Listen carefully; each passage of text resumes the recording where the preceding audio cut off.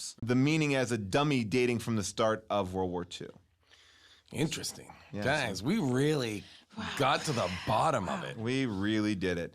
And I'm just looking at mannequins with nipples right now. So, anyway, obviously we had an opinion about it, but there are other people out there who had a second opinion. It is now time for Second Opinions. Give me a second to collect my thoughts. I need to decide if this movie I bought was a one-star film, a 4, 2, or 3. But that lack of a plot really spoke to me. This turd of a film really did it for me. So give me a second to reflect, and I'll give you a second, I'll give you a second opinion.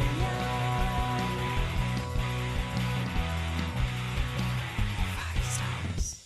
All right, these are 5-star reviews culled from Amazon. They are weird, so let's get into it. Okay.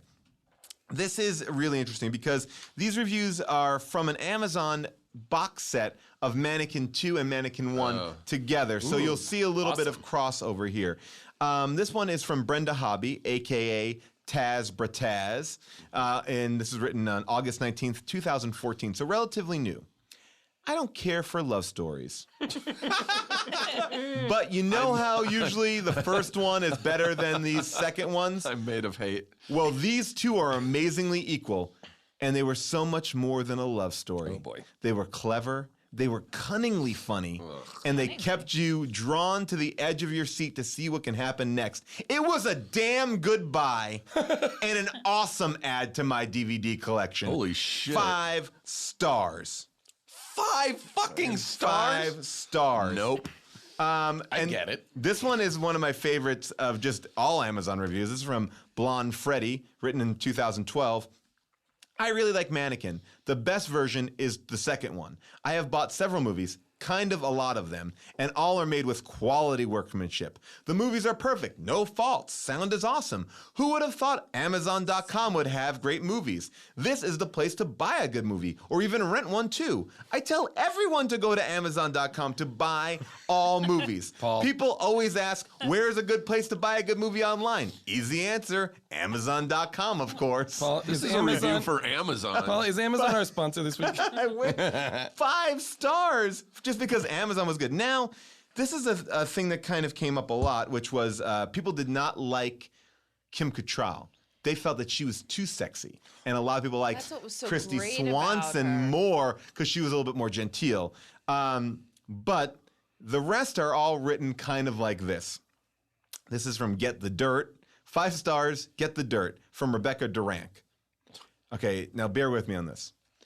I always think that Christy Swanson is a beautiful actress, and in this movie, her lover boyfriend wants to treat her like a queen, and also to fight for her honor, so that is more like going after.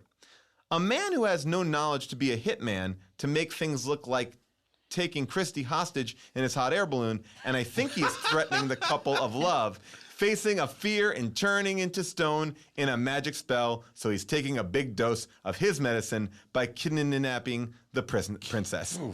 So that was a 5-star review. That's a 5 star. That's a 5, and then that's followed by this one, which is from Crazy Python, also written in 2012. Crazy Python. First of all, I didn't buy this DVD, but I will when I have the chance. Oh. We're having many financial problems here in Portugal. Oh, no. And while I don't want the government, nothing will ever change. Oh, boy. But I still love Mannequin 2.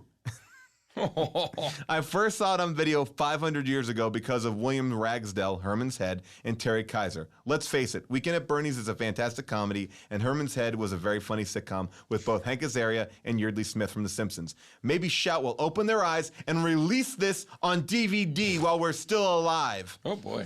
Oh boy. But the story of Mannequin 2 itself is quite amusing and entertaining. Who ever thought of finding a woman of their dreams in a magical place? I know I did. So please don't care about professional film critics and their opinions. They're about as valid as yours. Buy this DVD. 5 stars. Don't care about their opinions, but they're as valid as yours? Yeah, so your opinion is equally invalid as Yeah. theirs. I'm wondering now, like, they didn't even have the materials in medieval time to turn her into a mannequin. Like Yeah. she should have been stoned. That's what I Yes. think too. She would, yeah. Or a really carved, or a crude wood carving. yeah. Yes. She shouldn't have just turned into a modern day mannequin. Yeah, no, she turned into a store mannequin, Store bought which would not have existed in medieval times, No. even remotely. But then you could argue that accents would probably be in medieval times too. Let's go around the table. Would you recommend this movie, June? Would you say watch this movie? I didn't love watching this movie. Oh, interesting. Yeah. Not I a just fan. Didn't. Steve? Yeah, I totally recommend it. I was telling Jason I had to go to Largo last night, and I got halfway through the movie, and my whole time at Largo, I was just going, I can't wait to go back and finish Wow. this. It had huge holes. I hated the German guys so much, but I thought it was kind of funny. And I love Christy Swanson so much. I loved her too. Yeah, loved I her would too. 100% watch this, and I will. I'm like, I really. You should go back and see the I was gonna first say, one. it makes me want to watch the first one because Me too. I know I saw it when it came out, but I have no reference points for it. So, I want to watch the first one So as well. good. And Yeah. if you want to watch the first one, it is available on YouTube. oh, nice. I also highly recommend watching this movie. I enjoyed the hell out of it. I mean, it's crazy. Like the music cues alone. I mean, from if you're my age, if you're like in your 40s, if you're a teenager in the 80s, the music cues alone are so satisfying. Oh, yeah. For how, for the songs and the montages and just the ancillary kind of chase music is so terrific. It's all sounds like forgotten Oingo Boingo songs. It's so 80s, It's even great. though it's in the 90s. Yeah. I will also say that that you can get both of these movies together in a great DVD combo pack for almost $3. So Unless you're in Portugal and oh, don't make me go hard time. nuclear. I apologize to the people of Philadelphia. You have a great city, but you know it doesn't hold a candle in New York. Suck it, Philly. Suck it. All right, so Steve, do you have anything that you'd like to plug? Nope, Talk you about? can just follow me on Instagram and Twitter at Steve Agee. You have amazing pictures on your Instagram. I would highly recommend following Thank you you. on that. Jason, anything you want to talk about? No, not really. June, anything you want to hit? You watch the second season of Grace and Frankie on Netflix, and Lady Dynamite's on Netflix too. Yay. Yay. And you can follow us on Twitter and on Facebook. That's where we announce everything about the show. Listen to our mini episodes, because if you have a correction and omission, something that we didn't talk about here, you'll have your chance to voice it. You can call us at 619. If you know where the butt starts. If you know let where the Jason mannequin know. butt Yeah. starts, You know, you can do it. Yeah, like that. Use the forums or our Twitter or whatever to really get into a substantive conversation about doll genitalia, and let's crowdsource this, guys. Let's figure it out. Do you think that the Christy Swanson as a mannequin has genitalia or not?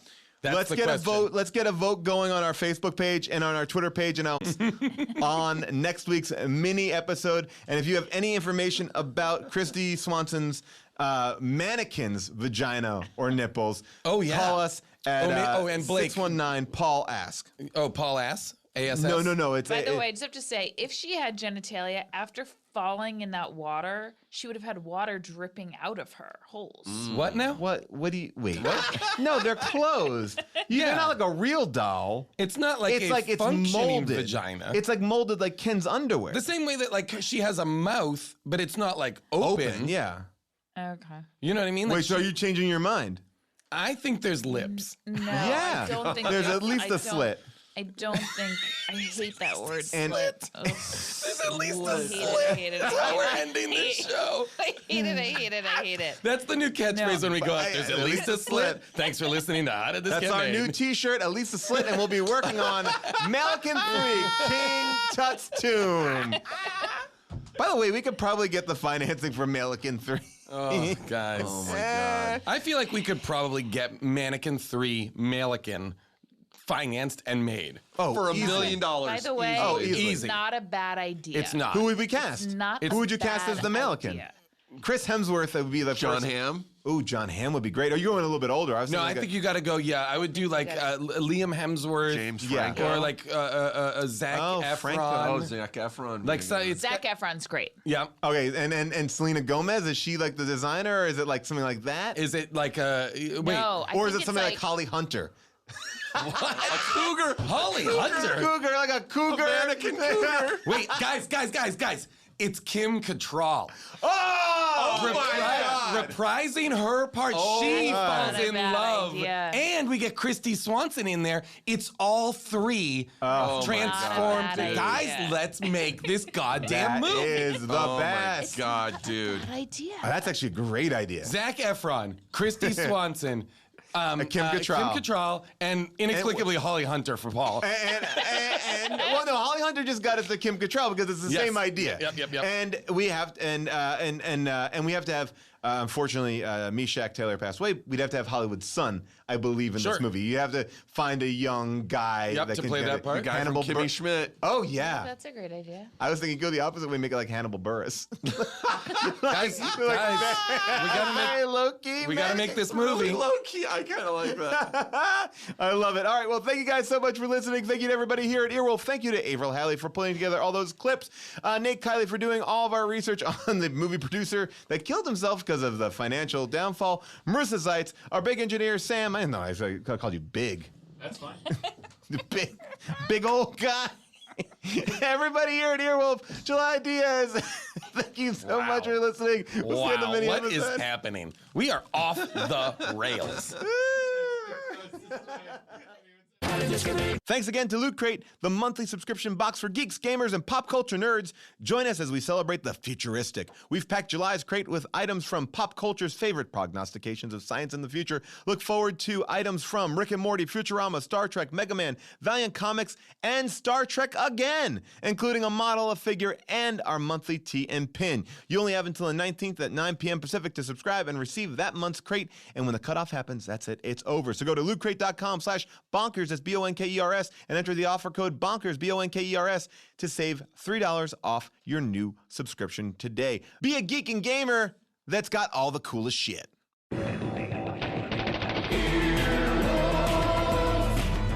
This has been an Earwolf production, executive produced by Max and Chris Bannon. For more information and content, visit earwolf.com. Imagine the podcast Serial and the television show Lost had a love child, and that love child was conceived while watching an Andrei Tarkovsky film.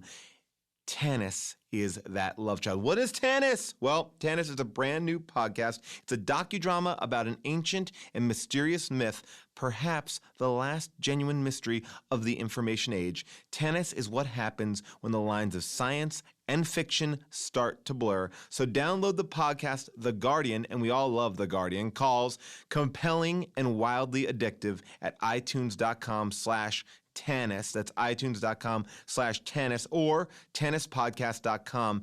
Tanis, it's television for your ears. Have you bought your tickets yet for the Now Hear This Festival? Have you? Seriously, if you haven't, why not? Do you not even know what it is? Well, let me tell you, people, the Now Hear This Festival is only one of the best podcast festivals ever put together, and it's all going down in Anaheim for 3 days, October 28th through the 30th, and we, How Did This Get Made, will be there. That's right, Saturday the 29th, we will be there doing a big show, and I want to tell you that you don't have to just buy a 3-day ticket. You can buy a 1-day ticket. You can come any which day you choose. Just go to nowhearthisfest.com to get tickets and information about the full lineup, the hotels, and more. They're going to hook you up. They're going to make it easy for you to get down there. If you live in LA, it's quick. If you live in Mexico, it's quick too. Do we have a lot of Mexican listeners? I hope so. We want to branch into the Mexican podcasting community. Now, let me tell you this. If you use the offer code BONKERS when you buy tickets, you're going to save 25% on a 3-day pass, and let them know that we sent you, okay? So, here's what I want to tell you. Now Hear This Festival has the best lineup ever. I'm talking Comedy Bang Bang. I'm talking Crybabies. I'm talking The Moth, Never Not Funny, Super Ego, WTF, Improv for Humans, Lore, Criminal, Dinner Party Download, Hollywood Handbook, Cracked, Us, Spontanation, Jordan Jesse Go, Bitch Sesh, and The Canon. They'll all be there for 3 days in Anaheim. Come on down, and when you come on down, use the offer code BONKERS to save 25% on a 3-day pass. Or if you can only come down and see us, just go to nowhearthisfest.com and get your tickets for us on Saturday the 29th, and I believe we're going up the last show of the night. We hope to see you there. Now Hear This, Anaheim. It's a classic story about Dampiers and Moroys and Strigoi and Strungovsky syndrome. You know, real high school stuff. We saw Vampire Academy, so you know what that means. Now it's time for How Did This Get Made? We're gonna have a good time, celebrate some failure, not just be a hater. Cause you know you wonder, how did this get made? Let's wallow in the mediocrity of subpar art. Perhaps we'll find the answer to the question, how did this get made? Hello, people of Earth, and welcome to How Did This Get Made? I am Paul Scheer, and I'm joined, as always, by my co-host Jason Mantzoukas. What is up, Paul? How are you? I am very well. We still are missing out on June Diane, who is in maternity leave still. She'll be back soon. Great. Potentially for the next episode. I mean, she missed a real winner here. June is, by the way, winning across the board right now that she did not have to watch this She with has so me. far missed Stealth, Vampire Academy. She's missed some good Her classics. life is amazing. I worry she may never come back because she's going to be like, oh, I just realized without hours and hours of terrible movies in my life, my life is immeasurably better. Her life is getting better. She's going to leave me and take our Wait, children. what? She's Oh, what are you saying? Is this an exclusive? She's going to find a man who watches good movies and then leave. Well, we have two guests today, two amazing guests joining us to talk about Vampire Academy, a film that is destined to go down as a vampire movie. That's what it's destined to go down as?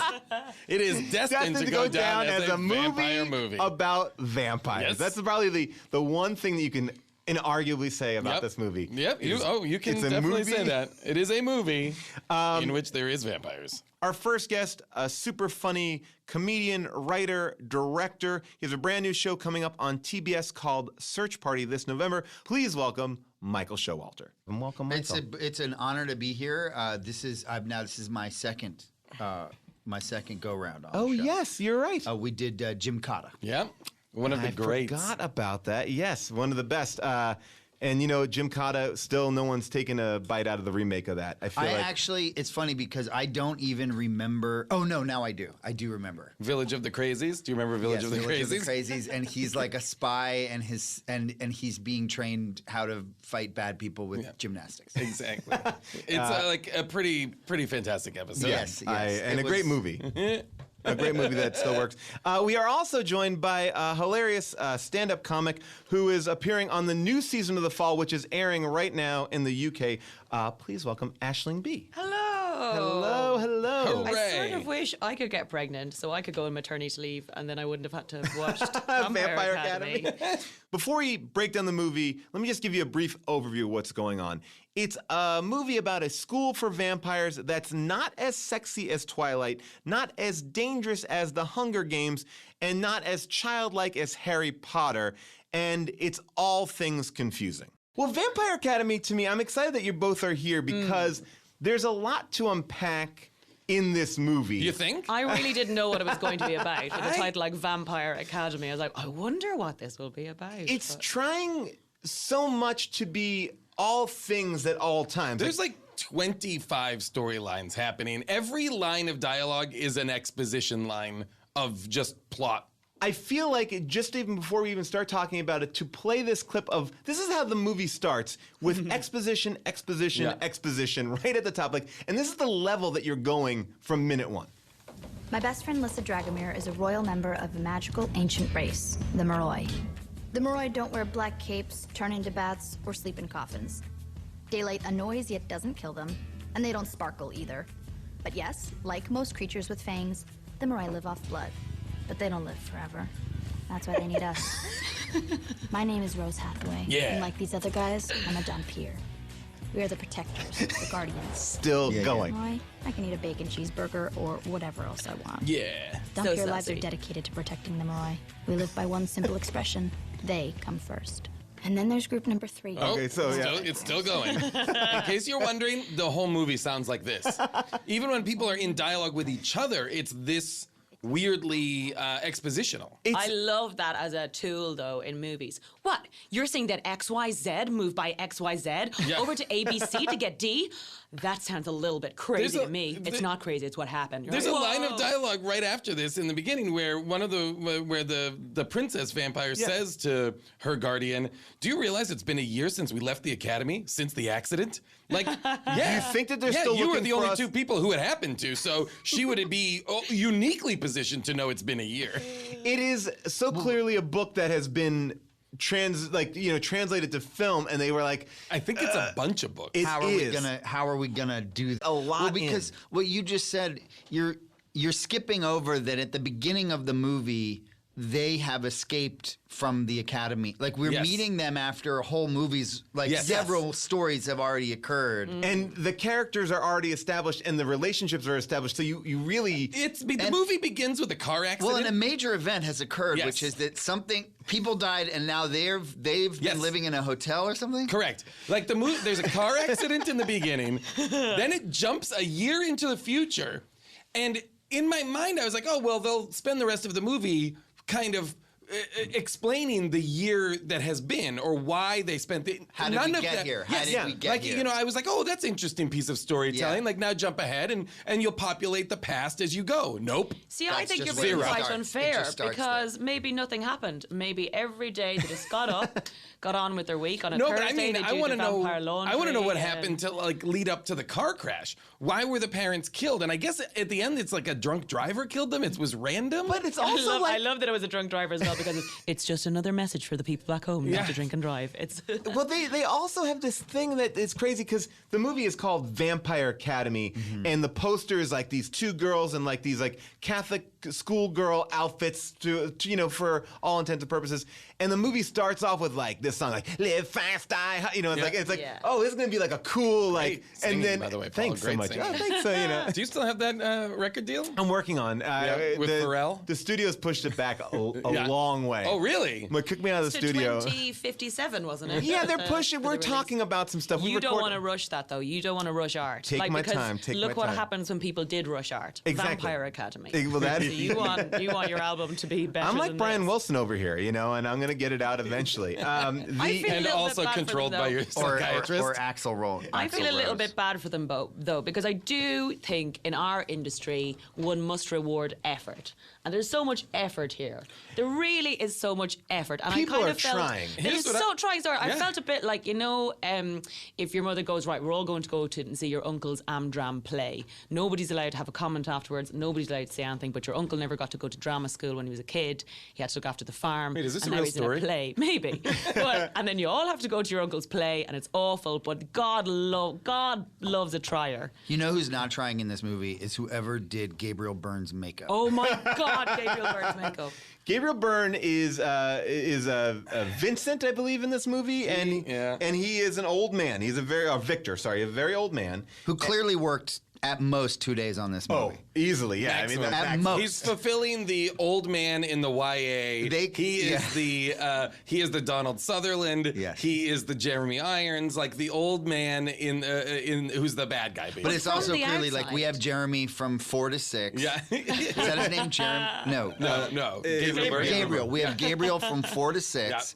Let's make sure that like all the sets are close together so Yeah. that we can just move him from one set to the next. Sorry, Mike, Gabriel's running late, so we won't have much time to do his makeup.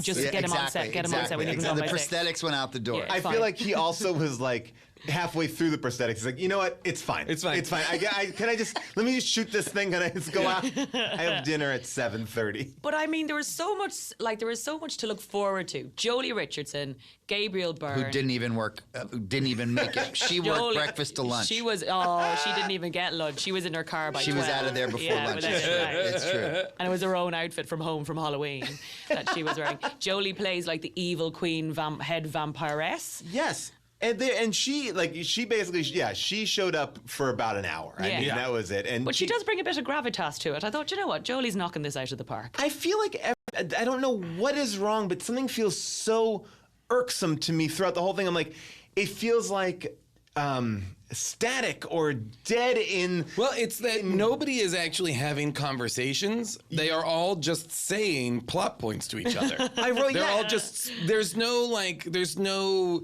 naturalistic dialogue. But it's a movie that it's a movie that clearly is a sort of laboratory. This whole thing is very lab created because it's very much a combination in a very scientific way. It's a combination of Harry Potter. Yes. The vampire Twilight. the popular Twilight, vampire yeah. and Game of Thrones. Not Game of Thrones. The one with Jennifer.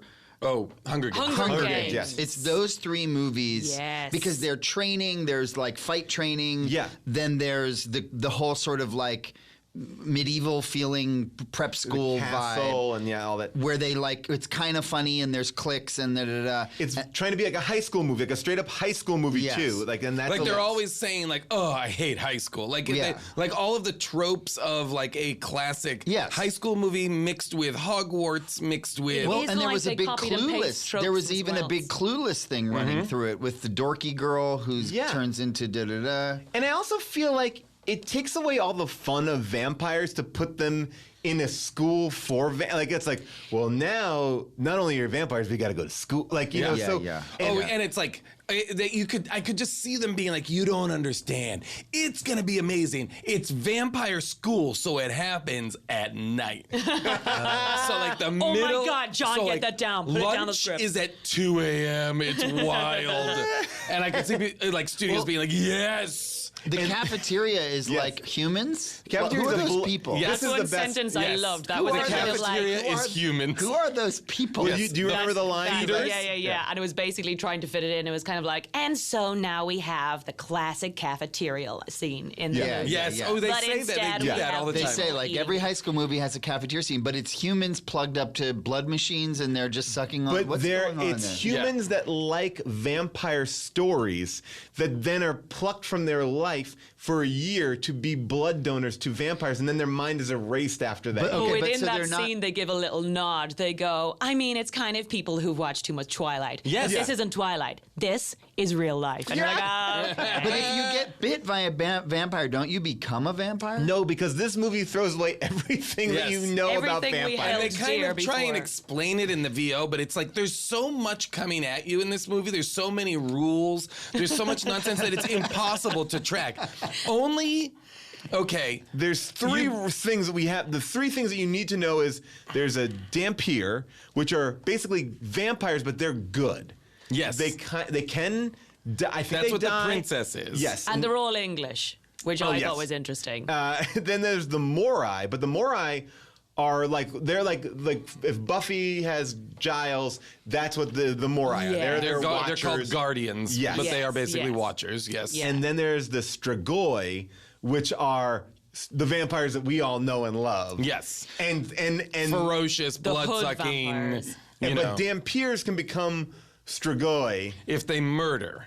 If Yeah. they commit murder, you become a Strigoi, something like that. or if right? they like let themselves go or put on weight or Yeah, eat too much if you gluten. get like fat, there's you become so- Strigoi. Who's the guy with the long hair? Who's he? Oh, that's Dimitri? Which one of the classifications? He's a is he in? guardian. He's Wait, a guardian. The main girl, like the good-looking, the hunky good-looking guy Russian that guy. does Yeah, the Tai Yeah. Chi. He was At an the that end. scene at But the end where only he's at doing the Tai end. Chi is bananas. At the very end, we're like, oh, he does Tai Chi. Yeah. Like, Oh, okay. man. He's so chill. He's trying, like, he has like a Patrick Swayze from Roadhouse kind of vibe. Yes. Like, he's Yes, peaceful, yes, but yes. and you know. speaks very slowly. Yes. And But I here's- think I like what Mike was saying. There's loads of moments in the movie where you wonder about the outside production of it.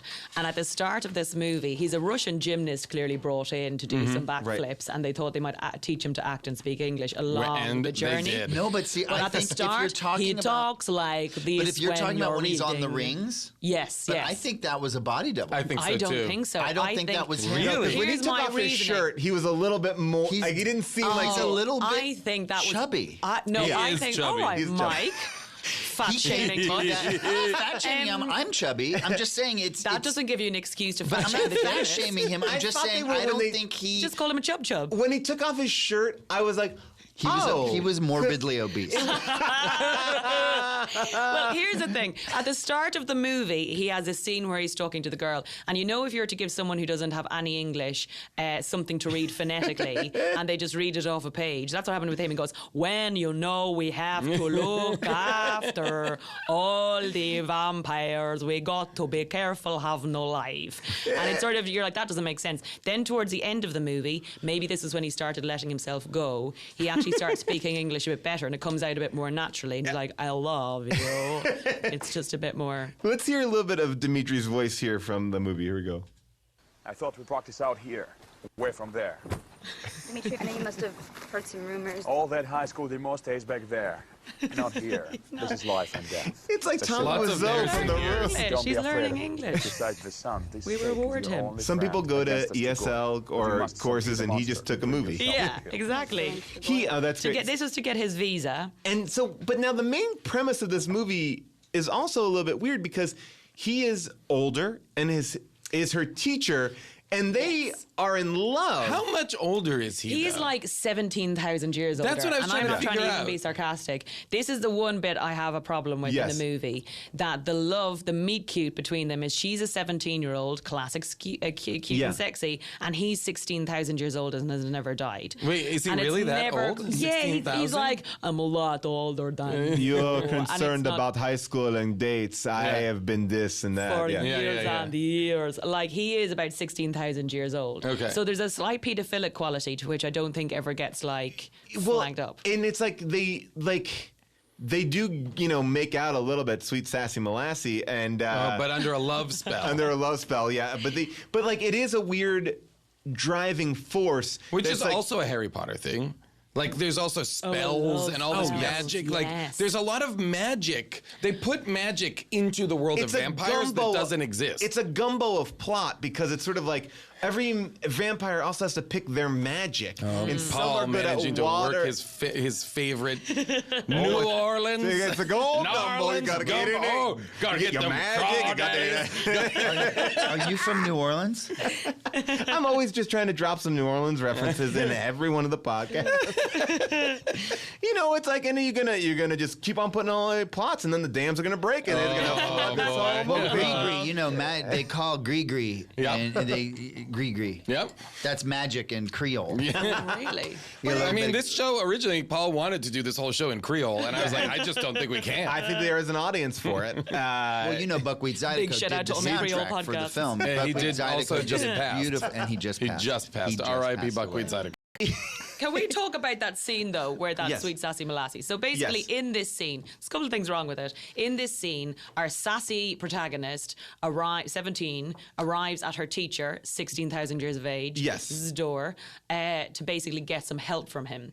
And she has had a necklace put on her by the local trickster, Gabriel Byrne. Well, a $12,000 necklace Yes. when they go. And by the way, there is a mall shopping montage in a Before movie this. that is so oddly out of Yes, place. yes, It's so yes, odd. Like yes. there's. But also, they haven't paid enough people to be extras. So in the background, you can see local members Yeah. of the British public. This is clearly Yeah. shot in England going, oh my God, are they making a movie? Oh, Trish, get in the background. Oh, Try see, get in I the watched this background." movie and I'm like, they made this in Romania. Are you serious? I feel like this movie was made like funny. in a very remote place, With a bit of cardboard. just to save money. You know, Well, then they probably just had people walking around in the mall when they were shooting it. Oh, then. without Yeah. a doubt. Because you can see them in the background, like, leaning in. but they can't ever figure out whether the movie is like a high school teen girl movie or whether it is like big magic kind of Or is like it a fighting meta evil. Because she is saying like every high school movie has a cafeteria scene. Oh Like, yeah. wait, oh, hold on. Very Fair School. commenty. There's a lot of commenting going on, a lot of winks to the audience, a lot of that stuff. And I would argue, and I think that again, I often don't come down on performances, but I almost think that Zoe was too dry because sometimes I'm like, they are jokes, but it was also played in such a way that you're like, She was trying her best. She I felt like really- she made this movie work as Yeah. much as it worked. I you know? wrote down, I was like, she carries the entire movie on her back because Yeah. she delivers everything with confidence, but when and the is jokes- often in scenes with very wooden people. Oh, 100%. It's like she was given the wrong backpack, though. So she's running along, Yes. and until she got to the top of the hill, and she goes, finally, I can finish. I got to the top of the hill. And she opens her bag, and, and it's there's a full dead of cat in poo it. and a dead cat. There's a dead cat in it. Like, oh no, poo and a dead cat. These are the worst things. It's like you feel like that idea that, like, yeah, she's just like. So when she discovers the backpack with her dead cat in it, okay? Now we're jumping around, but basically, the protagonist of the movie is Zoe Deutsch, who is trying to protect the princess. Yes. Okay. Who is a vampire. Zoe Yes. Deutsch, not a vampire, she's a guardian. Okay. At a certain point, the princess comes across, in the middle of the movie, her backpack is in the middle of the school courtyard in the middle of the night, so it's the middle of the day. And she's like, what's my backpack doing there? And there's cameras all over it. And she goes and she picks up the backpack and her cat is dead inside. What were the cameras for? Well, because Where they're were the prank cameras? Where did the prank videos go? Early in the movie, when they're coming to school, like someone gets water in their face, and they cut to a kid with a video camera with that girl who kind of looks like the princess, the other blonde girl, The other girlfriend, the jealous girl, Mia? Mia, and then Okay. they go like, Mia loves making prank videos. Like they say something. So that was like, a prank video. But then Yes. that doesn't make sense. And the prank is I killed your cat? It's like they had, you know when you play that game where Oh no, I know. I'm sorry.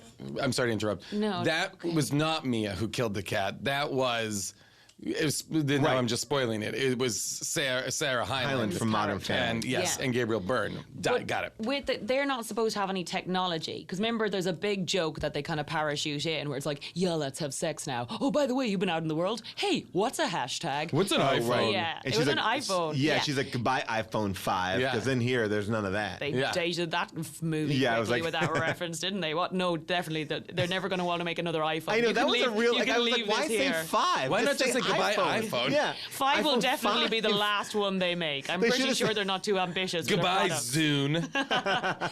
I was looking on Bebo and I love the photos. But yeah, so then later on they say they're not allowed. And it leads me to think there were 27 writers on this movie and no one is allowed to email each other about what was going on. It was like, you write 5 pages, you You write 5 pages. and then they keep It's passing them Exquisite along. Corpse as a script. Yeah, like one of those kind of English writing course projects. Correct me if I'm wrong, Paul. It is based on a series of books, Well, right? yes, and so because I I did a- felt like in the movie, each 10 minutes had enough information to have been one entire book. Well, I feel like What I think happened here was, and this is what I'm putting together, is that this was a bunch of books that were not incredibly popular, but they had a following to a point where when Twilight and Harry Potter and the Hunger Games came out, someone's like, "Oh, what do we got? Yeah. We're on to a good Vampire thing." Academy, get it in here." Yeah. And then there are like 6 of them: Vampire Academy, Frostbite, Shadow Kiss, Blood Promise, Spirit Bound, and Last Sacrifice. Those are all the Vampire Which one Academy did by the way, novels. all of those things are in this movie. All of Yes. them are in this Shadow movie. Kiss. Shadow Yes. Kiss, Yeah.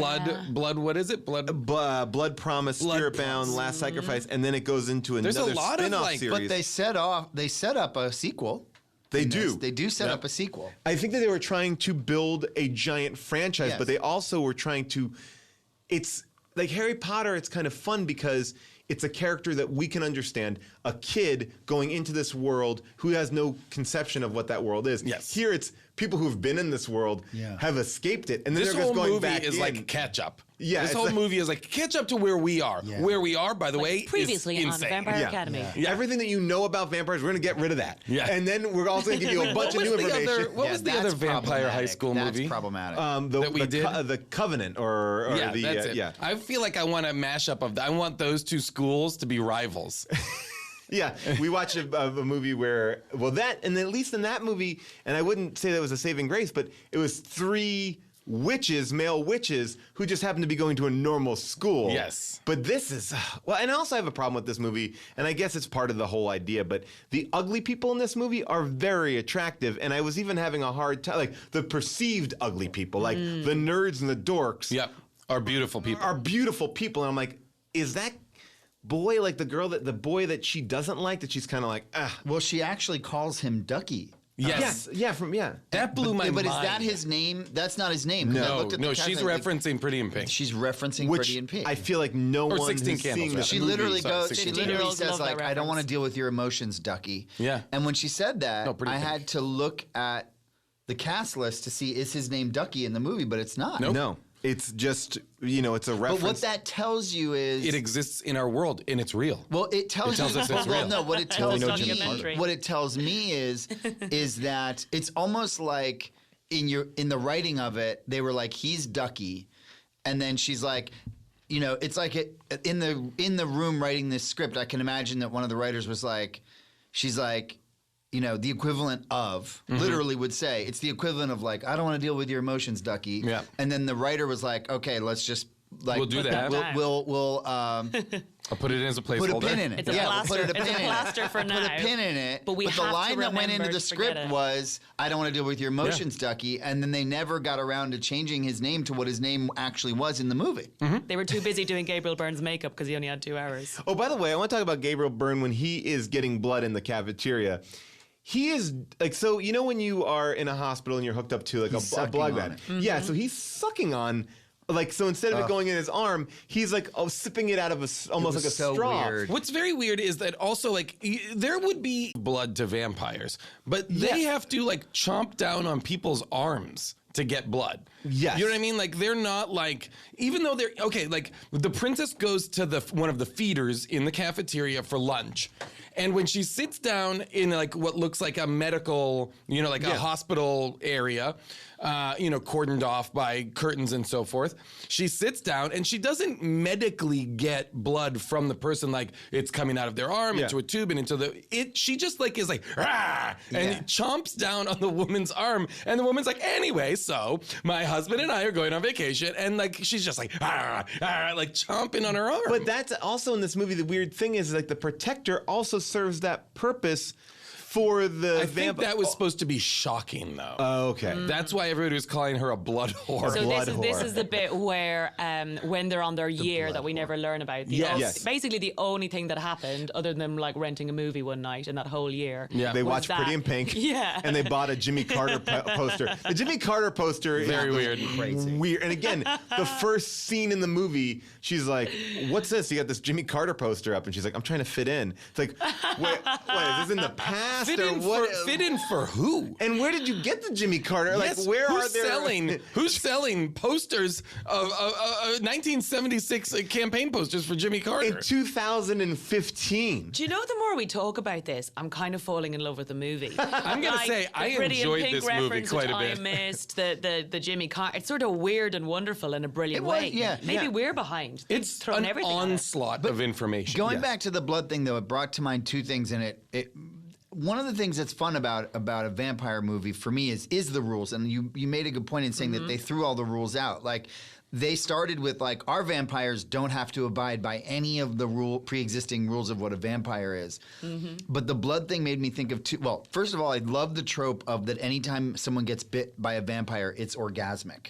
Yes. The orgasmic, It's very like, erotic. It's like when That's why a they don't get vampire out there. sinks their teeth into you, you have have like this like And she didn't, and like even when they were making out in that one scene, the vampire wants to like kiss the protector, or sink his teeth into her. They It's like, all- no, I'm yeah. not that type of girl. There's Like, something very penetrative about a vampire's bite. It's like, You say that with an ounce of Yes, experience. yes. It's like- Penetrative. Every time like the teeth pierce the skin, the bitey is like yeah, it's like it doesn't. It hurts so good. Yeah. It hurts so good. Yeah. Exactly. But there was an Ethan Hawke vampire movie I once saw where ooh, Boyhood. it's just the middle chunkies is a vampire. Like can you imagine if they had 11 done to that? 14. The Boyhood of Vampire, and it's like from 11 to like 2,000 Amazing if you million watched years old. if you It's like they filmed it over thousands of years. that'd be amazing. Linklater's a genius. And no, but it was a Ethan Hawke vampire movie, and it's like in a world where vampires have been assimilated into society, and they get kind of like shitty blood. Yep. It's pretty interesting. It's like I think I've seen it's that. like really good blood is blood you like bite out of a living person's Sure, arm. but you can survive But off you can get like Cow shitty blood. blood You and can stuff get like that. it's cow Yeah, blood and it's stuff like cow that. blood. And I remember Yeah. there's like another movie too, like another vampire movie where like he's like I'm always sucking the blood out of rats or something like Yeah, that. Like yeah. they're like it's well, like that's Spike on Oh, on yes, Buffy yes. when he's trying not to bite people in order to let Buffy love him. He Yes, is right, like yes, trying to feeding be off good. rats and Can stuff. we go back to just this scene where she comes into his room for what was Oh, it? yes. Sleazy molasses. Yeah, What did she Sweet describe it? Sassy Sweet Molassy, Sassy Molassy. which was was her a fuck lot- charm Yeah. gave her I can't this. imagine There's- that she didn't be like, do I have to say Sweet Sassy Molassy? Yeah. Is there And she- anything else? She even devalues it in the next scene. She's like, Yeah. I never would have said Sweet Sassy Molassy if it wasn't for this charm that I had on my neck. But my favorite thing is it's just a very weird plot idea to have that one of the most powerful people in the world would put a charm on her that she can very easily take off. Like, what if it Yeah. didn't match her dress? So she puts on this love charm, and it means that someone that she likes, she'll want to have Sweet Sassy Molassy with. So she goes to this Russian 16,000-year-old man. She knocks at his door and she's like, "Please give me help." And then she's like, "Boom, chicka wah wah," Yeah. because the love charm around her neck. And my favorite thing is when they enter the room, just to give him a bit of character, this Russian actor who's come over to learn English, they have him in like corduroy pajamas and a headphone with no music, but like even the headphones we're wearing now doing this podcast. If someone slammed through the door and was like, "Quick, I need your help," you wouldn't be like, "I don't hear anything." But then he uses his newfound acting to do a double take with the headphones on and go, "Whoa, whoa, what?" and takes them off, and all of a sudden he can see her for the first time. And it's this odd little scene that's almost like, "Okay, Vlad, we're going to let you do some acting now. You can pick whatever props you want from the room, and you can start your scene." Headphone, I'll take a notebook. I think my character would wear in the nighttime like a check trousers, just like a normal guy, because he is a normal guy. And it's just this odd moment, and then it all happens. She kisses him. We see her in her bra and pants, which is very important for the audience. And by the way, a very unprovocative, I feel Yeah. like she was like, "Guys, I'm not gonna go." It's like I feel like good choice for the actor, but she was not like, it wasn't skimpy, Yeah. but she covered up. But I would argue But that it happened so fast. Yeah. It was like it wasn't her contract that she'd have to do it. But because they like the actress, right? They're like, "Right, well, we'll only make you do it for a minute and a half." Yeah. Because immediately, like, take off my dress. Oh God, that was the crew. Did you get that shot? Did you get that shot? Great. Okay. And now, the love thing's off, and everything stops. Like, he took off the necklace very quickly. Well, he also, I want to just point out one thing that I did think was great in that scene where he threw his clothes or her clothes in the fire. In the fire. In the fire. The dress that she just bought at the mall, he takes off and says, "Let's burn it," and throws it into the fire. And So that just begs the question, when she leaves his room, what is she wearing? Well, Sweat she the put on that check other sweatpants. outfit. Oh. But how like, did she get to her where room? did she get that Did she outfit? have to walk No to her idea. room like wearing one of his Well, they big all I have Heart black, Vampire black t-shirts? sweat. Yeah, maybe. There's Sweatpants lots all the of black time. sweatsuits Yeah. for them all But to also borrow. that dress when they're in the mall, just a couple of scenes before this, and they're like, "My dad's gonna buy you. Don't worry about it. My Yeah. dad's gonna buy you a dress." And there's this moment where all the actors turn around and go, "I've just found the dress of your dreams," and then everyone else turns around and go, "I never thought I would see it before." And then we cut to her walking. It's a plain black dress. Yeah, it's not- like there's nothing. It's kind of like she's working as a cocktail waitress. It's I would say conservative. Yes. Everything about it is conservative. And again, just so you know, the movie does. It doesn't climax, but it builds towards the formal or the prom essentially. Yeah. And then yeah. and then it just continues. climaxes. Just like a bite into your Just neck. like the vampire's bite. There is something we have not discussed that is maybe like one of the most important pieces of this movie. Yes. Which is that the two main characters, the guardian, Zoe Deutsch's character and the princess, have some sort of psychic connection where, like, throughout the movie, Rose falls into a trance. Zoe Deutsch's Do you know what character's that name is Rose. connection? Shadow kissed. The Bond. The Bond, yes. And They have the Bond. and not everyone has the bond because No. she's embarrassed It's of the very bond. rare. It's a rare thing, and they Yeah. have it. The Bond. They have the Bond. And Yes. sometimes And so she sees life. Okay, but this is what made me bananas because she sees life through the eyes of the princess. So she sees what the princess is up to. Yeah. And she can be like, "Oh, no, don't do that. Oh, no, she's talking to this guy and she's in this place, blah, blah, blah." But then she also sees first person point of view at the princess's eyes. She sees master shots of where the princess is. She sees every camera point of view necessary. That's why it's so special. It's she like- can get jib shots. She can get dolly anything. shots. She can It's do crazy. close-up. It's so bizarre. I'm like, what are we She can still also seeing? give By her the way- an ultrasound Yeah. as well if she wanted. My favorite, and again, everyone's trying hard here, but my favorite moment in this movie, talking about perspective of camera, is when she gets put into the hospital and she's waking up and her Yes. eyelids are I fluttering. was just gonna, and First it's so person. clearly, just a black piece of paper in Yep. front of the Yeah, camera, it's and then they cut to her. It's the weirdest. It's so piece of- unnerving. None of it adds up. You've never seen a POV of someone while blinking, and it is like We're what's- inside her face. We're inside her face, and it's blinking, Yeah. but it's just one eye. If you think about it, Yeah. it's just one eye, and and that for was no weird. real reason. Nope. You didn't need to. Well, you got to do the fade up from out of focus. You got to Yes. do the fade up from out of focus And into focus. she had been knocked unconscious, and Yeah. so now she's coming back. but it was still. It was. Oh, it was so, nonsense. It was really unnerving as a. Oh, you know what we never found out? What? Whatever happened to that teacher? They were trying to find out whatever happened to that teacher who was. No, she was at the end in the Yeah. cave. she's in the cave. Yeah, at the she's end. in the cave at the end. She's My bad. She's the sequel. But is Got it. she? But here's my question about, and going back to the vision, the thing I was most confused about, because sometimes they have straight up flashbacks. Sometimes it's dreams. Yeah. Yes. And then other times it's.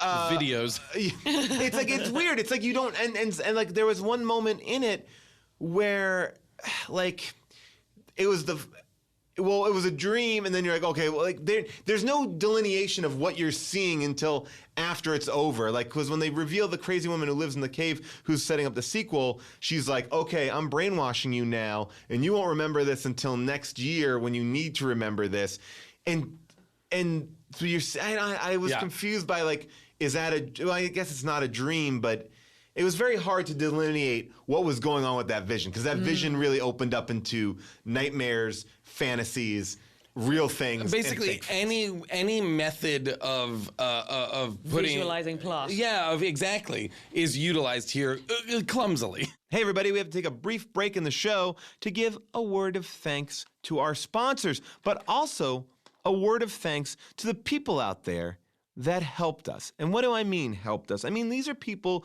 who dug into their own pocket. They cleared out the gum wrappers. They moved around the condoms, male and female. I don't discriminate.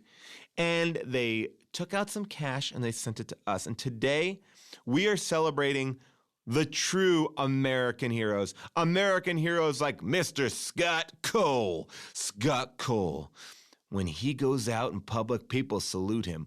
Is he in the military? No way. They salute him because he's awesome. Scott Cole, kicking ass and taking names, because when he kicks your ass, he'll pay for your hospital bills. Scott Cole!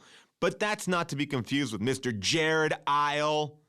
The Isle of Jared. Jared is not an Isle, he's a man. But he is an Isle because you want to go to him and have fun and relax. Kick up your feet on the Isle of Jared Isle. Hang out, drink a margarita on his chest. He doesn't mind. He's the best. He's the coolest. We love Jared. He gave us 150. And you know what we say to you? You're 150% great. But I'd be remiss if I didn't talk about Jason DeSautel. Jason DeSautel, I'm not even sure if that's how you pronounce his name, but you know what? He doesn't care, because he's cool as shit. And he's like, you know what? Mispronounce my name. I gave you 200 bones because I can afford it. Why? Because I'm a captain of my industry. I've invented something that is going to change your life. I can't announce it, me, Paul Scheer, right now, because it would break patent and copyright laws, but it's going to come out. Jason DeSautel, he's the next Steve Jobs. He's got shit coming that's going to blow your mind. But right now, he's blowing our mind by writing that check for $200. Let me tell you something, Jason. If I saw you in the street, I would shake your hand and I wouldn't stop to say anything else because I respect your time. You know, we've talked a lot about these guys, Scott, Jared, and Jason, but we haven't talked anything about a woman who is the real deal. Yes, a lot of people talk about Hillary. I'm with her. Well, I'm with Jane. Jane Fulcher. Oh, Jane Fulcher. You know what? A lot of people give denominations when 100, 150, 200. Not Jane. She gave a donation of 133. What's the significance? I don't know. But you know what? That makes me intrigued. She's essentially peacocking. She's using the game on me. If you don't know what the game is, it's a reference that's probably about, 10 years old now. But it's okay because Jane gets it, and she's the fucking best. I'm with Jane Fulcher. Who are you with? Okay? With your even denominations of donations. No, Jane Fulcher switches it up. She makes it good. Some mornings when you're, sleeping over her house, maybe you guys just got it on. Maybe you're just vacationing at her house. She'll give you juice one day, coffee the next. You don't know what you're gonna get. But you know what? There's one man who's lived through so much hardship, because his name is the same name as someone who is very famous. I'm talking, of course, of John Edwards, also who gave us a weird denomination of 126, even weirder than the 133. But John Edwards, you have shit to deal with because people probably assume you're that hacky dude who pretends to read people's, dead relatives from coming back from the dead, but all he really does is, set a microphone in a waiting room and then, does a Google search. John Edwards! You would never bilk people based on their feelings and their hearts and their emotional attachments to their loved ones. You are a true humanitarian, and I hope that if you do die, you will come back and talk to me, because if you don't, I'll be very lonely. John Edwards, a ghost you can count on. And now, some people who gave us more than $100 or $200. These are people that aren't people, but yet corporations. Are you watching the show Blunt Talk? I know you probably heard about it. Patrick Stewart, he basically plays a CNN-like anchor, like a Wolf Blitzer type of character who is hilariously addicted to women and booze and all sorts of vices. He is hilarious. I am a convert to this show. I watched all of season 1. I love it. And then I realized, why do I love it? Because it's brought to you by Jonathan Ames. Jonathan Ames, who did Bored to Death, who is an amazing author in his own right. He has assembled this powerfully hilarious cast to make a show that not only skewers news, but is absurd and funny and real and grounded. If you've not checked out Blunt Talk Season 1, do that right now, because you need to get ready for Blunt Talk Season 2. Okay, Blunt Talk Season 2 is kind of like this bigger idea of a season. Think of it like his version of Chinatown, but on top of all that, there's porn, there's cross-dressing, there's conspiracies, there's booze, drag. Everything is in there. It's great. And guess what? Even this guy, I'm in the show as well this season. I play a hitman who drives an environmentally friendly car in a couple of episodes. It's so much fun. I urge you to check out this show if you've not checked it out. If you are looking to figure out where you can check it out, simple.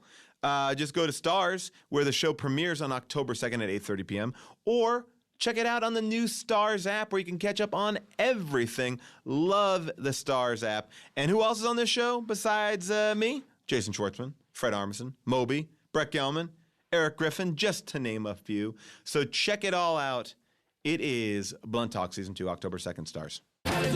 Here's the deal, people. You like to cook, but you don't have the time. You want to cook, but who wants to go to the grocery store and stand in line with that weird woman buying all that mayonnaise? Well, let me tell you, Blue Apron has a solution to all of your problems. That's right. Blue Apron is going to send you all the stuff that you need to make amazing meals in your house. That's right. Every portion is right to the exact amount that you need. There's no leftover stuff. You're just going to get a delicious meal, plain and simple. Here's the deal, right? Not only is Blue Apron simple, it's also good for the environment. And I say that because they have partnerships with 150 local farms, fisheries, and ranchers across the United States. That means that they have sustainably sourced seafood, they have beef that's raised humanely, they have chickens who are free range, and pork that is raised naturally. Okay? Here's the deal. If you live in a place where there aren't good supermarkets and you can't get fresh food, Blue Apron most likely delivers to you And here is the best part. When you cook for people, they get impressed with you and they start to like you more. And that means when the zombie apocalypse comes, you'll be the last person they kill because you serve a function. Okay, if you're just on your iPhone playing games, you're the first one out. But if you can cook, you're gonna live. And let me tell you, Blue Apron wants you to live to make their delicious foods. Let me tell you what they got coming up this month. They've got paprika spiced shrimp and cheddar grits with tomato and sweet corn. They've got eggplant and chickpea tagine with islander pepper and tomato and couscous. They got summer udon noodle salad with cherry tomatoes, corn, and summer sweet pepper. Okay? Does that sound delicious to you? It sounds delicious to me. Well, here's the deal. If you check out this week's menu, you'll get your first 3 meals for free with free shipping by going to blueapron.com/bonkers. That's blueapron.com/bonkers. You will love how good it feels and tastes to create incredible home-cooked meals with Blue Apron. So don't wait. That's blueapron.com/bonkers. Blue Apron, a better way to cook. All right, that's all for our ads. Now back to the show. One point I had that was really sad, really took me out of the movie, and this is why sometimes it's hard being an actor, guys. Oh, is that- boy. yeah. You were the willing suspension of disbelief. You were taken out of I it. would- You knew you were watching a movie. For a second, I was brought out of my chair, and it was very disappointing. And it was when they saw the brother who died in the car accident, the princess's brother, the prince, and he used to go out with the school bully years and years ago. That's my friend Rory, Irish, and I knew he wasn't an English vampire. And it was just him in pictures, and he's a very good actor. So I don't know why they got him to act in photos. Like literally, they got an actor in to be in photos, and I was like, "What's Rory doing in this?" I feel like he was cut out. I feel like there was a 2.5-hour version of this movie that they're like, that we gotta get this down to 104. that I bet included the princess's whole family pre-car accident. Oh yeah, living That's- fast and that's- dying young. Yeah, that's what I would guess because that stuff seemed too important, but so jumped past that I'm like, oh, I bet there was more of this at some point. They justified all this stuff, Yeah. and then just were like, no, fuck it. We need to cover. And I think because what they did do was just like when you look at the marketing for this movie, I remember because this movie only came out in 2014. I bet book 1 ends with the car accident, and I bet book 2 is just them living Well, away. I can tell you what happens in the next couple of books. Let us watch the movies, though. Let us watch Is there a the sequel? movies. Oh. Is there a sequel Well, happening? I want to talk to you guys about this because this is Wait, actually. are you about to pitch us the sequel? Because Well, we're let me- in. All right. Well, let me. I will play one of the English vampires. This is what happened. So the film did not do well financially. Was it an expensive film to make? It Do you know? was. Wait, let's guess. Yes. Okay. Great. I'd love to know what the most money went on. So, like, say yes. if you Well, I take... bet it was Let's go not around as and guess. expensive as you think. I'm going All to right, guess so remember, it was this came out. 35. It came out But in. that's pretty expensive, don't you think? 35 million. I think that's cheap for a movie. for like a real special movie? effects, you know. With a young Didn't look- unknown it cast. didn't look like It didn't, but I think $35 it million probably movie. still cost that much money. I don't know. All right, so $35 million in Well, the 2014. director is a pretty big time director. Who is that? Yes, Is he? What Mark else has he Waters, who directed.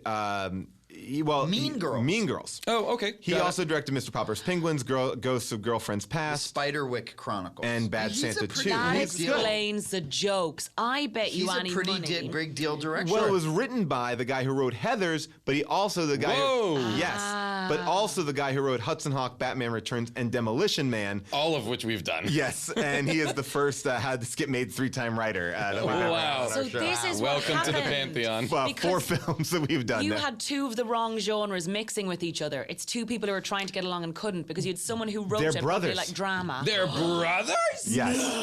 Mark What? Waters and Daniel Waters, they're brothers. Are you Waters assuming that because brothers. they're both Waters? Yeah, they're both Waters. No, they are brothers. Get at us, Coen Waters Coen brothers. The Waters brothers. I think, but I The think what Duffer they were, Brothers. I think what they were Duffer trying brother. to do was to create this. I feel like there's a point of it would be like, oh, this is kind of cool to create like a meta Twilight, you know, Yeah. that's still kind of cool, but it's a high school movie, less of a vampire movie. Well, it's like Heathers. Yeah. You know, like Heathers is a movie that's commenting on the John Hughes movies. That's you know, while and still... I feel like they did Yeah. it felt like, and then Powers That Be were like more Hunger Games, more this. Yeah. But let's want to take a guess on the movie, the thing, and I'll tell The you. budget. I feel like somewhere between 25 and 35 sounds about Okay. right to me. 52 million. That right. It is 30 million. 30 million. okay. It grossed it grossed here in the United States 7. It did so bad that they pulled it out of theaters, which is something that they don't normally do. They were like, get it out. Let's I'd go. love to know what Gabriel Byrne's fee was. High. Oh, yeah. I'm sure he got Out $1 of million. that, 30 I feel like he got $1 million. And what about right? Jodie Richardson? No, $500,000. Okay. Yeah, I probably think for 2 $500,000. days of work. I think $500,000. All right, now this is the thing that I wanted to tell you guys about. So the movie did not do well financially, $7 million. And the director wanted to do a sequel. So the studio that made the movie said they would fund the film on the condition that the fans raised $1.5 million of support. So it's like, if You can kickstart Kickstart 1.5 1.5, we will make a sequel. The Indiegogo campaign was started. It ran for 1 month and made $254,000. So they canceled the sequel. Well, that's a bummer. Yeah. So, and then they said during the last days of the Indiegogo campaign, all the characters' costumes started appearing on eBay auctions. Oh. So Here's an interesting thing. that's even a sadder thing that the fans didn't even rally. That's a bummer. What was the thing when the guy was like sucking on her face or something? Was he like blowing on her face or something? That is okay. Okay, so so vampires in this world are also have the ability to, what is it? Compulsion? What do they call it? Yes. What's it called in normal vampire world? Glamoring? Oh yes, is it glimmering? I think it's one glimmering, of them, and it's the ability to like hypnotize or make people suggestible to your will. Confound? Right. Was it not? Very much in a sort of these aren't the droids you're looking for Correct. sort of way. Yes. Yeah. So, but apparently the person has to be able, you need to be able to make eye contact with the person because he's like, we're bringing in a blind vampire, so your compulsion or whatever won't work on him. And also, he control, like the thing the vampires in this world have control over the elements, water, fire, earth, and air. For some reason, and so he is very adept at controlling air. So he is sucking all of the oxygen out of her body, I think, and making it. He's like a torturing Death her. Eater, like in Harry Potter. No, he sucks the life out. He is suffocating her like water. And it's not Death Eaters, that's what he's doing. guys. So he's Come on, torturing what are we her. doing here? The Death Eaters are the followers of Yes. Voldemort. Okay, sorry. The guys who guard Why did you Azkaban. even bother turning up? Voldemort is Harry Potter, right? Voldemort is Harry Potter? Right, that's a Harry That's Potter. what Oh, happened. in the Voldemort is play. the bad guy in Harry Potter. Yes, the yes. play. I think I'm thinking of Yes. Gargamel. There's Gargamel. Gargamel, That's yes, Smurfs, that right? is Smurfs. Yes. I was like a gritty. And his cat Azrael. And then Mixelplick. Mr. Mixelplix That's is Spider-Man's. No, that's Superman is one of Superman's villains. Really? Yeah. Who's the one if you say it backwards? That's Mr. That's Mixelplick. Mixerplick. And he who must not be named is Lord Voldemort. But we're Correct. not Yes. going Right, to but say we that. just said his name. Oh, can we beep that out of the No, editor? you know he who is not shall be named is this bozo running for president. Whoa! That is he who shall. That is he who shall not be Taking named. shots. President Trump is going to be too happy with It's a that. non-partisan podcast. You We've heard had it Donald here. Sorry. We've had Donald heard Trump it on the here. show. Say, He talked about the Garbage Pail Kids Why movie. are He was you hilarious. assuming gender there. I just said this bozo running for president. Yeah. I did say Right. he who should. No, I did Yeah. say he Nope. who shall. But there's another guy running for president. Oh, yeah. Definitely. By the way, I would take a moment to say that if anyone has any connection with Bill Clinton and wants to have him come on to talk about the Police Academy movies, which he has now voiced his love for, we'd love to have him. Please. We'll make a Please, generous Bill. donation Just to the Clinton on- Foundation if you want to come on.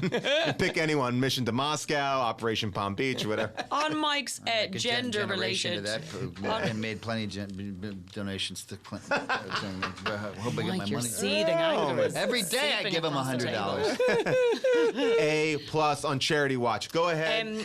Could on Mike's gender point, can Yes. I say some positives and some negatives as, and I didn't want to tell you this, guys, I'm not sure if you could work it out, but I am what science would describe as a feminist. I love Great. it. I love it all.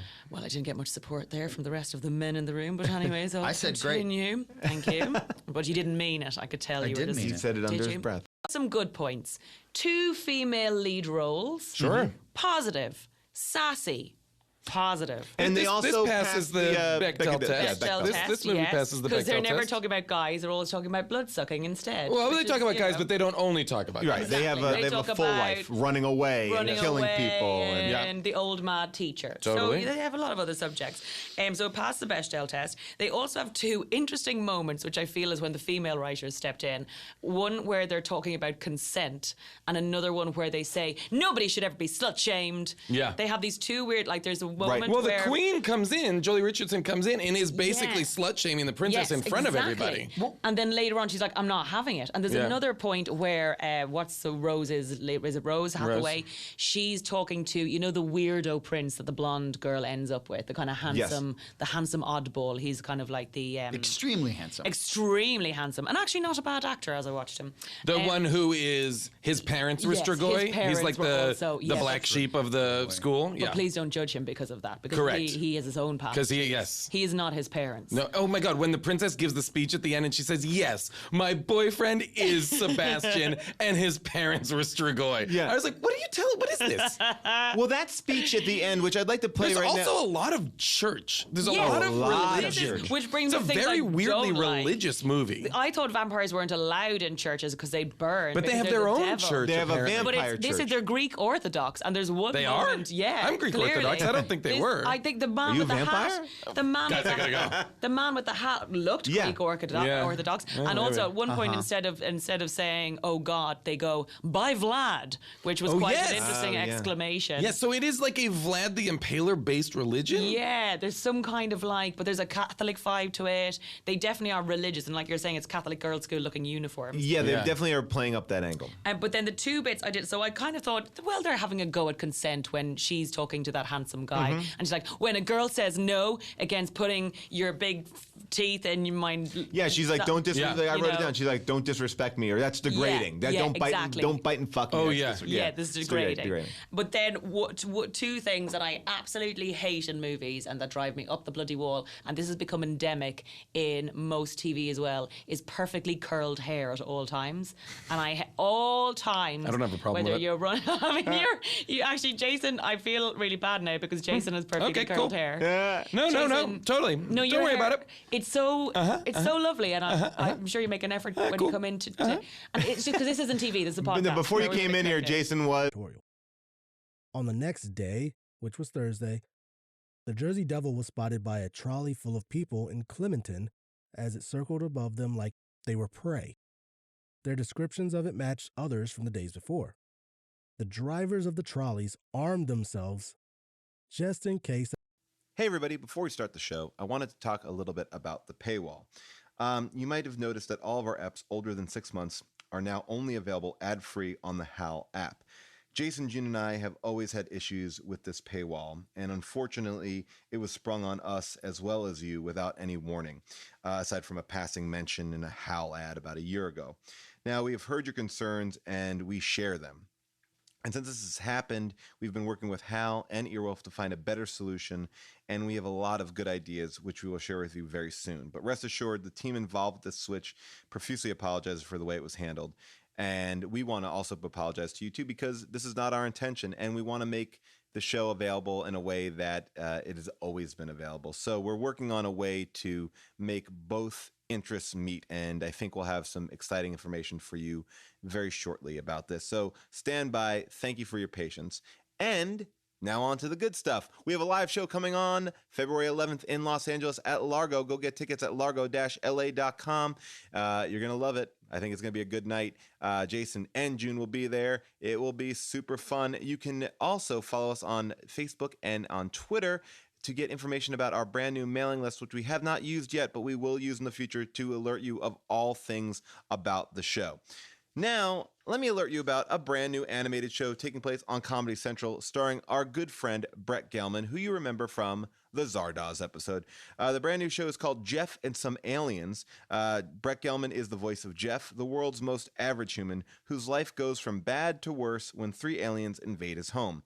Whether they're messing up his love life or performing his weekly anal probe, Jeff quickly learns that aliens are real. Annoying. That's right, Jeff and Some Aliens, a new series Wednesdays at 10:30, 9:30 Central on the Comedy Central network or the Comedy Central app.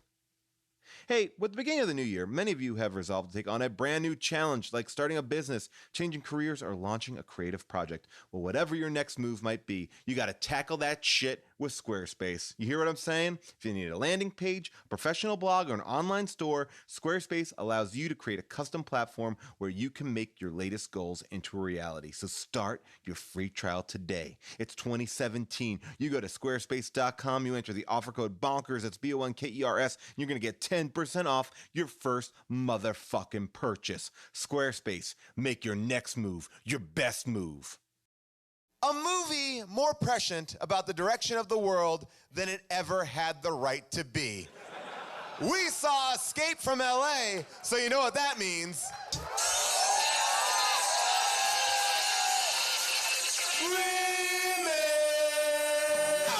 Schwarzenegger grow a baby in his belly, rock a rhinestone vest while ripping Justin to Kelly, or maybe see a burlesque show with Nick Crow and take a boat with speed to hitting cruise control. J-Man, Big Paul in the beautiful June, gonna take you from the goob all the way to the room.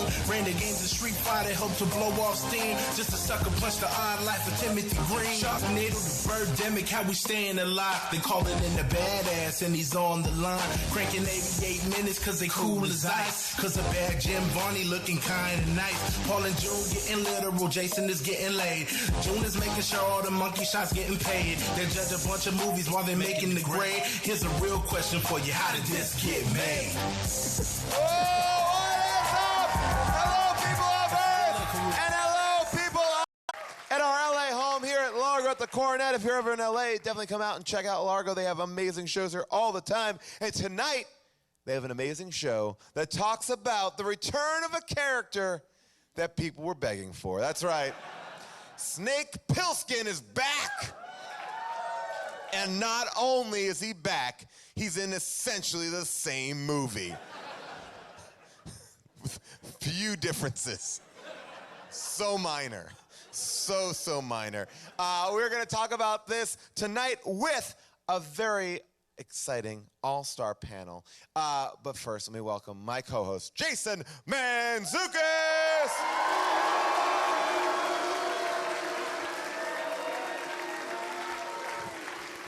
What's up, jerks? What's up, Jason? Paul, you may be shocked to find out that you've already mispronounced the lead character's name. Plissken. Not Pilskin. I said, like, I thought it was like Pilskin. Rumpelstiltskin. You said... Well, because he says a lot of the times call him Snake, and I take that You call literally. him Snake. To I be call fair, him Snake. You call him Snake. I'm not worried about the Plissken. You call him Snake or SP? If I'm not mispronouncing your name, something's wrong. That's the way I live my life. That's how we'll know you've been replaced. Yes. When it was a habit that my dad had that I have now adopted 100%. We're all becoming our parents. Not cool. As I sat in his Ford Escort, I was like, that's not gonna be me, and now it is. I want to know how to pronounce people's names. Somewhere across the country, he is wearing a Steve Harvey sweatshirt, and his ears are burning. I am. My dad doesn't even know the beauty of Family Feud. No, my dad's a great guy. I love him very much. He's the best. But we both can't pronounce people's names. All right, so joining us tonight also, since June cannot be here tonight, we have a very special guest, a How Did This Get Made all-star. You know him from the Glitter episode or his brand new CISO comedy special, Lion. Please welcome Dan Levy. Whoop, whoop. Whoop, whoop. What's up, Dan? What's Chilling. up? How are you? I'm not great because I watched this movie earlier today, and You're welcome. It was also subtitles, so it was really confusing. I couldn't turn off, so the whole thing was like gunshot, gunshot, gunshot, gunshot, gunshot. That is the worst movie to watch on subtitles because it's a lot of action being narrated. Oh, that is, oof, man. This movie is interesting. I have a real love. We're gonna get into it. I have a real love-hate relationship with this movie because I feel like there are moments. A real will they, won't they? I may. Guys, Paul's gonna fuck this movie. I might. June's not here. Get ready for me to June's go not down here. on Snake. Get ready to watch a guy fuck a movie. Sorry, June, I want to fuck Pilskin. I take a VHS cover box, and I just do my business. Ooh, that's how he lost his eye.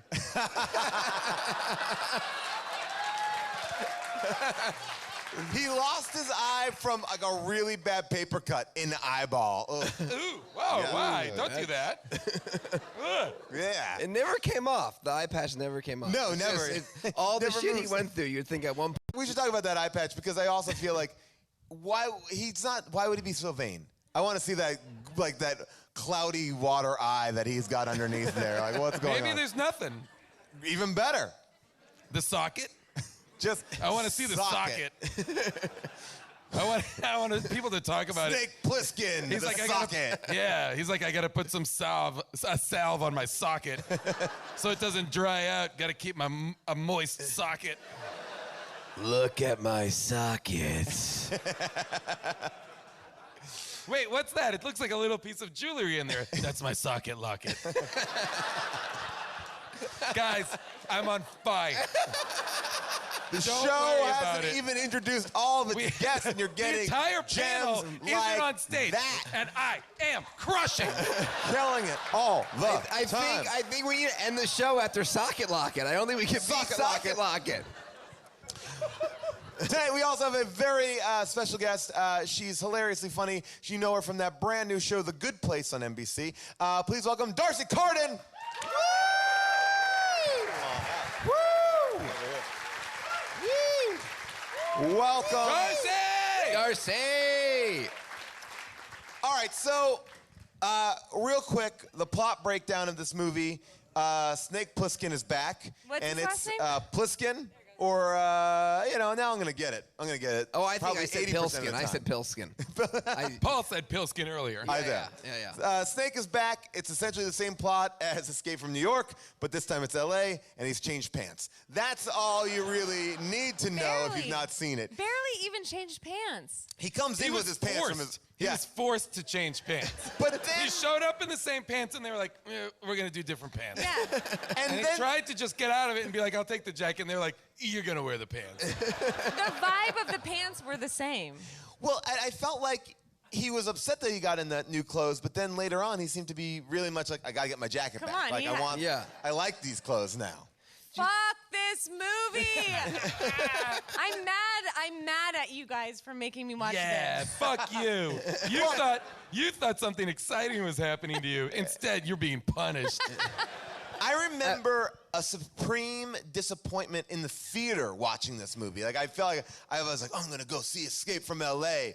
Oh, and the only thing that... Hey, the only what thing was that? that? You were How old were attracted. you? You I was fucking already- the box. I yeah. was fucking the cover box. You planned on fucking the box before you even got to the You were theater? fucking yeah, the 'cause box the cover of box, Escape yeah. from New York being like, I'm going to see Escape from L.A.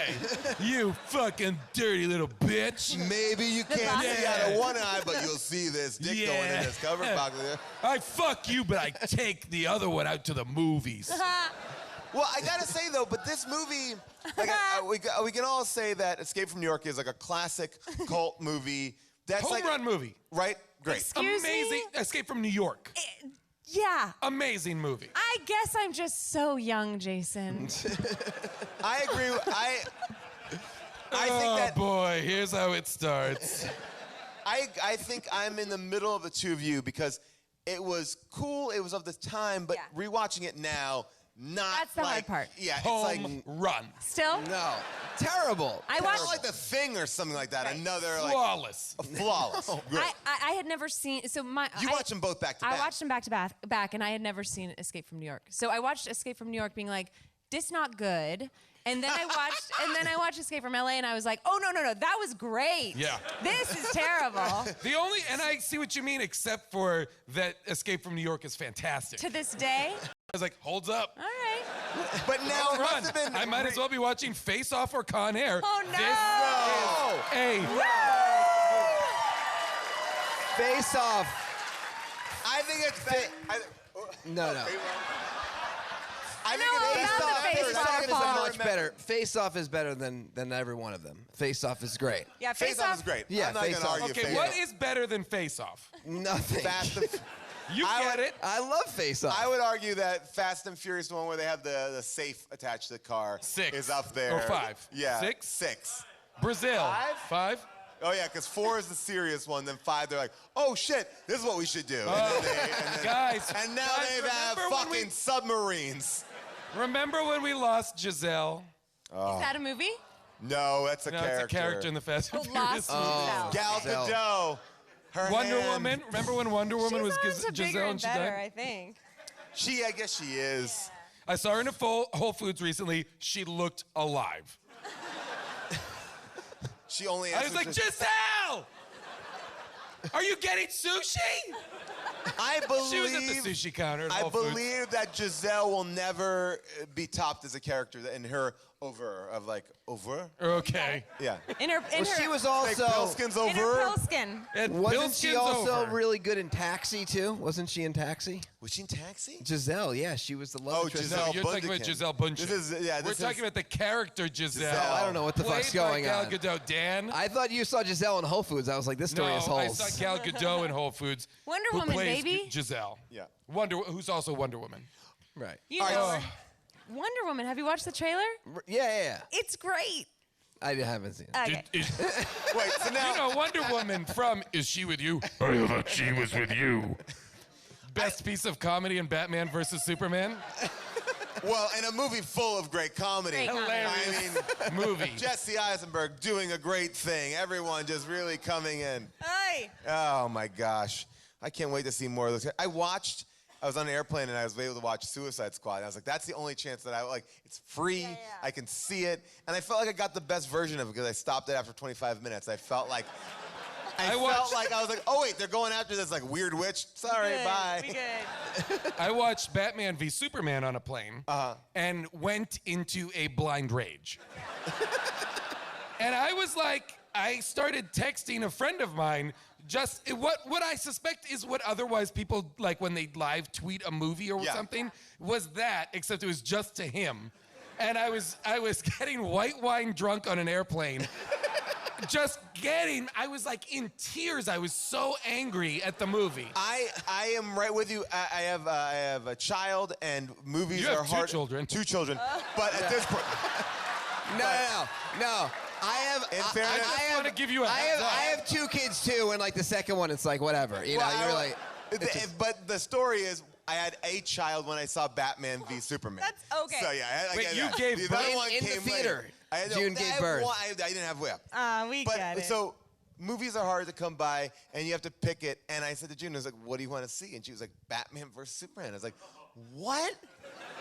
I was like, "I can't get her to watch like Iron Man. I can't get her to watch Ant-Man. I can't with the good Marvel movies. I can't get her to watch." She's like, "I want to watch that." Why did she want to watch it? I have no Hot babes, idea. hot babes. Wait, And did you just go when to the you're- theater, And we or- went to the fucking theater. The chance that we get to get out of the house to go see a movie, and we saw that piece of That was garbage. a piece of garbage. Were you like, I just want you to know this is from the person who made Sucker Punch? She doesn't remember it. She doesn't. It has like a memento relationship with the podcast. And I still don't even understand what made her go want.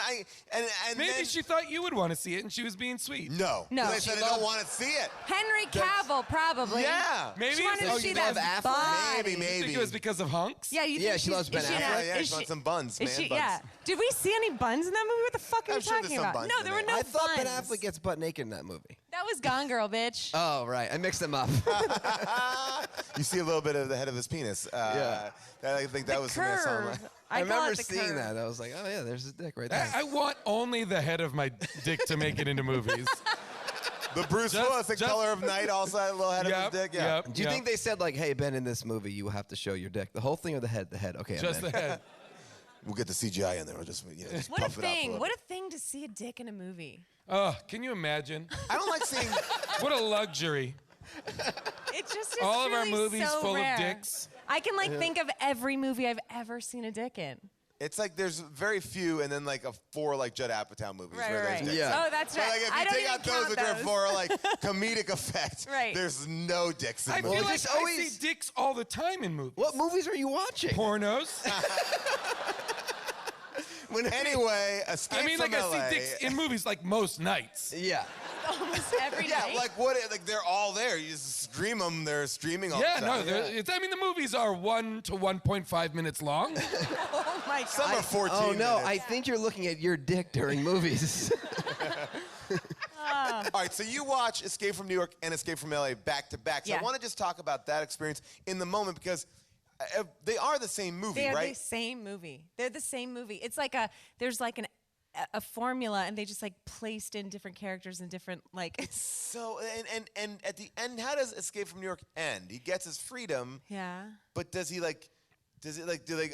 because then like this movie hypothesizes that he just kind of goes to Cleveland. Yeah. That, yeah. They keep referencing Cleveland. They're But like, we I know will- you were in Cleveland. Guys, I will straight up personally finance Escape from Cleveland. Cleveland. It needs to happen. It needs to happen. Actually, that's the way to like get this back. It is not at all a bad idea. Yeah. But isn't that everyone who lives in Cleveland just trying to escape Cleveland?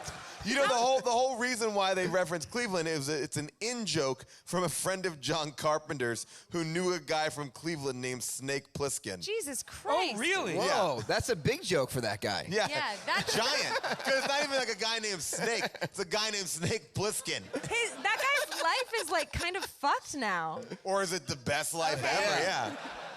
Yeah, I totally fucked Snake Plissken. But here's Kurt Russell, you mean? No, the guy that it's based on. a real That's scuzzy, a real that's like- scuzzbag. That's like the guy that's the guy that was Kramer. Oh yeah, running the real Danny Kramer. tours. He's of like the giving tours around Cleveland. I'm the real Snake Plissken. I never escaped from anything. Hey, look at me. Except I'm wearing paying a my nice- alimony check.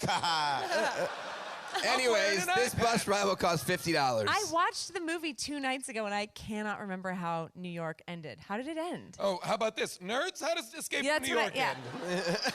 How did it end? What is it? Yeah, you can tell us. You can have a spoiler. Yeah, I think yeah. spoilers are okay now. Yeah. You can just spoil New York. Let me come to you because I don't think your voice will carry If in the this podcast. is the same guy from the last show, I'm gonna punch him right in the Who dick. are you? Who are you? All right. Oh, news, this guy no, is this is- wearing a Pliskin shirt. This is it. Yeah. Okay. Like this movie, he's asked to retrieve something. And of course, he kind of fucks with everybody at the end. I don't want to spoil it. No, Don't- do yeah, don't spoil. spoil this one. Spoil Isn't that the whole everything. thing? Spoil the first one. Okay, in this one, he may or may not fuck with everybody, but he does do that. In the previous, he's asked to get a tape, Right. a cassette tape. Right. It's, early 80s. It's a mixtape? Right. It's a song. this No, it particular is. It's a love tape for his girlfriend. It's just Smash Mouth. Right. That's body, guys. Tapes out exactly like he flips out, exactly the same, and he kind of walks away. The president in that movie is proudly playing the tape. Right. It's supposed to be the secret to clean energy, and it's going to change the world. And it ends up being the Cabby's character. Basically, Cabby. The Steve Buscemi analog from the first Wow, they really copied it down. It to- was exactly the And he same. walks away, and you see him pulling the tape out of the other one. He's Yeah, kind of yeah, yeah. screwed Oh, over the right. system of the government. That's right. Oh, that's right. Exactly God like damn, it's so boring. Wow. See? Well, it's fucking great. and then the only other question I have though too, besides the movies being exactly the same except for different coasts, is does he look any fucking older than No. he looks exactly the same. It's crazy. He looks so good. I mean, the best part of both movies is how fucking hot he is. By the way, He is he's very. still that hot. Yeah, that's He looks true. great. He was in like Telluride. Furious 8 Oh, or yeah. whatever. Yeah. Right? Yeah. It was the last one. Looks great. Okay, I feel I'm like telling you, we did a show. Jason and I did a show in Telluride. They were shooting the Hateful Eight? Hateful Eight there, and he had that crazy ass fucking beard and mustache. Still great. Looks fucking great. He looks great. great. I'm gonna. Okay, I feel his like arms He did look not amazing. like our show. No. He left. He left. Real quick. Real quick. Was not up for a good old fuck around improv show. I don't mean to like objectify him, and I'm Yeah. sorry to like keep talking about SEX and stuff like that. No, it's a fun. But Come I on, think talk I about his realized dick. while I was watching this movie that maybe Kurt Russell is the first dude I ever wanted to fuck, like as a kid. Me too. And not just like I have a From crush the on computer him. who wore I get tennis it. shoes. Yeah, or maybe like from Overboard or something where I was Okay. like, it wasn't just like I have a crush on him. I was like, I want to fuck that guy. Yeah. Right? And I think that these movies, so I think I've wanted to fuck Kurt Russell my whole life. I think watching these movies make me not want to fuck him at all. Whoa! The old Wow, reversal. It might be the quality voice. of these movies bring down his fuckability. Yes, I do think that. Oh, hang on. Ladies, agree or disagree? Or men. Wait, hold on. Or men. Wait. Yeah. First of Fight! all, Fight! No, Fight! please. Kiss! Kiss! Kiss! Kiss! Your eyes. he has great arms. He's wearing a cape-like looks jacket. great. Okay. By the way, looks he's in great. the same, literally the same costume he wore 15 years earlier. For sure. So his body has not changed in Those 15 arms, years. Yeah. he looks incredible. And that, I mean, he does have like a rapey kind of voice, though. That's. Whoa, whoa, whoa, whoa, whoa! What? Come on. Pliskin? No way. Pliskin's all about consent. No. He isn't. I know. No, I know he is about He'd consent. fucking Bangkok rape you or whatever. Okay, Bangkok cool. That did not work at all. No, my favorite Snake, my favorite like thing about Snake was. Oh, are you guys cool? Are you guys best friends? Well, he told me to call him Snake. Wait, the You're Kurt just afraid Russell? to say the last name. Kurt Russell. Plaskin. Plotsnitz. That was with a B. Plotnik. Snake Plotnik. Snake was that Paczynski. Snake Plotnik.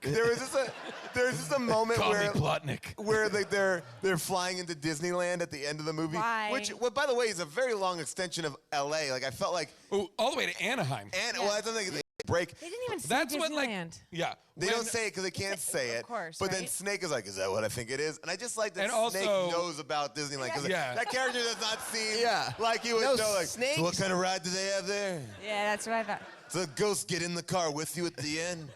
Trippy. Yeah. Snake was like the guy who wrote the Thomas Guide. Like that's kind of who he is.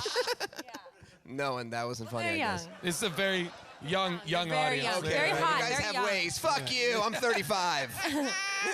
Very hot. Very young. Very hot. I do think the beginning of this movie, I was like, oh wow, for this day and age, it seems more in line for what would be happening right now. It's like this island of deplorables, and it's like but I guess like Cliff Robertson's more of like a preacher, although I don't really understand how an earthquake in California installed a new president.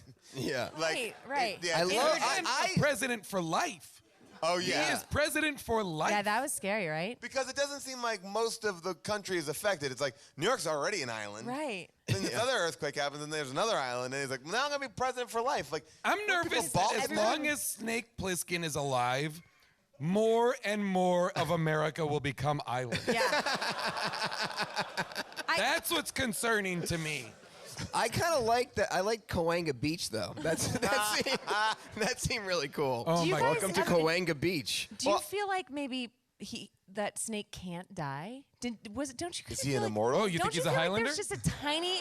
I feel like they didn't. I mean, if that was true, they'd probably get into it more. But it was like, dude can't die. I Well, feel like I they will kept say saying, I people thought you were dead. Shoot automatic weapons at him Yeah. from very close distances and miss him entirely. Yeah. Except for for that the little one time thigh. that Steve Buscemi fires a gun during an earthquake and manages to wing him. Yeah. Which He I really think is should've- only done because he gets hit in the leg in the Yes. first movie. Right. So it's like, we Oh. gotta balance We it did it out. in the first movie. Got it. Yeah. They should have just gone for his other eye. Like that's what I would do if I was trying to kill him. By the way, this movie, if his patch changed eyes throughout, it would be fine. No one would even comment. I did find it interesting though because everyone who is shooting at him or chasing him, they give up real easy. Like at one point, he runs out in front of the building, goes into like a manhole, and the guy's like, ah. All right. Yeah. Not only that, those are the guys in robes. Yeah. They run away in the opposite direction Right. as if he's still shooting at them. Oh, man alive. Hey, everybody. We have to take a break in the show right now to hear from our sponsors. Listener, are you getting hungry while listening to this podcast? Well, I bet a sandwich would taste pretty good right now, wouldn't it? Maybe with turkey or with ham. Well, first, you should download the new app from Quiznos called Tasty Points. Wait, what? Yeah, Tasty Points is a new loyalty app for iPhone and Android, and it works with almost every Quiznos location in North America. Here's how it works. You go to Quiznos, you spend $1, you get 1 point. Not bad, I like that plan a lot. Points, unlike internet points, get you free food. 20 points gets you a free drink. 35 points gets you a free combo. 50 points gets you a free sub. And 70 points gets you a free regular sub.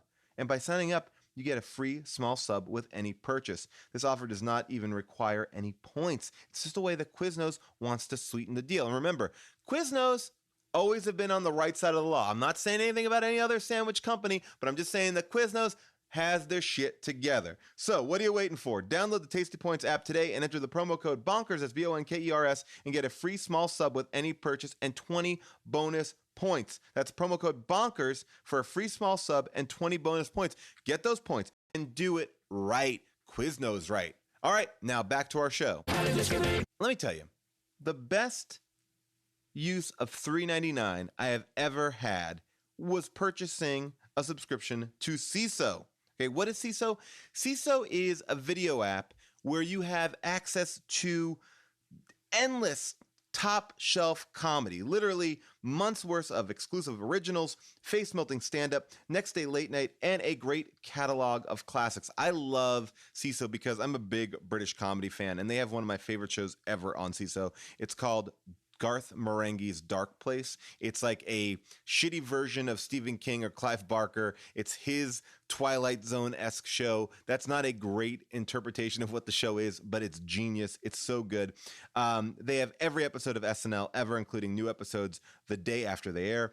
Of course, like I said, the British comedies are there. Plus, they have original shows like Bajillion Dollar Properties, which was created by Kulap Vilasak, you know her from Who Charted, and also Tom Lennon and Ben Garant from Reno 911. I've been on that show. It's super hilarious, and it's only on Seeso. Seeso, SEESO, ad-free streaming, bringing you hilarious original series, handpicked classics, and weeks of stand-up specials for only $3.99 a month. That is less than you paid for that latte or artisanal cold brew coffee that you're holding right now. And right now, my listeners can try Seeso for free for 2 months when you use the promo code BONKERS. That's right, BONKERS, BONKERS at checkout. So go to Seeso, SEESO.com right now to sign up for 2 months for free with a promo code BONKERS at checkout. That's Seeso.com, promo code BONKERS.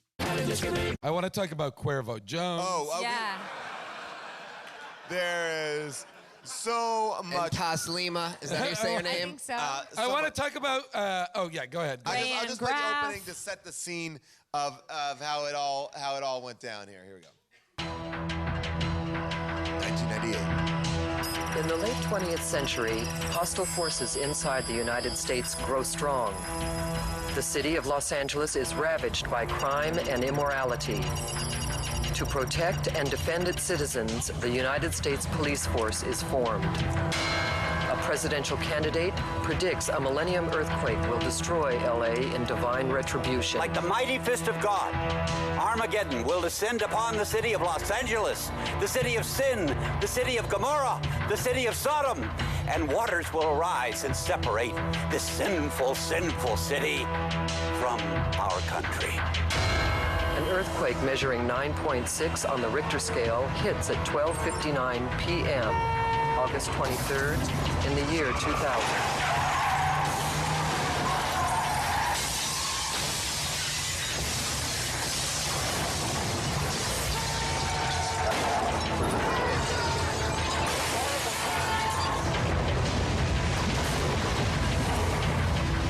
After the devastation, the Constitution is amended, and the newly elected president accepts a lifetime term of office.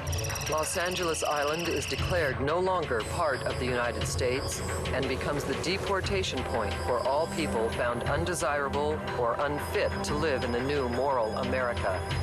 The United States Police Force, like an army, is encamped along the shoreline, making any escape from LA impossible.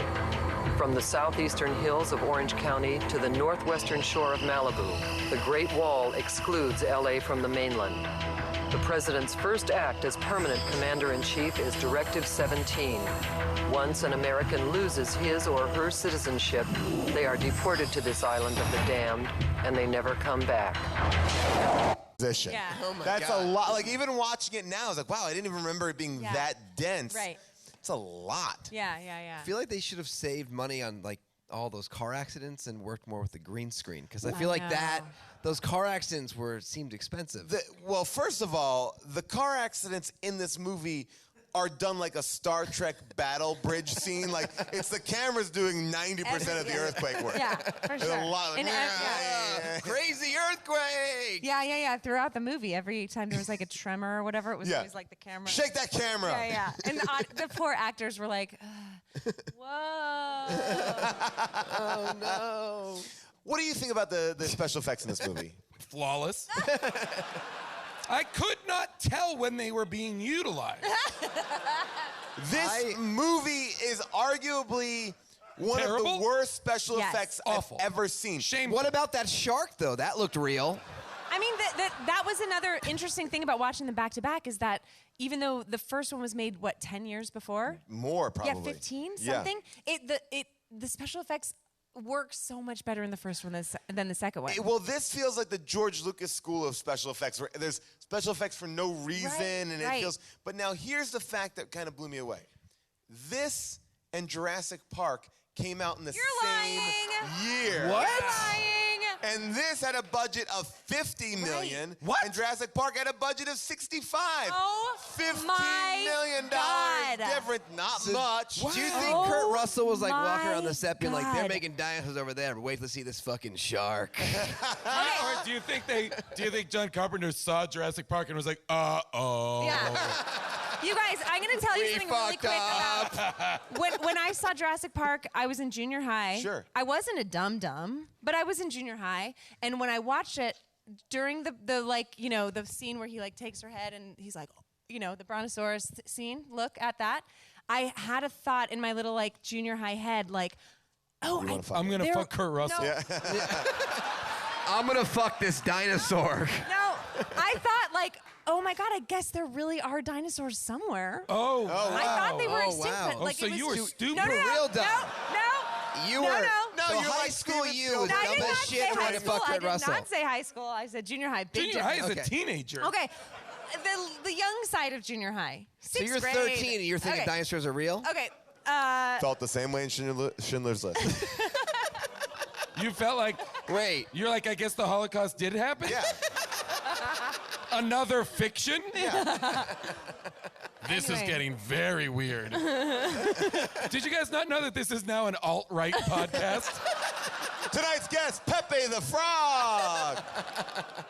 No, but I agree with you. They looked so real, and you'd never had seen anything like it. And it holds up to this day. It looks great. It looks great. This movie does not hold No, up. no, no, to no. this It day. didn't hold up then. It That couldn't movie had have. barely made it to the theater. Yeah. But apparently they hired a graphic house that never did special effects before. Oh, Well, that's very clear. That's so funny. They never did it. They're, yeah, these guys, we were behind them. So it seemed to me like just a bunch of people in a room just going, shit. Shit. But by the way, Universal Studios there. Fuck, I don't know. Yeah. in a movie where there's a character named Cuervo Jones, they're doing just fine. I would argue that they're doing work up to the level of the script.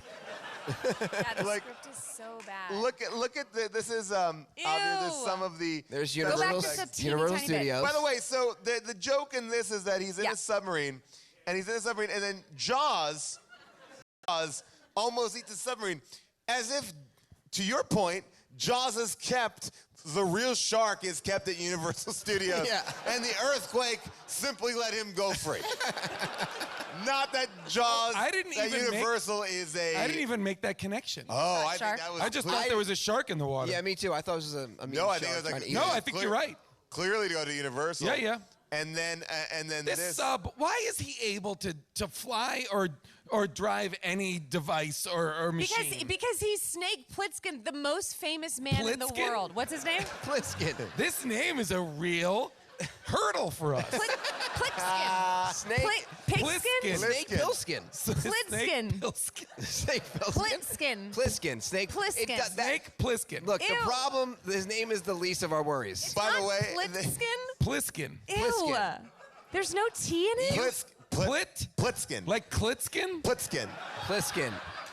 It's Pliskin. I think it's technically. It Plitskin's on the lotion on itself. It rubs the Plitskin on it. It rubs the lotion on its Plitskin. Just turn down the lights for a second, and people, if you're listening while driving, close your eyes, and just picture this. This is the worst CGI scene right here. You can just see it. You can just see it. That's it. It looks What is like it? this is just CGI. That's Cahuenga Beach. That's yeah. Oh, yeah. Ew. It's so. It's not even video games of the time were that bad. Yes. It's the level of the VR in Lawnmower Man. But yet the VR that they posit in this movie makes no sense. Well, that's just like video quality. You mean like when he goes into like the girls where Rayanne is doing stealing the black box? Yes. Yeah. Well, he goes in there, and then there's a camera in the room that was taping her. But then, who was taping the other? Who was making the VR tape? Where are the other 500 cameras that must be covering every bit of the room? Oh boy. No, none. And he seemingly just kind of like it's. I don't know his reaction to He VR. also seemed unfazed. Yeah. He was like, well, I guess I'm in virtual reality. Again, Here I am. He knows about Disney. He's into virtual reality. He writes for a tech blog. It's all what Snake Plotkin does. Plitskin. That's it. Ploskin. I love. Clubs. What? Oh, someone yelled What's something. happening? What happened? What's happening? What are we doing right now? Someone yelled hot Or shot. maybe Hot shot. plot shot. Now, what do we think? Hot shot. Hot shot. Maybe that's a basketball reference later on in the movie. We'll get to it. Let's get to that basketball I scene. want to get to it. I want to also just say, like, I love, Cuervo Jones. We're first introduced to Cuervo Jones. I don't hate him.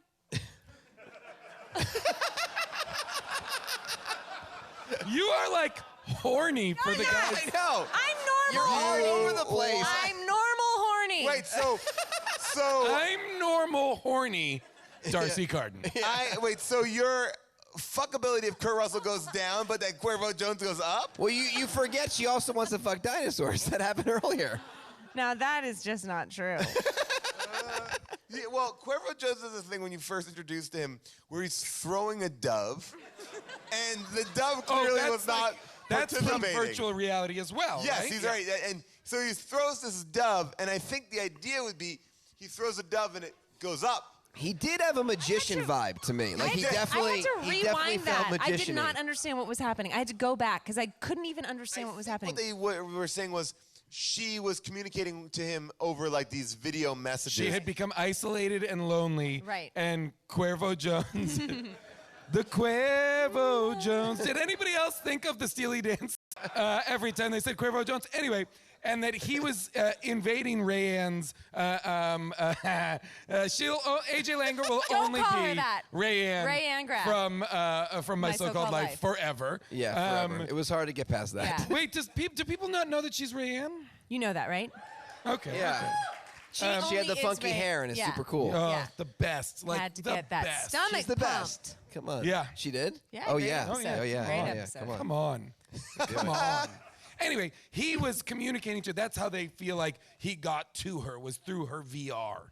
Well, anyway, interesting thing about Utopia, her character's name, Oh, Utopia. right, Utopia. But wait, but the dove was not participating, so that he goes to toss the dove up, but the dove just goes down, and they replay it so many times that you can't not notice the dove going like, boom, like.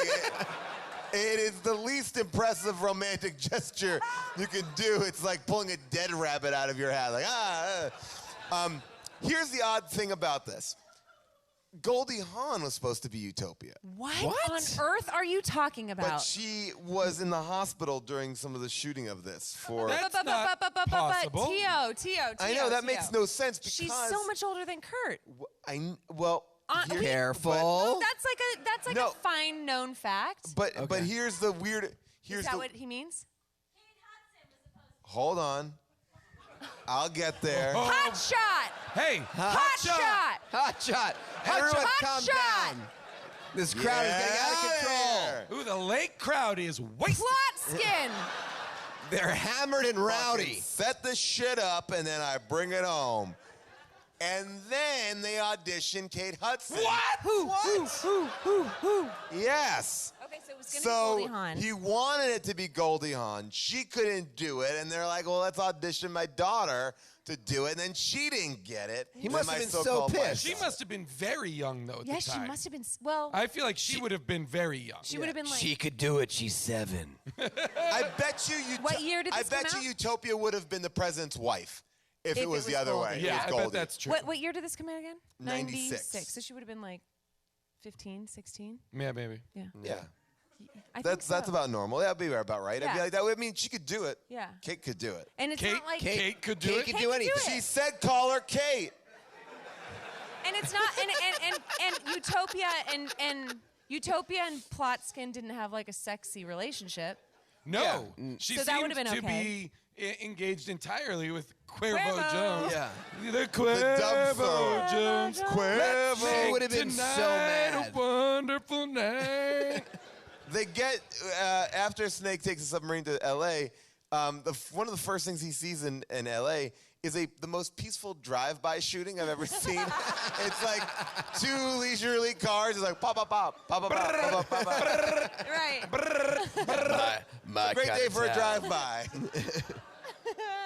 And that and Peter Fonda. Oh. Whoa. Right? Peter Fonda, right? Someone just said oof, and that is so true. An audible oof. And that is so true. It was so It's oof. embarrassing. Yeah. That is an embarrassing. I had to like look up Peter Fonda because I was like, don't we respect him as an actor? And That I was a believe- bad move. This is like, I feel like this is like part of Peter Fonda's Wait, what did you comeback. find out? Where it is? You do? I think we do. Yeah, no, he was redeemed. pretty Yuli's respectful. goal. Yeah.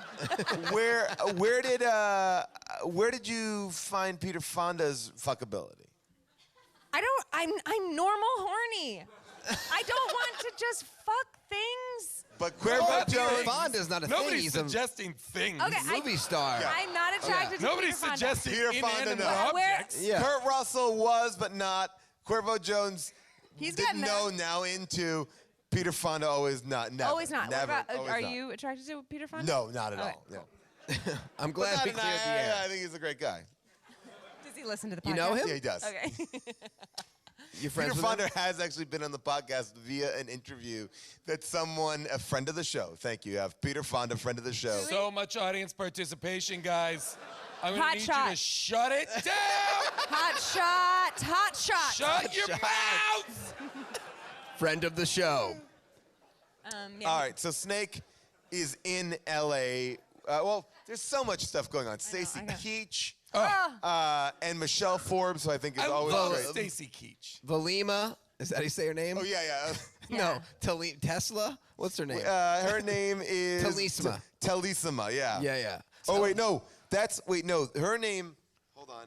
Wait. That's Valerie Galino as Talisma. We talking Yeah. Hot Shots, girl? Hot Yeah. Shots girl is Brazen. Oh, But is that why you Talisma- said Hot Shots? Because she's in Hot Oh. Shots? But wait, had we even talked about her yet? Hot or you're just shot? like, get to the girl from Hot Shots? Talk about the girl. They fried the an way, egg Hot on her Shots is a real stomach. I'm a Deep nerd in dive. a podcast, but I want to talk about the girl. Hot Shots is a deep dive for Michelle Forbes. It's like she's also been... No, she's not Michelle killing- Forbes. Isn't it Valerie Oh, Galina? Valerie Galina. Yes, you're right. That's Hot And Shots. it isn't a deep dive, right? She's No, like, that's it, probably. no, from I that. think Oh. she's actually done a ton. Oh, really? Truly, because I also IMDb'd her. And where's she it from, said the fuckability? she's Yeah. super fuckable, clearly. But 100%. Yeah, but she's like, Guys, it's been almost 40 minutes. We've not even gotten past him getting to L.A. but I think she's like a very We well still are trying to figure out who's fuckable and how to pronounce the name Snake Plissken. Yes, sorry. Wait, is it Valerie Galina? No, I think she's just like, I think she's done a ton of movies, and all I remember is that she had a damn egg fried on her stomach. Oh, yeah, from Hot Shots. Yeah. Classic Hot Shots. Hot Shots. Hot Shots. Shots. Now is when you guys yell it out. Yeah, there you go. Oh, someone's fight. Fight each other, kids. Kate Hudson. What I love about these movies... She has too- 88 credits. Oh, wow. saying. And all these awards and stuff. How many of them are Hot Shots What do you mean 1 all through these 85? awards and stuff? It said something like, I swear to God, it said something like 55 awards. That's a lot of awards, all for That's this like a movie. ton of awards. Best performance by a member of Hot Shots. They give them out every year. One of the worst movies in Escape to L.A. Well, all right. So one of the things I love about movies like this is obviously they're making some big leaps in what technology would be. 1996, hard to predict what would be, the future. But what I do love is when they just miss one thing. Like Stacy Keach has a very big microphone. Like everything else is like very tiny and like little devices. But he's talking on a microphone the size of this. Like, hey, Snake. Yeah. Be careful of the UV rays. The ozone. That's what they're so scared about. They are. Well, we were talking about this like a little bit backstage. Like that was, I guess, the fear in 1996 was the ozone. Especially, I think, in LA. It was always like pollution. LA's like so smoggy, pollution. You're going to get in this zone where you're going to get, I guess... Cancer? Yeah. I mean, they don't really talk about the effects of UV rays. Oh, nor do they talk about the effects of the acid rain that's apparently that's right. raining down. Peter Fonda's like, you got to put the hood up. Snake's like, I'm cool. Oh, yeah. He's got a luxurious head of hair. He And doesn't not need- only that, but he falls into a sewer that must be full of acid rain. Acid rain. Like, why is it? He should be so dead, except know. he's such an undeniable hunk. That's what I'm saying. He can't die. The man can't die. Maybe he's the hologram the entire Well, time. see, that's then when not to cut to the end, but here I go. When the explosion happens and he walks out, I'm like, dude's a vampire. Something. I was like, he can't die. This man can't die. And then he's a fucking hologram. It's funny you say vampire because it was interesting. One side of this was that they thought this was going to be a huge franchise for Snake Plissken. Right. So it was going to be Escape from New York, Escape from L.A., Escape from Mars. Really? That was the third one. And then John Carpenter was like, well, I guess people don't like Snake Plissken anymore. So he just made Vampires from Mars. Like he's made like a movie. Wait, there's a movie called Vampires or from Mars? am I right or wrong? It's like a Ghosts of Mars. Ghosts of Mars. So are there vampires in that? Should we do that? Yeah. Is it good? Do it here. I mean, Do is it it here. good for us? Not even for this. Interesting. So mix. you think he thinks just with Snake Plissken that was the problem? He's like, it's not Yeah, the world that I've created. It's like, But it is- They've I just mean, given up on that character. I think it is. I do think. I mean, no disrespect. I guess all disrespect to Kurt Russell, but like, it ain't good. He ain't like he's great and we love him, but like it's not good. It's just a voice, right? There's nothing more to his character. There's than not the a lot voice. of levels to There's Snake Plissken. nothing more. And I feel like he's trying to do. I feel like this for him is his version of. He thinks he's doing his version of Clint Eastwood's Man with No Name. Right. You know, like just like a few lines of dialogue, gruff voice, Right. no emotional involvement, Why nothing. doesn't work? It doesn't work though in this. It's like there's Well, I nothing- feel like this one is like because it becomes a little jokey Right. too. Like Yeah. Well, once he gets in the submarine, that's sort of the problem. We've already Once he talked gets about to that. LA. Once he gets to Belly LA, down in it the starts submarine, off like, too, oh right? yeah, he does start off as a badass. I'm like, I like him Yeah, there, yeah. but But then just it's like everybody else, once he gets to LA, fucking changes. changes. He totally Loses changes. his edge. He becomes an LA asshole. Totally I mean, changes. It is kind of about that, right? Changes Yeah, I his mean, it is. clothes. This movie is a metaphor They for a were lot of things. For and sure, about making like a big comment. He on almost gets a bunch of plastic surgery. the Hey. plastic surgery. Bruce mutants- Campbell. Right. I hated that scene. That scene made me feel ill. I don't like scenes like that. I don't like that scene from Brazil where they take Mona from loved Who's the it. Boss's face and pull it. Like I mean, No, I thought of that too. I thought that I actually loved you? that scene. Oof. I Really? loved the scene where it was like all the plastic No, surgery no, people, no. and I was like, people really look like this now. yeah. This is like reality television. I'm looking at Real Housewives. Yeah, that's true. Yeah. Yeah, that's right, assholes. I knew though, as the scene was happening, I was like, he's gonna grab her boobs and say, "Those are real." You I knew knew that? it was gonna happen. I knew it, Wow. and then he did it, and it And was then so he did. great. I had a problem with his sense Great of to know direction. your pervert ESP. Grab her Worked boobs, out, grab man. her boobs, grab her boobs. Ooh, I bet this broad's about to get felt up by a weirdo. Ooh, hey babe, I was right. They are real. I just knew like as like a cheesy way, not as like, oh yeah, let's grab some fucking weird tits. But I felt like his sense of direction in LA was also kind of off too. He had to go to the Hollywood Bowl, right? But then he walked by Capitol Records and then he walked by Mann's Chinese Theater, and he's like, "Where's the Hollywood Bowl?" I was like, "Yeah, you passed it. You were closer. Yeah, you were already he there." He was on Cahuenga Beach. Yeah. At Cahuenga Beach, he landed at the Hollywood Bowl, and then he headed to Hollywood Yeah, Boulevard. he walked away. Come on, guys. He passed it. He passed it. Yeah. I mean, that's a tiny problem. They should have given him a Thomas guy. What's occurring to me is that this movie is the original. Like, they give him a disease or a shot, a virus rather, and are like, AIDS. you have 10 hours, blah blah. This is the original Crank. I guess This you're is right. the same. Like, Crank is the same storyline. We're gonna do something to you, fuck you up, and as a result, you're gonna have to do what we want you to do. As someone who loves Crank, that's really fucked up. But there seems to be no driving force because in Crank, Statham's like, fuck. And in this, he's like, meh. Well, that's the thing is Like, he's got no, given like- him they've given him something that arguably makes him less likely to succeed. That's the funny. They're like, you're gonna like basically be really tired. Yeah, and You're just gonna get closer and closer to dying. He just has mono, basically. right. He doesn't care. I know that. He was doesn't care. Like, it's that's the such one a thing. funny thing to give him. He's not that stressed about this horrible disease the whole time. Just walking around, trying to kill people. Where you guys, think he would why- just And be everybody's stressed like, about it. "Are you Snake Plissken?" Why is he so famous? He's so Why is he famous. so fucking Everyone famous? knows him.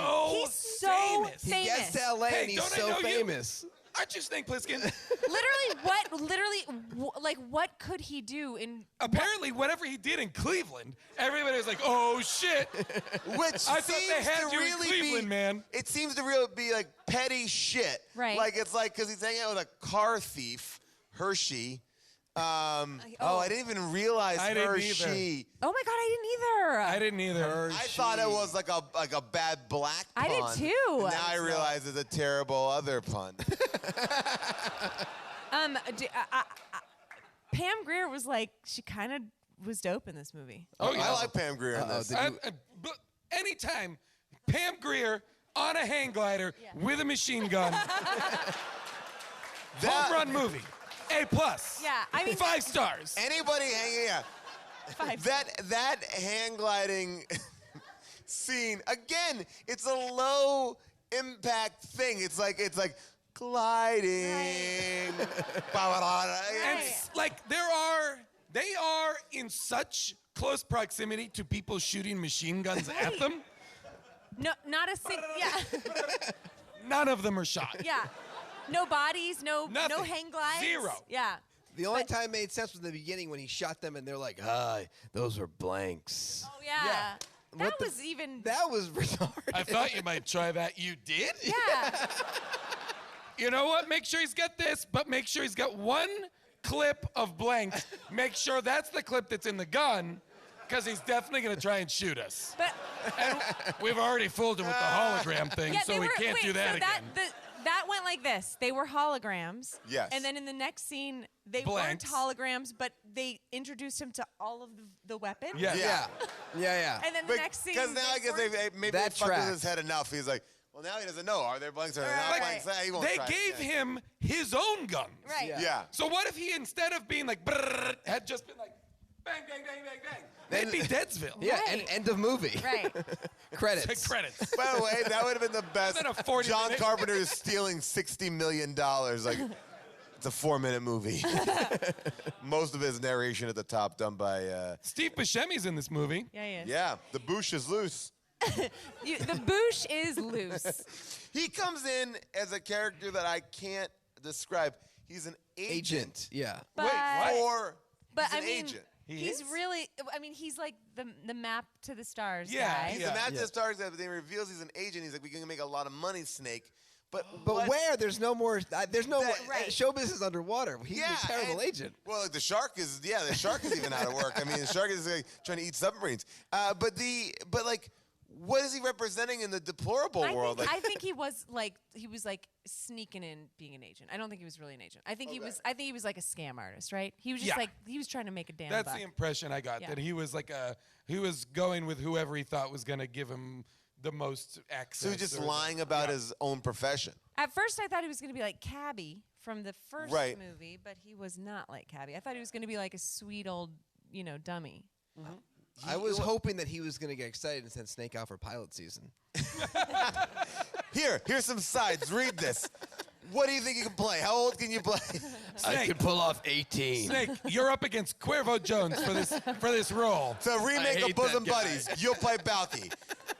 Wait, Bosom brother, Buddies? this is- Balky? That's You're a terrible agent. You're a terrible agent. This is ridiculous. No, we'll do it more Everybody than knows that Balky is from Perfect Strangers, not Bosom Buddies.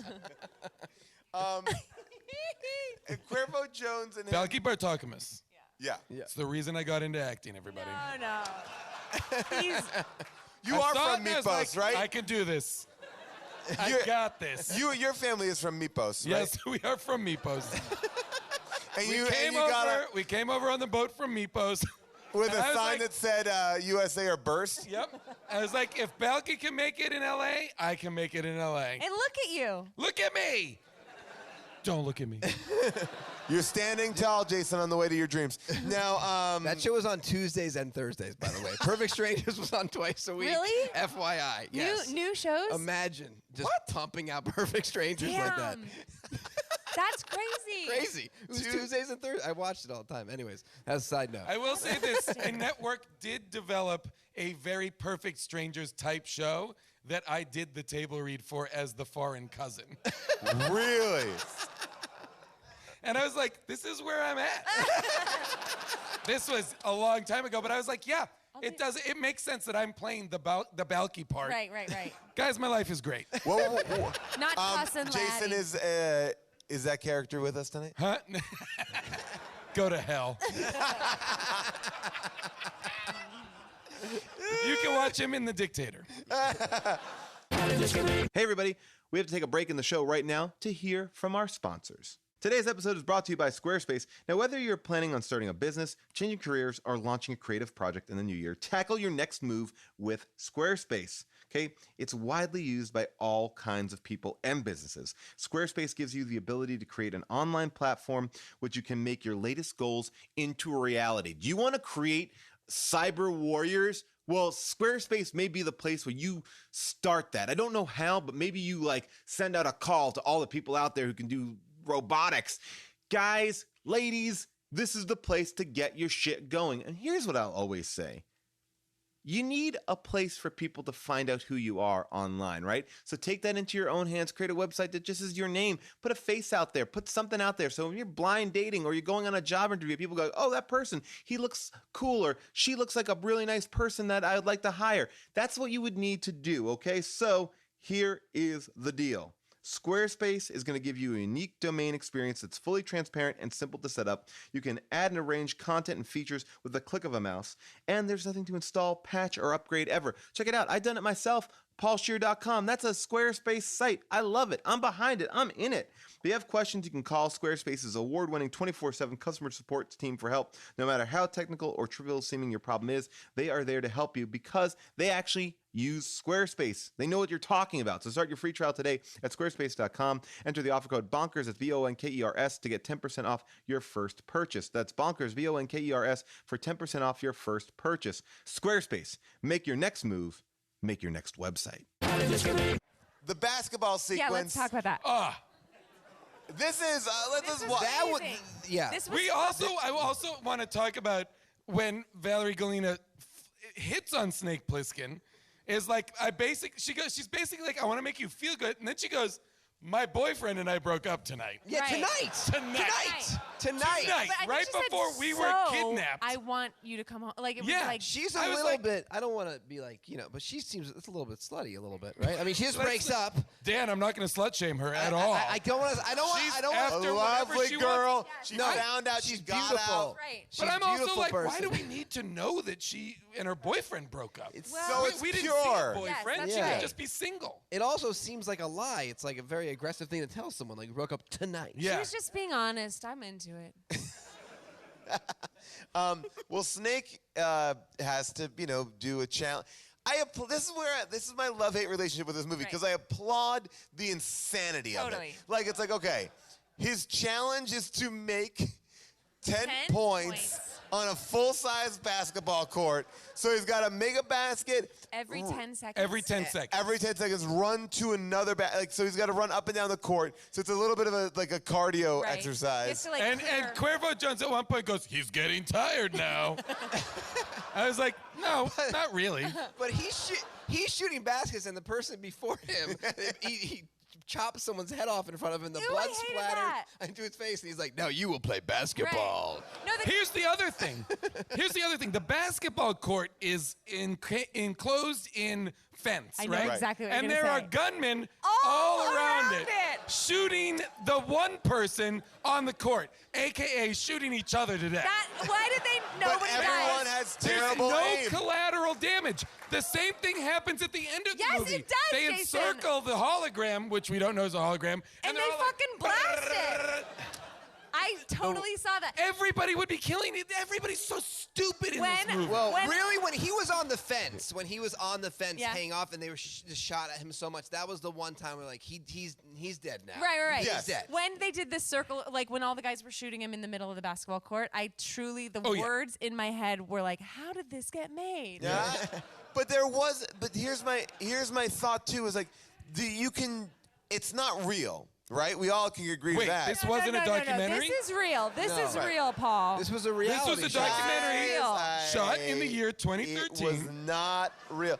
But no, like, so at a certain point, someone would have to be like, maybe we should put him in a circle. Like, it wasn't like we had to put him in a circle. Like, there's no reason For sure not. for any of it. And even like with the part where he's like climbing over the fence and Cuervo's getting his gun, like, well, just make it more cumbersome. Like, make him not get the gun so quickly. But he gets the gun quickly. He's like, boom, boom, boom, boom. I'm just going to hold it here, and I won't do anything. That awesome shot of the red circle around him. Just for a long time. Very It's like, long time. like you, as a director, you can at least maybe cut that scene tighter so it Totally. feels like, oh, he just missed him. No. I'm going to leave that red dot on him. He had the perfect shot for seconds. That's where you thought the director was going to take control of the movie. And also, there is a stadium full of armed people. Right. He also could just be like, shoot him. Yeah. Go Shoot back, him. if you ever want to, don't do this, but go back and watch that scene because they're all kind of like waving their guns Yep. in the air. A lot of them are like rubber, and they're just kind of like they're going like, womp, womp, womp, Well, womp. look, they've been won over. They've been won over by an amazing basketball performance, and we know it's amazing because they put it in slow-mo. Oh. This is, and I love it. And Kurt Russell made all these shots himself. And he was one of the writers of this movie, right? Yes, so he he was. just wanted to show off his basketball First and skills. only writer's credit, and apparently his real addition to it was the ending, which would be the only thing that would be slightly different. Oh. Well, you gotta play basketball in this movie. Yeah, this is some of the best basketball here. I mean, holy I don't think this would be interesting for people to podcast.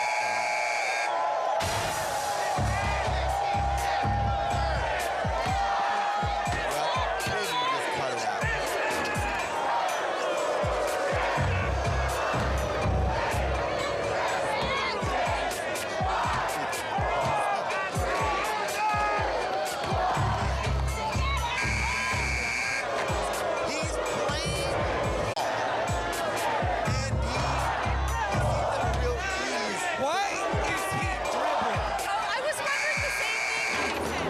There was no stipulation that he needed to dribble. But why are we slowing down? Why are we slowing down the running to the rebounding part of it? Again, why is he dribbling? Also, like Kurt Russell looks almost like it's not like he's some amazing basketball player. Apparently, he was very bad, and he practiced every day to make these shots. actually brilliant. So these are all his That's very real shots.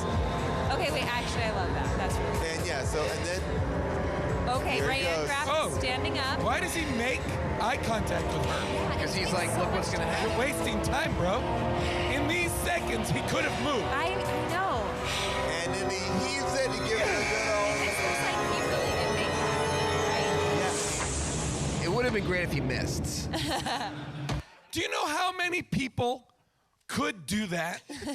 Like, nobody would ever die in that challenge. Because it would be easy. Okay, well, according to Cuervo, every fucking person died in that challenge. And by the way, why is there such a big crowd if everyone's dying? You'd be like, well, I guess they're just going to execute somebody after they make 6 points. Like, I mean, it's like, it doesn't seem like they're not playing against each other. Like, there's no, like, that's the undefeated team. Like, you got to play the big man. And all of a sudden, like, Shaquille O'Neal makes an acting appearance, you know. Great. And he's, like, covered head to toe in some sort of steel. Yeah. Not his costume steel from the movie Steel. But, Wait, you know. he's just wearing steel?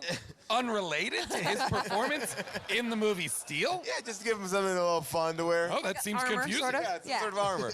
Old school Knights armor, like Why? from To play Martin Lawrence basketball? Black Knight. What? To play basketball?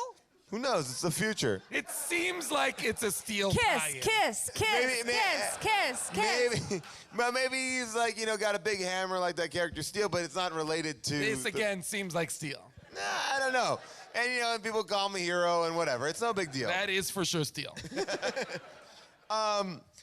Now I'm no weatherman, but that was a lame You're not? tsunami. Hold up. What? Well, not professionally. Amateur meteorologist. You bet. But no, but that tsunami that they prepare for didn't seem to be that.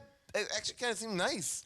The one that Was it when they Peter were Fonda was surfing? like, Yeah, they're tsunami, bro. surfing, yeah. Right. Snake They really- is able to surf the tsunami with a bullet in his leg. So it can't have been that bad. And have small talk and high five. And they're jump just like- on the back of Steve Buscemi's car. He loves a jumping on a car. Oh like, my this God! guy How is- did this scene happen? This And scene still- is out of fucking control. And still no mention of his sickness that he's dying so Right, soon right, on the right. surfboard. Yeah. You think he'd be like, oh, I really got to solve this whole Well, thing. you know, he did cough a lot That's true. throughout, just like I noticed that they would ADR cops in a lot. But here's the thing. Spoiler alert. It's not really a poison. Ooh, wait, is this for this movie?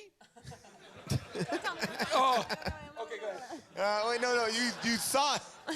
But no, he was never sick, so Snake is like a psychosomatic kind of character. Like, he No, it thinks... gives them the flu, they said. Oh, They okay. said that Oh, right. whatever That's they true, called that's it true. was the equivalent of the flu. they were like, "You fucking idiot! You, have the dumb flu." shit.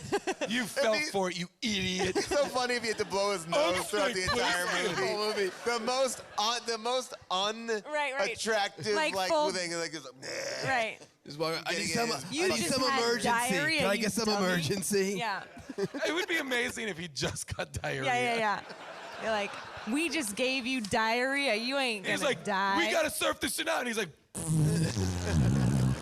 For those of you at home, Jason's pretending And to just the idea, surf just the while idea that someone doing agreed diarrhea. like that is a smart idea. Like, yeah, we got to give him diarrhea. Yeah. He's going to be shot, but he's not going to know because he's have explosive diarrhea. By the way, they gave up on him so quickly when he first landed there. Like, and he gets captured. Like, oh, he's dead. Like, wait, just give him a second. Here's the, and I love Snake Plissken. I What's his love last Escape name? from New York. He's a fucking idiot in this movie. Every move he makes, from the minute he maxes out the sub, Why did forward. he? God, Why? Why max out Why the did he sub? do Why that? crash the sub? Why do everything? Every step of the way, he's caught by everyone. 'Cause I Because don't everyone care. knows him. Whoa, Snake. Everyone catches him. Yeah, Everyone knows him everywhere he goes. Snake most famous in the world. Plissken. And he's basically like, where's Cuervo Jones? Bang, bang, bang, bang. He's like the least subtle, Right. least effective. And everyone's like, you're shorter than I thought you were. Yeah. Which I liked as a runner in terms Sure. of like, you're a tiny hunk of a man. Right. Oh, yeah. But but I guess my question is too, like, I guess he's never at peace, Snake. Aw. He. Why he did they saved put him the- on the treadmill? It's L.A., baby. It's L.A. Maybe they thought there would be a basketball game coming up in his future. He handled that cardio great. Was it to warm him up? Like, honestly, why did they put him on the treadmill? Like that scene where He's got to fill out insurance paperwork. Hey, before we put you in this execution scenario, we got to make sure you are physically fit. We got to do a stress test on your heart. When they cut to Cuervo Jones talking to the world, like, I'm going to do this thing, and I've got the button, and blah, blah, blah. Right. And Snake Plissken is In just the background. in the background, like... And that's how they realize And it's still Stacey alive. Keach is like, wait a minute. That's Snake Plissken.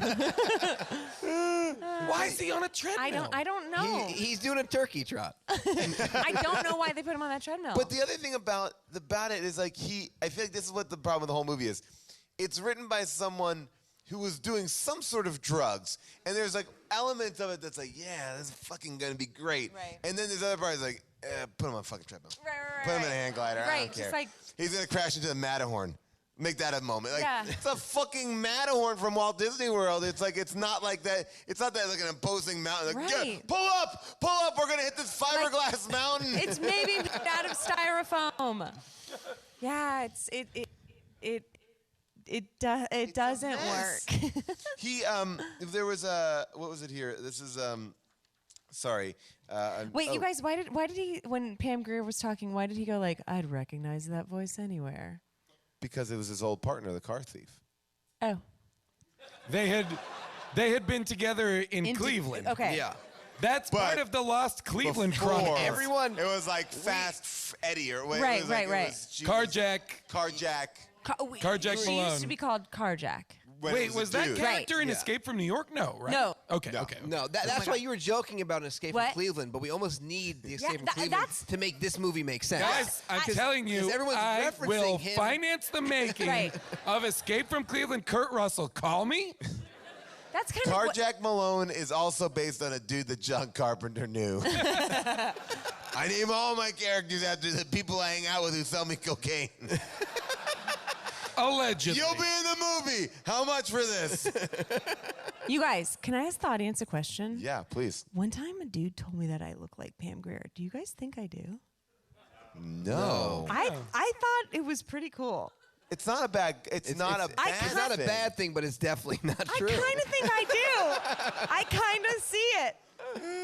Look at me from the side. I mean, Do I look like Kurt Russell?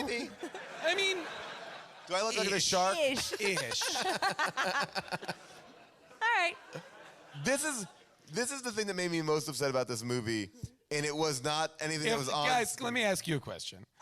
If I put on a beret, would I look like Cuervo Jones? Yes. Ish. If this movie gets remade, Ish. Not wrong. Jason, that I is get your it. Halloween costume. And everybody will know. Cuervo Jones. Who am I? Oh, I'm Cuervo Jones. You know it. you know. You know. You know from Escape from LA. Escape from LA. You should I do hate that. Cuervo, Cuervo Jones. No, I'm not Che Guevara. No, no. I understand how you might think I'm Che Guevara. No, no, I'm no. Cuervo Jones. Cuervo Jones. No, Cuervo. not Balky, but I am in the remake. I'm not Balky Bartokomous. I'm Cuervo Jones. Yes, I know it's racist, but Okay. Your favorite thing. Your worst thing. My worst thing was this. This movie shot for 70 days straight, only night shoots. Whoa. oof. That made me like real That's- bummed. Yeah. That's hard. And that's why I think the treadmill's there. I think that's why it's like, I don't know, fucking man. no. Put him on a Put 'em treadmill. We have a treadmill. Can I just go home? Yeah. Can I go home? Yeah. I don't know night from fucking day. That's how to make someone insane. Yeah. 70 days. And night he's shoots. not really off screen At all. ever. Oh no. So that would be hellish. Yeah, that's true. Now I feel bad for saying it's Night not shoots fuckable. and doing this movie at night. That's also happening. And like getting the script and being like, okay, what do I say here? Oh, You could kind of boy. feel that. I felt like you could kind of feel the actors a little bit like being embarrassed. I not to keep on going back, but when he got in that submarine, and he kind of like went like On his belly? and turned. That was. I was like, okay, he's not into this at all. Actually, I just had a memory of watching the movie this very day. Just 2 days ago? And sitting next to my dog and like looking over at my dog and being embarrassed that I was watching the movie. Being like, I will say, I don't Like usually watch at the movies dog like this. the dog playground there, it's like, oh man, Yeah, I gotta yeah. watch. I watched both of them. What? Yeah, she only had to watch one for the podcast, but I had to watch both. Yeah. I like that you think it's called a dog playground. Hey, is that what We're having fun. Dog. We're just having a great Going time. up and down. I mean, technically that's what's happening. Well, let's go to the audience. Let's talk to the audience a little Oh, bit. See these what they- assholes? Let's see. They've already been so vocal. But let's shots. see what you guys have to say. Oh, let me bring my bag of goodies for you all. Okay. So if you, I want you to give me your name, a name of a character that might exist here in Escape from L.A. Uh-oh, there's someone dressed up like Snake Plissken. Oh, yay! All right. Darcy, don't fuck this guy. Amazing. Someone Wait, take what a if picture he's of not? this. We gotta Paul. put this on the website. Who Wait, has a get him, camera? get him up here, get him what up if here, he's get him up not here. dressed Come on up. up, but he just what if he's blind? What if he Bring Don't call him out. escape from Largo? Wait a second. Is he a hologram? Paul, make I sure. put my finger. Jason, he's coming for you. Bring him up here. Darcy's gonna cheat on her husband. I'm normal horny. All right, sir. Your name, your character name from someone. This is from very Escape cool. from LA. Wow, the jacket is legit. My name is Blake. Great. Blake. Love it. Blake Plissken. Blake Slitskin. Oh, don't look at me like that, asshole.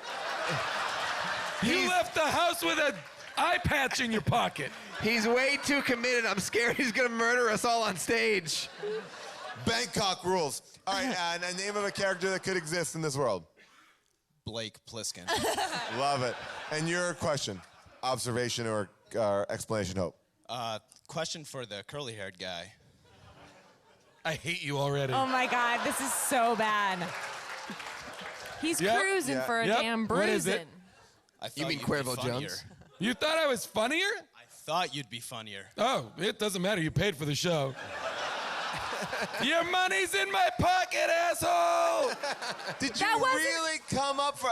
And then he. I invited you on stage. Blake! You can't wear that outfit and then make fun of it. Get back to your seat. Wait, Blake, that wasn't Get a back question. to Go your back, seat. Blake.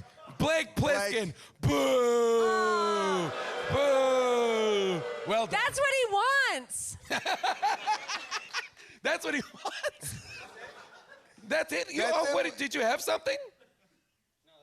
No, he's really then nice. to answer your own question, that is it. All right, go back to your seat, Blake. Run. I think he's really gonna murder us. I feel like there was something Yeah, that was behind it that just didn't come I across. liked it. By the way, I want to encourage, and I will say this, even though Blake insulted me, I will say I love that he came dressed up as Snake Plissken. I do too. And I would like to encourage more people to too. do the same. I think that's very cool. To dress up for the movie we're doing or for whatever I movie love we've it. done. More costumes. I love that. I think more I would- costumes, less insults. I was so do impressed. I was so impressed. I invited Yeah. him on stage, my stage, where he insulted Here me. we go. Yeah. Here we go. I will say. I say yes to costumes, no to very weird vibes. Oh, then you don't want to come to this podcast anymore. This is wall-to-wall weirdos. But I will say, I think Blake was in the character of Snake. I do too. Because he said it and then he did, and I think what happened was because it may have not been received as, I'm giving him the severe benefit of the doubt, but he said it and then sheepishly pulled out finger guns like, psh, psh, psh, Aw, Blake. and I thought it was like a snakeism, like, but the guns came out so sheepishly that didn't play. Like if you went, I thought you'd be funnier. Bang, bang, bang, bang, bang, bang. You'd be like, all right. He should have just been Snake Plissken, not Blake. And here's the thing, and I believe genuinely that I've been crushing all night. Wait, Jason. Jason. But perhaps not for everybody. Well, Jason, I want to bring up, if anyone questions if Jason's been crushing the whole night, I just bring it back to the socket locket. Yeah, Blake. Yeah, Blake. How about socket locket? Oh, shit. I forgot about that. Thank you, Paul. Yeah. I'm legit on fire. Holy shit. This is like a legendary night. Sir, your character that would be in the movie Escape from LA, and your question. All right, my name's Rob. Rob, you've been here before, haven't you? Yeah, I'm Tim Curry guy.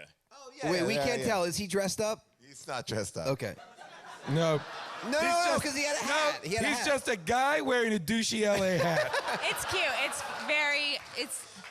I don't know if that boo is for me or for him. Now who's the I Blake might be Pliskin? alienating the audience. Wait, can you get a zoom? Yeah, okay. No, it's not working. Here, you can't tell the audience what to say. It only happens when... It's organic, It has Rob. to be It's organic. You know that. You saw how it happened when we said hot shots. Everyone was like, boom, it hit back so hard. All right, yes, your question. It's not a question, it's more a statement. Okay. Would Kurt Russell be as famous, as amazing as he is, if it wasn't without that beautiful, beautiful hair? Oh, the hair. The hair is amazing. Everything. Yeah, The hair is almost everything. I'm trying. I'm gonna give you. I agree. I mean, I agree. He looks great. He looks amazing. He's like an incredibly handsome man. He's got a luxurious head of hair. He has like a boyish, like kind of. What? I'm just noticing no women have raised their hand for this movie. That's a very. Okay. Oh, there's one over I here. see some Great. gals. There's one over here. Come here. What's your name? Amy. Okay, great. Hi, Amy. Hi. A name of a character that could exist in Escape from LA. Donald Trump. Okay, great. Love it. And, Yeah. And again, sheepishly, I like it. And then your question. I'm just gonna agree with his comment. How does the snake? Are you dodge pointing at me? Yeah, you. You've been Okay. going all. All right. Thank you, Amy. But you still You're don't just know my gonna name? agree. Do you not know my This name? is not like a forum. His- We're not like voting on Jason, things. she Yeah. knows. Jason, I know your name, Jason. Thank you, Amy. Big fan of the league. Huge fan of yours, Only Amy. reason I'm here tonight. Oh my God. Love connection. I was on the league too. I know. But you're married. Okay. Someone's getting the socket locket. Who? Jason? I think that's technically a socket cocket. Guys, I gotta go. I'll see you later. Blake, how do you like him now, Blake? What's Amy's? What's Okay, Amy's sorry. question? Go ahead, Amy. Oh yes, what's your comment, Amy? How does a snake dodge bullets? It's just what you said earlier. But then he gets hit by the bolo. It's called a bolo. Yeah, Bola, right? I looked it up. I looked it up too. Because I was like, oh, that's a kid. Like, That's Cuervo Jones's weapon of choice. the is- same weapon that a Thundercat used. Is two weights on either side of a string. Yes. Oh yeah, that thing. He's also trapped very easily by a net. He's bad at his job. Right. But That by the was way, kind you of try to being escape good, not a getting net. shot. That net part was kind of Jurassic Parky to me. Like the part where the guy was like, he was like being flanked from all sides of a girl or whatever. Oh. It's crazy to think that that's the same fucking year. Yeah. I'm gonna kill myself. Darcy. Maybe Steven yourself. Spielberg You're on took TV every good computer editor. Like so that one year every other movie sucked. All right, so sir, your name, your character name, and your question. Here we go. My name is Ben, and my character name is Hunter Mongoose. Ooh, I like that a lot. That's legit. By the way, get it written. Yeah. Yeah, just make The it. Hunter Hunter Mongoose? Mongoose is definitely an Escape from Cleveland. Yeah. Hunter. Put it on the Hunter Kickstarter. Mongoose. Hey, Part Paul. android. Paul, I'm gonna part just put you human. on pause for 1 second. Yeah. Ma'am, are you asleep?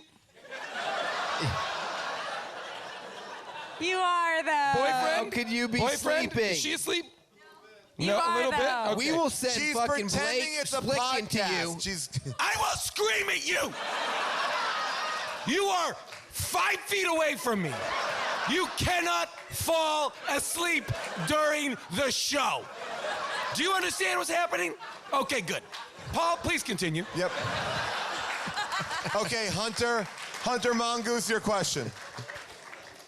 So every time Snake spends any length conversing with a woman, someone is either shot, he is shot, he is theoretically poisoned, and the same thing happens in Escape from New York. Yep. He has a conversation and she gets consumed by By sewer the people. ground, yeah. So given that they upped the level of this, why do you think they thought it was more important to include more, like, was it hammering in the point of just if Snake talks to women, terrible things happen?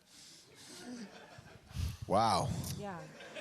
There definitely, I did sort of notice that like anytime he had any sort of even remote love connection, it was like. Well, it's that very terrible thing of like motivating a man by killing the woman that he might be interested in. Right. Which is like a fairly reprehensible thing. Sure. But that is perfectly in line with this era of movie making. Right. 1996? Yeah. The year of OJ. All right. Yes, your name, your character name, and your came out question. wrong. Okay, my name's Vanessa. My character name would be Ozone Malone since Nice. Hey, has to be Vanessa? related to Carjack. Yes. Quick question. Yes. Are you with Blake Pliskin? I noticed it late when I came over here, but yeah, I think she is. Never seen him before in my life. Vanessa, be honest. Are you with Blake Pliskin? If so, be careful. Your life might be in danger. Because those Pliskin boys, they can't keep a lady. Noted. My question, or rather my comment is, did we notice that Rain Man / Hot Shots lady, Valerie Golina, that she was a Muslim from South Dakota? We did notice that. Before she was shot? Yeah. So I don't know if she's like the most attractive Muslim from South Dakota I think anyone's ever seen, but I don't know if there's any I don't know about. comment. Hang on. I'm not sure. I'm sure there's beautiful Muslims from South Dakota. Yeah. Try it feels like I don't know who you're insulting, Muslims or South Dakotans. I don't know. Like it seems like either one seems ridiculous on your scale. Like she's definitely somebody with that Blake hot Pliskin. from She's South 100% Dakota? part of Blake Pliskin's party. She goes to South Dakota. That whole row's got people on blast. Who has a good? You have a good one. Come here. All right, come here. Come to me. All right. What's happening? All right, I'll hold it. Your name, your character name, and your question. My character name. I got the mic. Okay. My character name would be Blake Pliskin, the Copperhead from Cleveland. Okay. You just took Wait, somebody you else's just, you name? just took Blake You just took Blake the Psycho's No, idea. but there's Blake Yeah, Pliskin, the Copperhead from Cleveland. Yeah. Okay, but you- let's keep moving forward. Because he's Okay. Snake. Let's He's not Snake examine from it too Cleveland.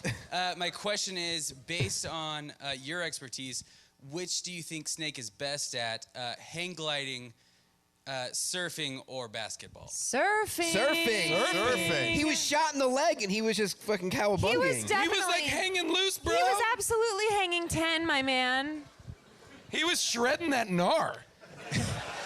Anybody who can have a casual conversation with Peter Fonda while surfing in a tsunami. And then, with a shot leg. Yeah. And remember when Steve Buscemi sees him?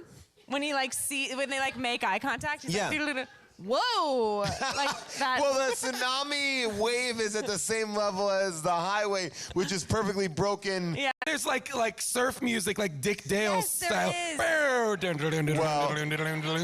Do you think when they were filming it, the director was like, "Okay, now Steve Buscemi, look to the camera as if you see them surfing the tsunami and you're surprised to see them." Bigger. Let's do it again. Let me see Remember, those surfing the Buscemi tsunami. I cast you for those giant eyes. Let's see them. Pop those eyes, Buscemi. Pop them. And remember, you're a weird, vague agent. A vagant. A vagant. The okay. The end of the movie is Kurt Russell looking down the barrel of the camera. Yep. What the fuck was that?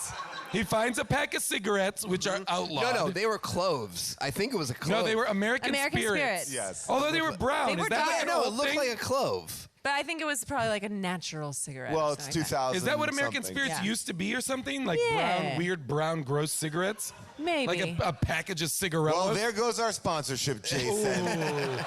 I'm just kidding. Smoke them if you got them. Delicious, yum tobacco. he takes You like dirty brown cigarettes? He takes a drag. Want to look gross and European?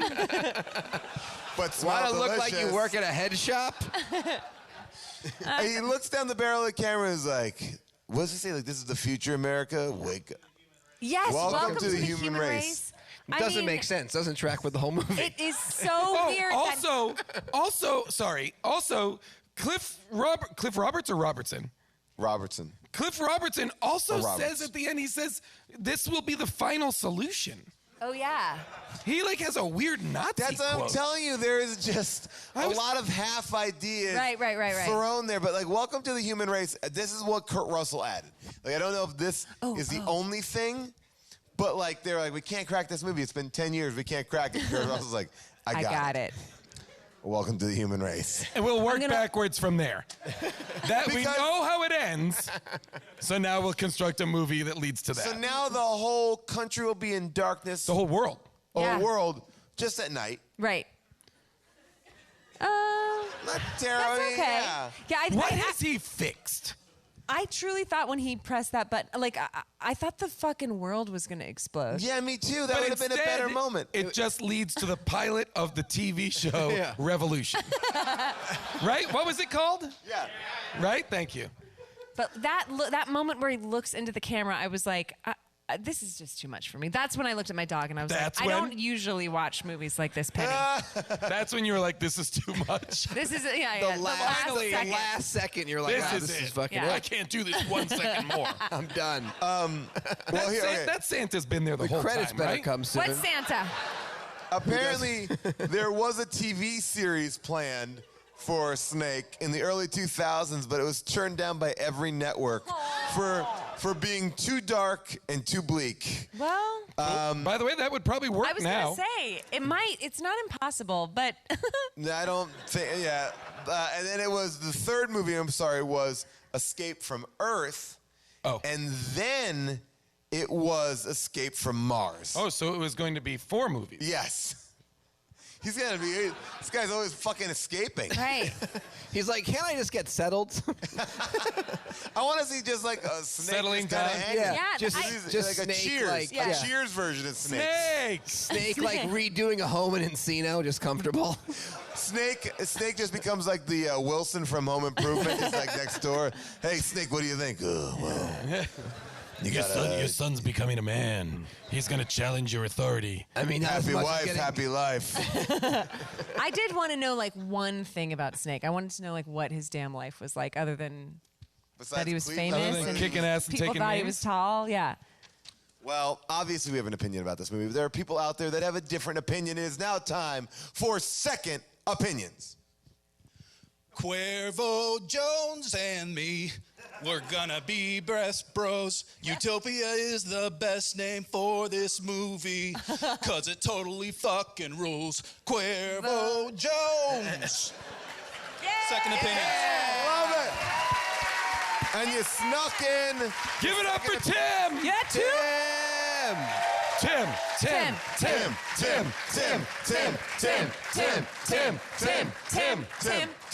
Kiss. These are that's a good audience member. These are 5-star reviews called from Amazon, and there are some great ones. There are so many good ones that I really had a hard time narrowing them down, and I was like, I'll do it before the show, but I didn't because they still were so good. All right, I'll start off with this one by Lorraine A. Wharton, written in 2013. What could be better than to watch and rewatch and watch again hunky Kurt Russell dressed in tight black leather? This is a completely unbelievable, outrageous flick that takes you outside yourself and totally immerses you in that world. Great twist at the end. Love this movie, and I have watched it over 30 times. What on earth? 5 stars. By the way, I'm Kate Hudson. Oh my Okay. Okay, how about this one? This is from Gerardin. Is it true that Escape from LA is more of a rewriting of Escape from New York? Well, if it wasn't, then it wouldn't be called Escape from LA. They would have titled it Snake's Vacation or something. I don't quite consider the movie a sequel. I will also finance a movie called Snake's Vacation. I don't quite consider this movie a sequel. The Escape duology is, to me, more like a couple of standalone films that take place in different dimensions. The ultimate revenge of Snake for all the crappy jobs he's been forced into taking for the greater good. I loved it very much. Wow. Welcome to the human race. Goodbye, folks. Oh no! This was a suicide notes. Oh, why did she post it on Amazon? Suicide reviews. Review-a-side. Folks. Jesus. Goodbye, folks. That's good. That's a good one. Here's another one that I really liked. This one is by James Ortega. I'm rating this movie 5 stars because I want everyone to see me in it. That's right. I'm in this movie. As the Chinese gangbanger who unloads the magazine of my Uzi on Kurt Russell. I remember that guy. This guy is super Great. talented. Great job. And does he like run into a Dick Tracy car afterwards? Well, he goes, of course I miss. I'm the kid in the front spraying the 9mm all over. Then I jump in a black car and take off into some ditch. I fucking remember this dude. Watch the movie and look for me. 5 stars. That's great. That's how you make it in Hollywood. I would love it. I'm gonna sign this guy. I'm gonna be his manager. I would love it if that review got him other work. Man, this movie has 5 stars. We got to get this. How about this one? This is a one from. This is actually one of my favorite ones I've ever read, and I'm already pushing it too hard. This movie kicks, in brackets, Heine. Oh no. We don't use Heine enough. I know. Yeah, that's a We have to bring back Heine. We're bringing back Heine tonight. I have not seen Ooh, look at the Heine on her. What? Look at Baby the Heine got on Heine. Joan Allen. Ooh, you should have seen the Heine on this broad. Ooh, I like what those are you talking Heinies. about? Give me those Batman vs. Superman Heinies. I have not seen Escape from New York yet, but this movie makes me want to go see it. There are some good action scenes, and the end kicks, brackets, Heine. Oh no. Oh no. One of the best movies I've ever seen. Oh my God. This movie has lots of cool and surprising moments. One of Heine. the best movies I've ever seen. Heine. She says that twice within this 3 sentences. If you like movies that have action, surprises, and good music, you should check this out. Music? It did have one great Tori Amos song. It did. It did. Did anyone notice that? In the brothel. Funny. Isn't that weird? And then it was also just full of great John Carpenter synthesizer Yes. music. I love that. Which I will bought listen that album. to all day and all night. It's so good. You're lying. I will listen to John Carpenter synthesizer music constantly. I will also listen to bands. There's a band called Zombie, Z-O-M-B-I, that does very basically just John Carpenter synthesizer really? music themselves. Yeah. They're amazing. And you listen to it? Yeah, I listen to it amazing all the time. Are you going insane? Guys, I will explain. I'm going to the bathroom because I'm going insane. You've been murdering people in the audience and coming back and trying to create an alibi. I'm All right. back. When you're in the Heine. bathroom, are you wiping your Buckle Heine? up. Buckle up for this next one. Okay, Oh, better boy. than Heine? How? It may be better than, well, it's not better. It's something. It's something. I By like Kathy brackets, J. Heine. Tureen, written in 2007. Well, if you've ever been to LA, then you know it's a place to run from. By the way, why not just say escape from? Yeah. You saw what they did to old Reginald Denny. Oh no. Snake has to find a way out of this place because Oh God. And then get right into the movie? Snake's got to find a way out of this place because you know if the dinosaurs didn't survive the La Brea tar pits and the Rams and Raiders left, then you know it's a bad place to be. The Rams are back. Fuck you, that guy. Not a good place to be from, and certainly not a good place to visit. Whoa. They should put a warning sign at the city limit that says, "Nothing to see here. Move along, people." Hey, 5 stars. Non-fiction film that is great. That's the title. Non-fiction film that is great. wow. Damn. What happened to this guy I in LA? guarantee that reviewer has headshots. Yes, 100%. Without a doubt. Without a doubt. Came, tried to make it work, didn't happen. Did not happen. That is so... I'm gonna get an agent like Steve Buscemi. It's all going to come together for me. This one is just worth reading because it's the first time I've ever seen this in any review, and this will be the last one I read. Escape from LA is a movie that will gain popularity as time goes on. This movie is a good B-movie action and entertainment. Snake plays by his own rules. His loyalty is only as dependable as the leash they keep him on, and the second he's released, the simplest act totally knocks the power elite off the throne. Bottom line, this one has a better sense of the absurd and more biting humor with just as much action. I prefer it to the first. Addendum. Written 3 months later. Since writing this review, I have watched part of the original, and I can see why many fans prefer it.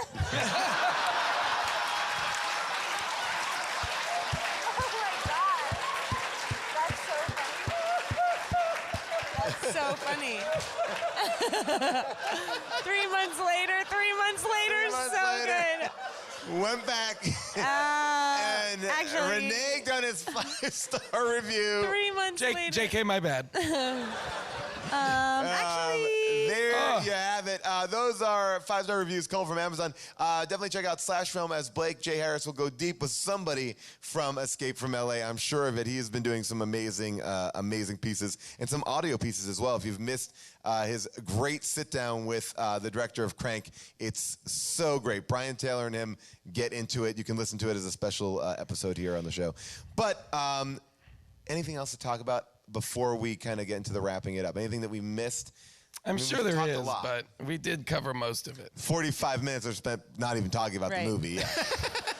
I did think the trailer that you still played awake? first before. Yeah. I thought the trailer that you played first before was pretty dope. The trailer It is tricked pretty me. great. Yeah. Yeah, the trailer is. Oh, I love that fake trick, out. yeah, that's a great fake You know, out. the trailer for the movie has like this very. It looks like you're at a movie theater, Yeah. and then it slowly becomes the world that Snake Plissken. It's a bummer. This is a bad movie. Mm-hmm. But I will say unabashedly, I love John Carpenter is a fantastic filmmaker.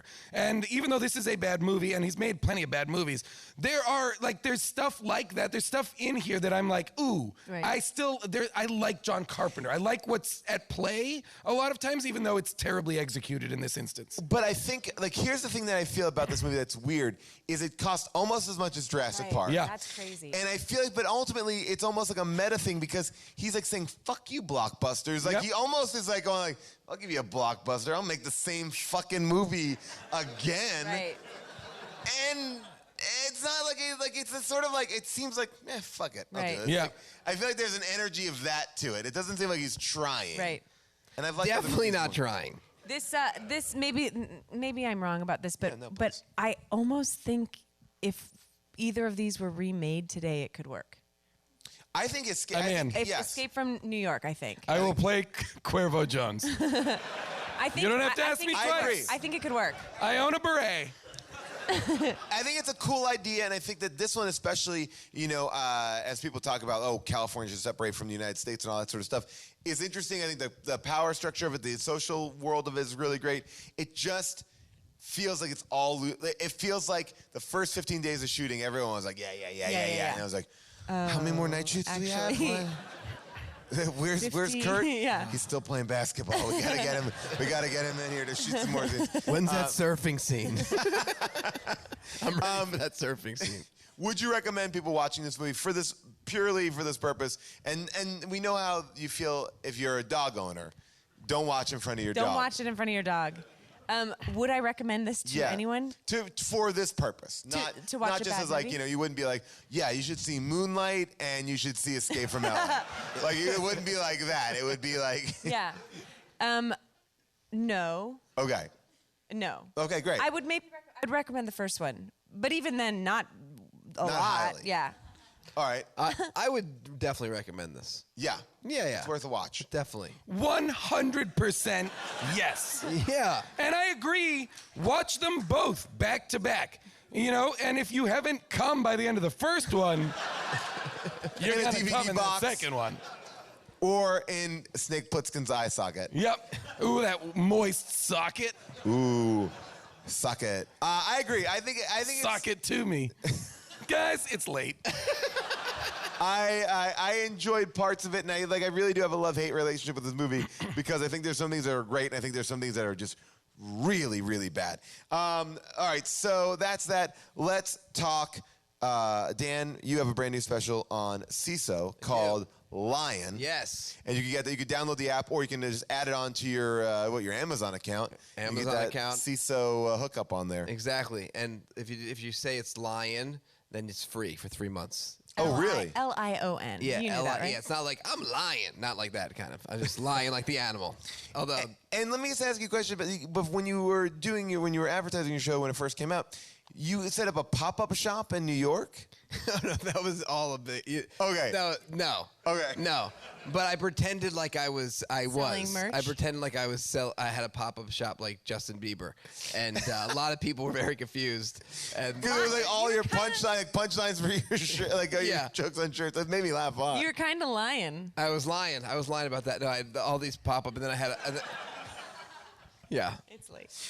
It is late. And now, and then people can follow you on Twitter. They can follow you on Instagram. All that stuff. Yeah. At Dan Levy. Darcy. Paul. You are on a hugely successful, critically acclaimed new show right now. Talk to us about that. When is it on? What's all the details? The Good Place. Okay, it's called The Good Place. It comes back January 5th, which is really soon. Which is now. Tonight? Yeah. Well, not now, but Well, you when know this is the gonna air, dates. it'll You be know on. the It will be dates. back. It will be back for a week by that point. Yeah. All right. So you saw it already. Yeah, we saw it. It was great. January 5th. Thursday, we have, I think, 4 more episodes, and they gonna blow your mind. I'm very excited. They actually are. I'm a big fan of Bad Janet. Well, she might come back, but that's a damn scoop for y'all. Whoa. Yeah. Getting the inside scoop. And where can people follow you? You know, Twitter and Instagram at Darcy Carden if you feel like you want to do that. Well, I think people would like to do that. Absolutely. I Jason. follow her. She's great. I follow her too. I I follow her like around the neighborhood. Yeah, stop doing that. So Cuervo Stop of doing you. that. Ooh, I'm like, ooh, look at this hiney. You're throwing doves at her, and they're just not flying away. Jason, what would you like to plug here in Here's January? the thing. At the end of the show, I'd like to apologize to Rob for making fun of his douchey hat. It looks great, I'd like Rob. to apologize to Blake Pliskin for not being funnier tonight, even though I crushed hard. You can follow me nowhere. Do you want to What did the apologize lady to the yell fucking at? woman The that you Sleeping yelled lady. at? I want to Sleeping. apologize to Sleeping Lady, although she has not slept since. She So, learned awake. her lesson. so I think I did a pretty good job. Very awake. You can't follow me, but you can follow us at How Did This Get Made on Twitter. Yes, And I and think on we're Facebook. on Tinder now. We are on Tinder and Grindr. I think we're on Tinder and Grindr. And the weird thing is, we'll just show up and we'll go in a bathroom stall with you and just talk about bad movies. That's what he was doing Shaq every plays time he peed. Kazam. It's late and it's been out for a while, but I'm gonna still promote it. Watch the Gilmore Girls, guys. Yay, Jason! You are in it. I mean, I might be in an episode of the Gilmore Girls, so don't worry about it. If you believe in it, guys, dreams can come true. Is that character here tonight? Robert, you mean Robert Castellanos? Esquire? He's not here. Yeah, those are my plugs. All right, great. I can't think of any good plugs right now, but I will say thank you to everybody here at Largo What for a coming great out. audience. Amazing crowd. Sign up for our brand new mailing list. We're gonna have we'll announce our live shows with a little bit more notice, and we'll be able to give you some info and scoop if you don't have Twitter or Facebook, which seems to be a common complaint now. And- so I guess eventually we'll get down to making a zine. I This thought it was podcast- easy. Soon this podcast will be released only on cassette. Yeah. And then that cassette will have to be retrieved by Snake Plissken. But Blake Plissken will be there trying to kill him. And trying to kill you. Yes. And thank you guys for staying so late, by Yes, the way. a big thank you to Avril Halley, who put together all these amazing clips and things I didn't even show you, like the hand gliding machine gun, or how the hand gliders in this movie look like the birds from Birdemic. Just things like that. She is And always wasn't there amazing. something else in the folder that you saw at the beginning that you wanted to show at the end? Yeah, but it's long, and I feel like we've been here for. Fine. All right, you guys want to watch it? Well, then let me just say, I will play it for. I'll play it for you guys here in the theater, and for you listening, fuck you. A big thank you to Leanna Waldron. Nate Kiley does all of our research and found out all that information about Escape from New York. And everybody, Earwolf, thank you so much. Bye bye.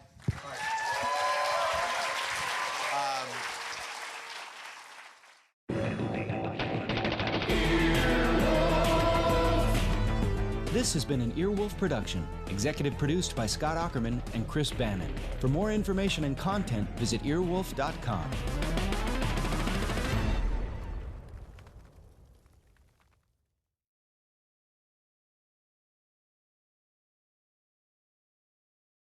The following episode of How Did This Get Made is sponsored by LegalZoom. They're helping keep the show free. If you go to LegalZoom.com and enter the code EARWOLF, you'll get a discount, and 100% of what you spend there comes directly back to the show. LegalZoom is the best place to help with your legal needs. They're not a law firm, but they provide self-help services at your direction. For more information on how to support this show and the rest of the Earwolf Podcast Network, go to earwolf.com/insider.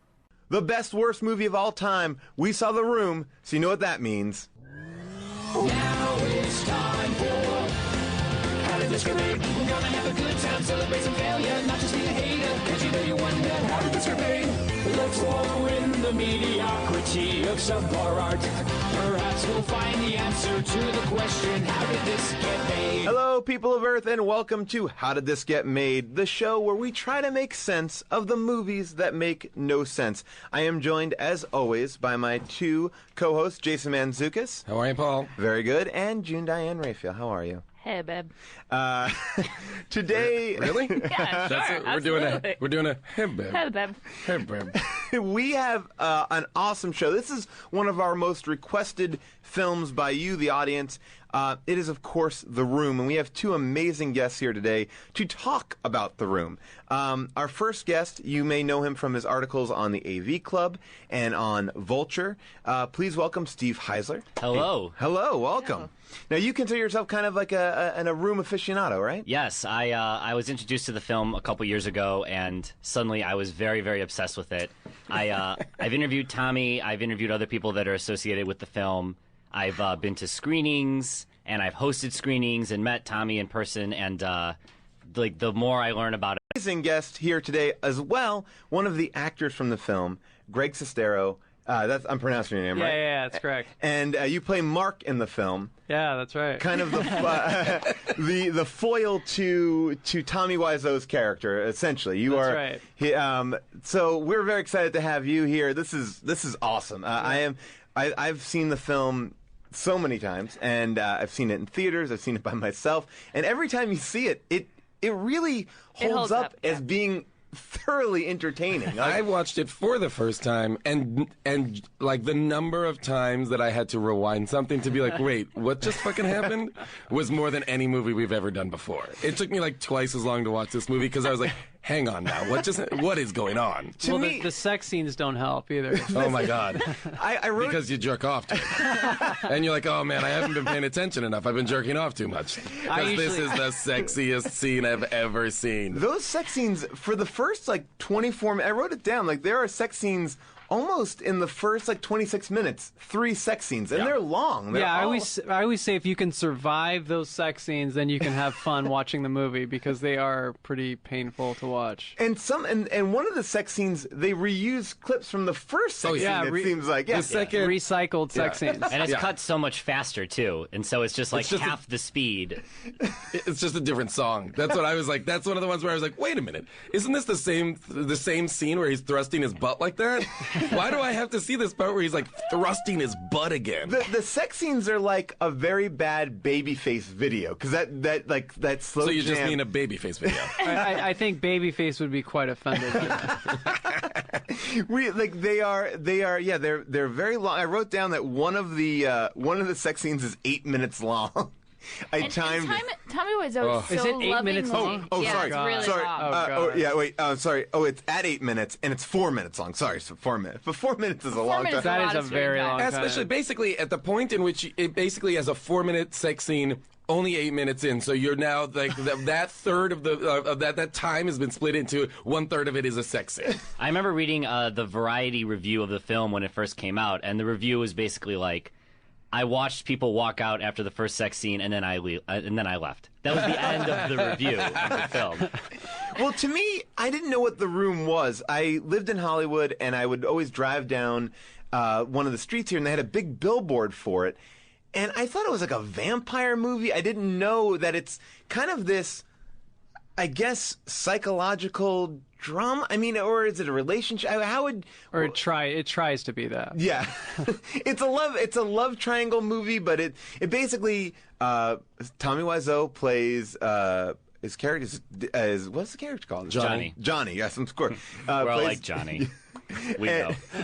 He is about to get married, and all of a sudden his wife decides she's not in love with him and starts hooking up with your character, Greg, Mark, who's Tommy Wiseau's best friend in the film. Yeah, and you all live, I believe, in the same apartment building. Yeah, but we only see one apartment. Right. Yes. And a rooftop. But we establish the hell out of it, but we only stay there. Yeah. Yeah, the movie takes place in San Francisco, but you very rarely leave the house. Like maybe 3 times in the entire movie. Like super late in the movie, too, I feel like. It's not until really late that I feel like you guys are in that coffee shop, and I'm like, what the hell Well, is there's that first scene where Tommy goes to the flower shop. Oh, right. Holy shit. That's one of my favorite That scenes. scene, I started writing down every line of dialogue in it, and especially my favorite is she goes, "You're my favorite customer."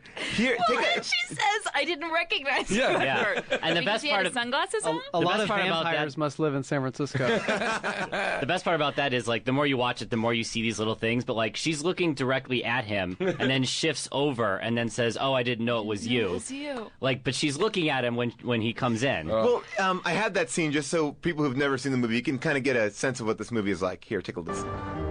Hi. Can I help you? Yeah, can I have a dozen red roses, please? Oh, hi, Johnny. I didn't know it was you. Here you go. That's me. How much is it? It'll be $18. Here you go. Keep the change. Hi, doggy. You're my favorite customer. Thanks a lot. Bye. Bye-bye. Guys, it's internally competitive, the dialogue there. It Who really can say is. it faster? Now, I mean, there seems to be a lot of dubbing in the movie. I mean, like a lot of ADR. Like people went in and recorded voices over again. Like, did you do a lot of ADR? I started to believe his whole life was dubbed at some point.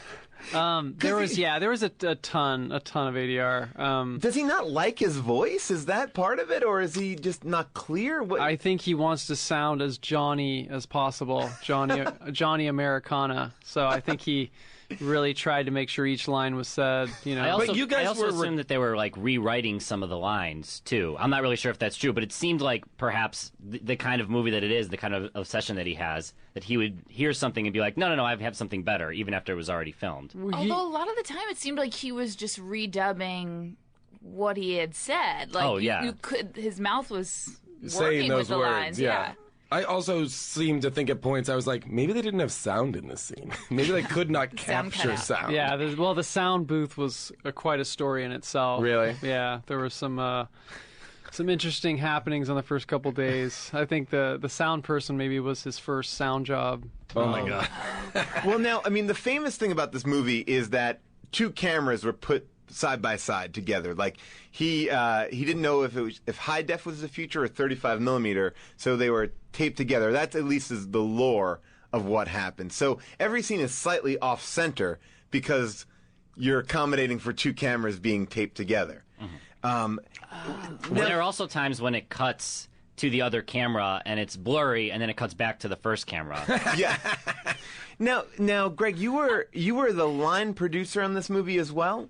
Yeah, I mean, I did a bunch of stuff. At the time, I didn't even know what a line producer was, but I was credited as such. So I did a lot of the casting, a lot of the production stuff.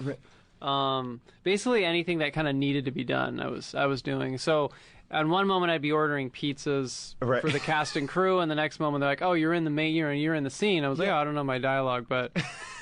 All right, let's do it. And like I know you have a book coming out, which will be coming out when do later next year. Okay, I can't wait to read this book. And can you talk about how you met up with Tommy, or like how?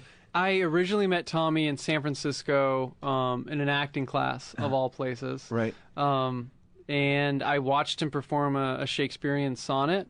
and I think everyone in the class was horrified. But I thought to myself, "Wow, this guy is something. I want to find out more about who he is." Yeah, so I approached him. I said, "Hey, do you want to be scene partners?"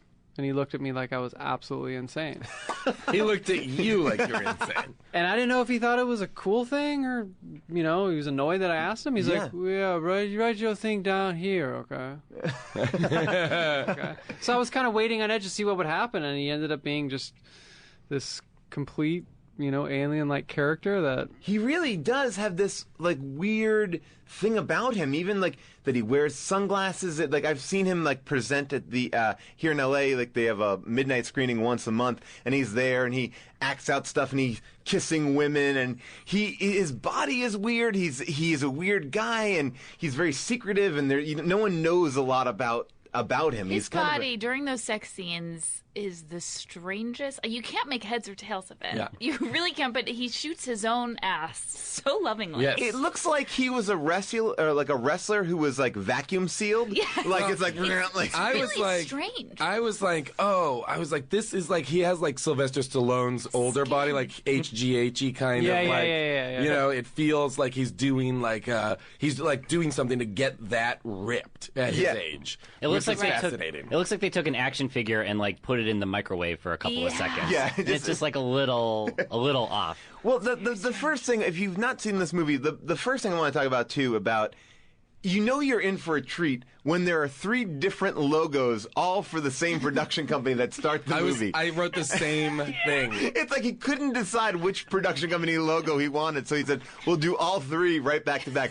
First, it's a flying W, and then it's kind of a Universal logo. It's the world with Wiseau, and then it's just another one, which is even less than those, just a world rotating, showing a shadow, and then it says Wiseau Films. But they all say the same thing, back and forth. It's all Wiseau Films. So it's a Wiseau Films production of a Wiseau Films presentation of a Wiseau film. And I don't know if you mentioned this already, but he is the writer, director, producer, and star. Yes. So he is ridiculously ambitious with this project, as is evident even just in the opening credits. And before this, not a director, not that we know of. I mean, now you, Steve, you probably know a little bit more about this.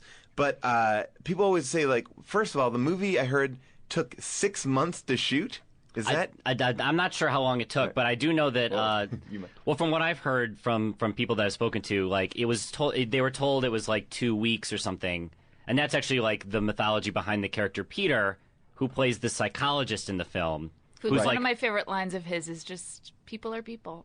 It's a very psychological thing to say. But so he's the other friend that comes in later, and he's the psychologist, and he disappears halfway through the film. And I was told by somebody who works in the film that he was told it was a 2-week-long project, and then it kept dragging on, and he just had other work that he had to do, so he had to leave.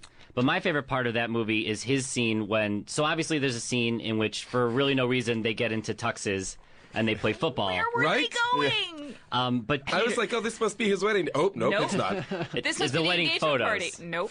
Yeah. Oh, it's for the wedding. It's the wedding photos, I think. I think they'd even fool the crew on that one. They're like, what's the point of that? So Peter, so they're all playing football, and they throw the football to Peter, and he falls down, and he goes, "That's it, I'm done." And they walk away, and what in the movie he means I'm done with playing football. But I like to think that they captured him quitting the film, and that was the best cut, and they just used that. Well, anytime anyone plays football in this movie, someone falls down on the ground. So many men fall down with no reason, and for no cause. And we're talking about we're saying football. That's a very loose term. Catch. It's catch within maybe 3 feet of each other. And then it's somebody just gets the ball too hard and then. And there is also a basketball. I just want to say there is also a basketball in the movie. Well, now, Greg, how long with no hoop? With no hoop on a roof. On a roof. Is that kid's name Danny or Denny? Denny. Denny is just holding a basketball on the roof of the building with nothing to play. Can we can actually hear what Tommy talks about why he chose the football here? Wait, here you. I think people should realize that playing football without any gear and a special big, huge field, it's fun. So you can play football in tuxedos, you can play football 3 feet apart, and the idea is to have fun. So I would recommend to anyone to try it. So That's a great explanation.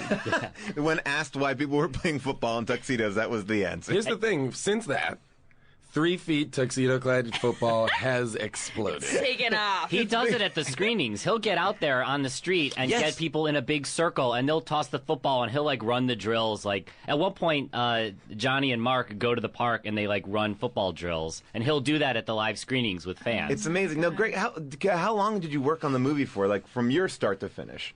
God, I was there for too long. I ended up working on the casting process, which Right. in itself took 2 months.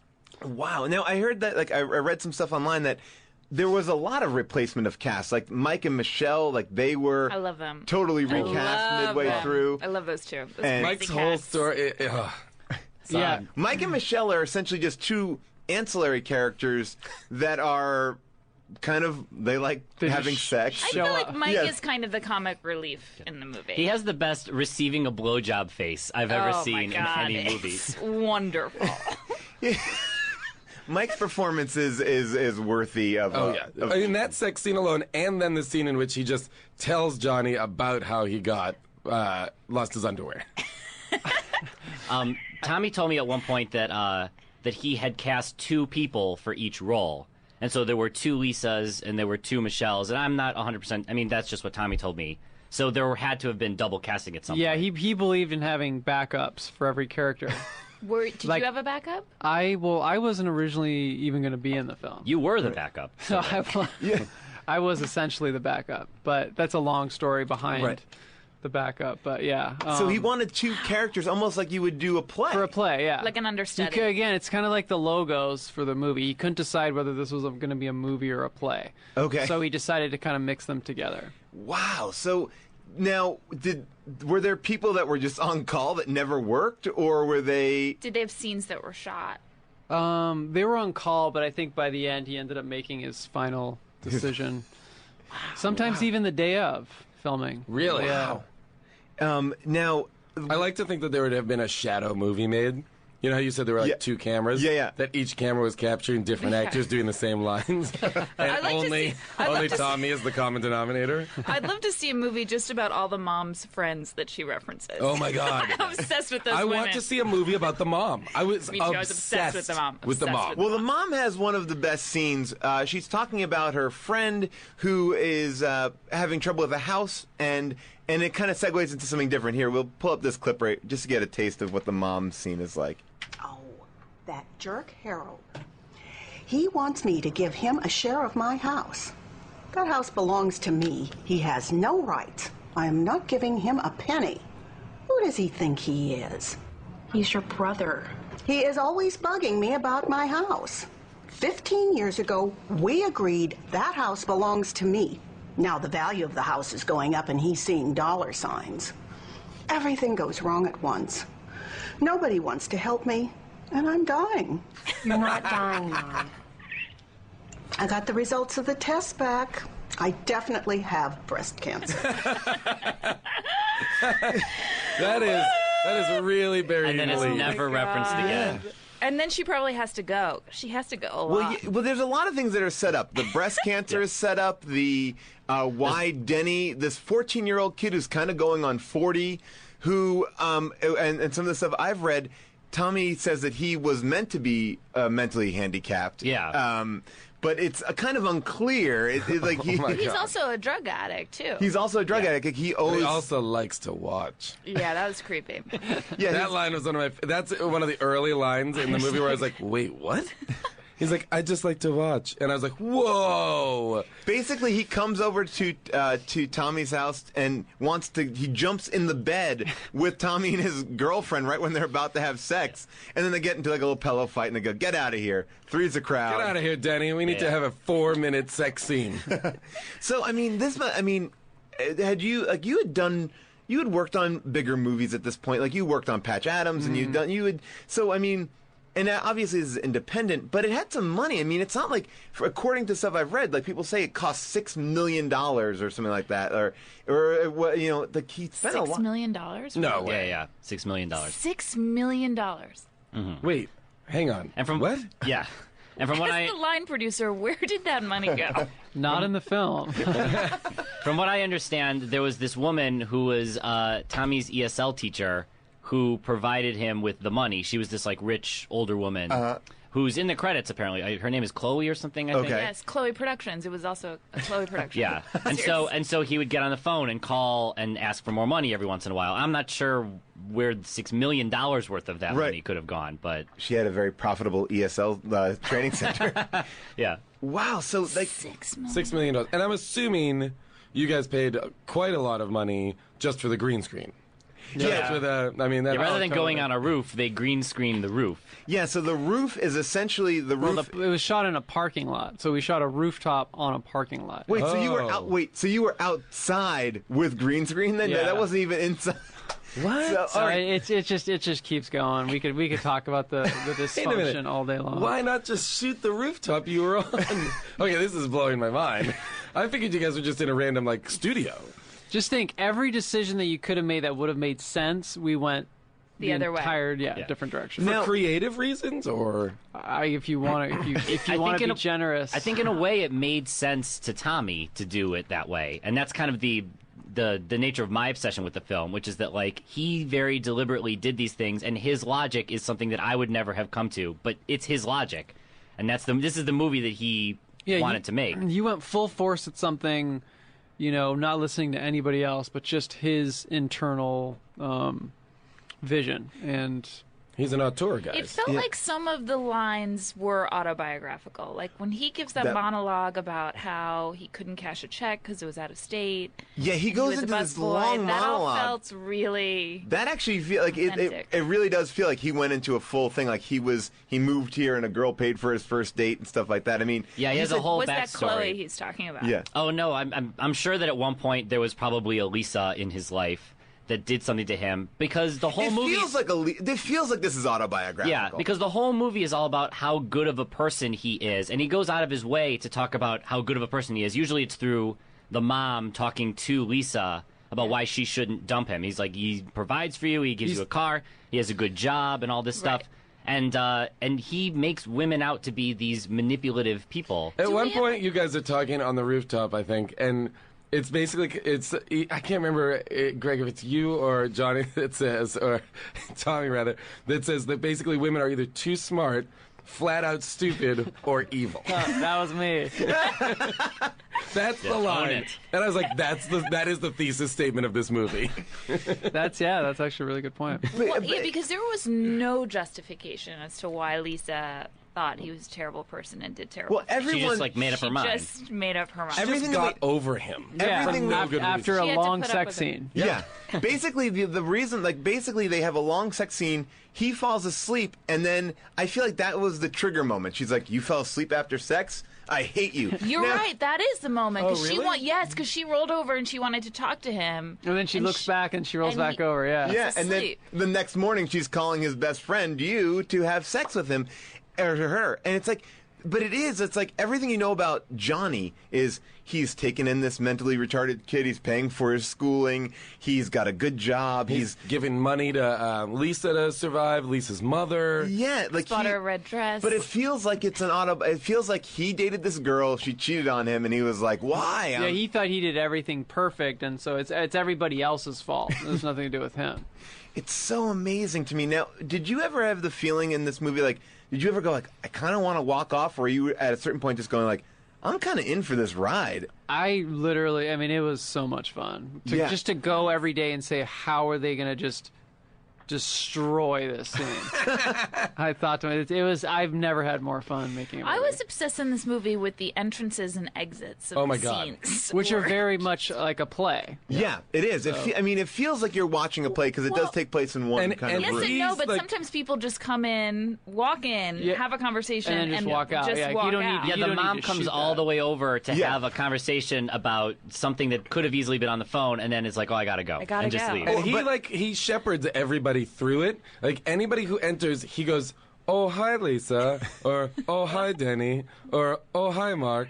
It's like he has to like facilitate everybody's arrival so that we know which character has just walked in. It's up to him to be like, Oh, hi. Well, my favorite thing is Denny comes over and he goes, "Hi, is Johnny home?" She's like, "No, he's not home." He's like, "I wanted to hang out with him." "Well, he'll be home in a second." "No, I gotta go." I was like, well, why didn't they? Well, there was no information given. It was just like, oh, this character just appeared. He had something to say, but we're not going to hear what he had to say. He'll be back later. It's like literally, yeah, come over for 4 seconds and then leave.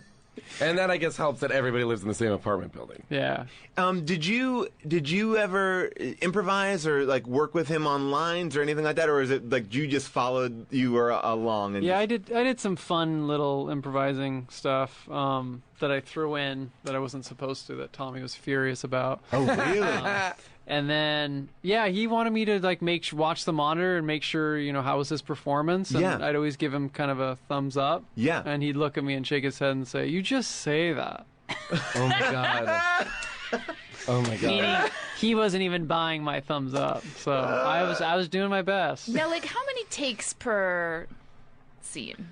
Like, per setup? Some scenes would take all day, a day and a half to shoot. I'm not joking. Wow. I mean, it was amazing. Is it about being like a perfectionist? Is it about like needing... No, it was just actually just getting a scene down that wasn't stopped. Because, Would he be calling cut a lot to stop his own rhythm because he didn't feel like he was getting... Well, when he was in the scene, he had, help. Okay.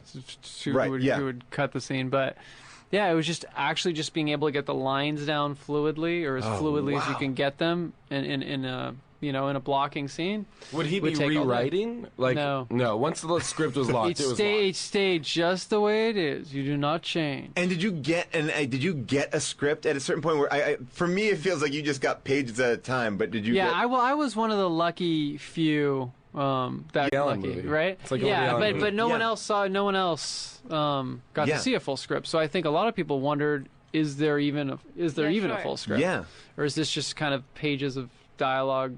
Or did you sort of become the person that all the other cast members would ask all their questions to? Yeah, I became like the Tommy Whisperer. Yeah, kind of like what You were like the dance captain. Yeah, I was like kind of the voice of the audience. That if people needed some sort of normal. Yeah, because you information. seem because I imagine everyone was probably. I mean, because you've been working with him for a long time. Everyone would be confused coming on. Like what is going on here? So you obviously.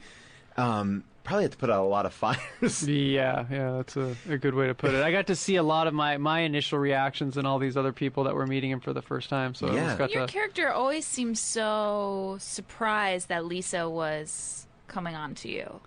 Yeah, well... And one of the things that you say in the movie is like, "Why did you do this to me?" Yeah. After the first sex scene, it's like he's the one who is the victim. Well, it's interesting I'm sure you guys picked this up, but I think all the characters kind of sound the same. Yeah. Mark is the victim saying, "Why did you do this to me?" Johnny's my best friend, like, poor me. Yeah. Like, God, I got pulled into this. I have no part in it. Claudette's kind of the victim that no one wants to pay for her house, and, so it's... Everyone's a victim. Chris R is the victim of not having Denny's money. Yeah, everybody's kind of not getting anything that they want, and they're perfect, but Michelle and Mark not Mark. Who's Michelle's? Michelle and Mike, right? Mike got interrupted. Yeah. But the only not victim is that fucking bitch Lisa. No, Lisa is a victim. She's so hot though. She makes herself so hot. Yeah, no one can get.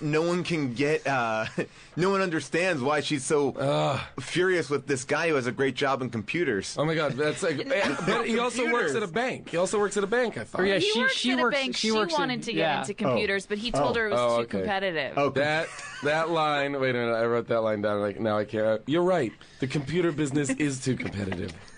Could you imagine walking into a bank and seeing Johnny as your teller? Yeah. I think. What do you want? Realizing on the poster for the Deposit. room, Tommy Wiseau's hair is much shorter, isn't it? It's just pulled back. Oh, it's just pulled back. Okay. But I mean, you're basically marketing a drama, an American drama, and you put a picture of yourself that looks like you're about to kill somebody after a 60-hour meth bender. Yeah, That's what it looks like. That's what I saw. Like when I saw that looking down on the street, the billboard, I was like, it looks like is it a vampire movie? What is this and wasn't thing? the tagline like, "Do you really understand life?" or something like that? Can you really that? trust anyone? Can you really trust anyone? Yeah. No, and the answer, arguably, is no. No, absolutely not. I would like to have had that movie retitled Meth Bender. Just like Meth Bender. If that had been titled Meth Bender, everybody would have gone to see it instantly. Dude, have you seen that poster for Meth Bender? Yeah. Bro, we gotta go see that. And then if you showed this movie, people would be like, dude, that wasn't about a Meth Bender at all. Well, good. Now, Greg, when did you know? Like, so you finished the movie. When do you know that it became this other thing? Like, did it slowly perk up, or did it like? Well, there was a premiere for it, and it went as according as probably what you guys expected. This is San Francisco? No, it was here in LA. Okay. It was at the Fairfax Lemley Theater. Okay. Fairfax and Beverly. Okay, right. Very fancy. Yeah. The one that's closed. I think one that's closed now. I think it closed it. Yeah. I think we had some bums in attendance. It went really well. Oh my gosh. No, but it was everyone laughed, and I saw some comedy in it. I walked out in the first 5 minutes because I couldn't stand to watch a sex scene that I was in with a packed On a spiral house. staircase. Yeah, so I hung out. Also, an uncomfortable place to have a sex scene Very on a uncomfortable. spiral staircase. Especially when the door could open at any time and you would be very visible to anybody. And so close to the bed. Yeah. Yeah. Why don't we just take a few steps up? Their passion took hold. Yeah. They could not make it. So, yeah, I peeked back in. There was just people were laughing through the entire thing. And I thought, okay, that was it. You know, he showed his movie. It's done. It's over. Now it's going to turn into his home video. So some college kids discovered it, and they kind of spread it throughout kind of the LA college scene. And I showed up some months later at a screening on Wilshire, and it was packed.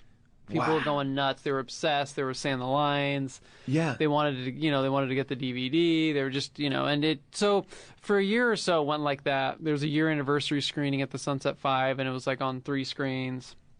So it was building slowly. And then there was an article that came out in 2008 in Entertainment Weekly that really it was a 6-page article that just talked about all this, all these celebrities that love it, and they host parties of it. And from then on, it just completely blew up. And it's so crazy. And Tommy has some amazing quotes in that Entertainment Weekly article. He said that he got $6 million because he sold leather jackets to Korea. I tried that. I made about $20. I heard at one point he was selling yo-yos in San Francisco, like in the 70s or something. I don't know if the yo-yo business took off. And wow.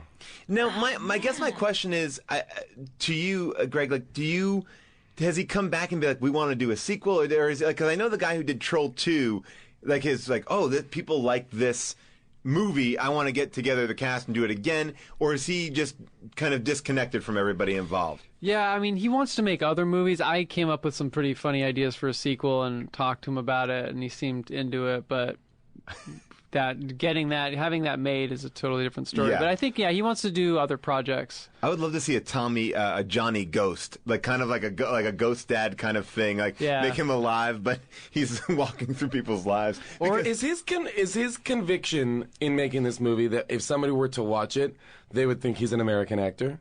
Oh, I'm sure. Yeah, because there are a lot That of lines in the blows movie. my mind. There are a lot of lines in the movie. You have one of them where it felt to me like he's just sort of working out his fascination with like American sayings and things. Totally. Like when Don't worry about it. and XYZ examining your zipper, Yeah. and you're like, what is Well, XYZ? there's a great line where they go, "We're going to go see a movie tonight. What are we going to go see?" And it's like, "Don't worry about it. You plan too much. Yeah. Just take." Well, that's not. We're not talking about a 6-year plan. We're talking about like what movie we're going to go see tonight. We're not planning your 401k. Yeah. But that also, I guess, makes sense for the way that he kind of he did this movie in a way too. I mean, Big question: why is it called The Room? Oh yeah. Well, You have no idea. No. well, here's Tommy's explanation. Take a listen. Why did you call it The Room? Because the title has a special meaning to me, and at the time I thought about a special place, a private place, a place where you can be safe, and it's not a room, but it's the room. I thought and I think that a lot of people will relate to it. So the room is a place where you can go, you can have a good time, you have a bad time, and a safe place. Wow. Nothing safe about ending up dead on your living room floor. Well, Johnny kills himself at the end after. Spoiler alert. Yeah, sorry, spoiler alert. After vigorously, I don't know if is he masturbating with? He's like rubbing the dress on his crotch or something. Yeah, in the script it says that he was pleasuring himself. Wow. So yeah, because he buys Lisa a dress in the beginning.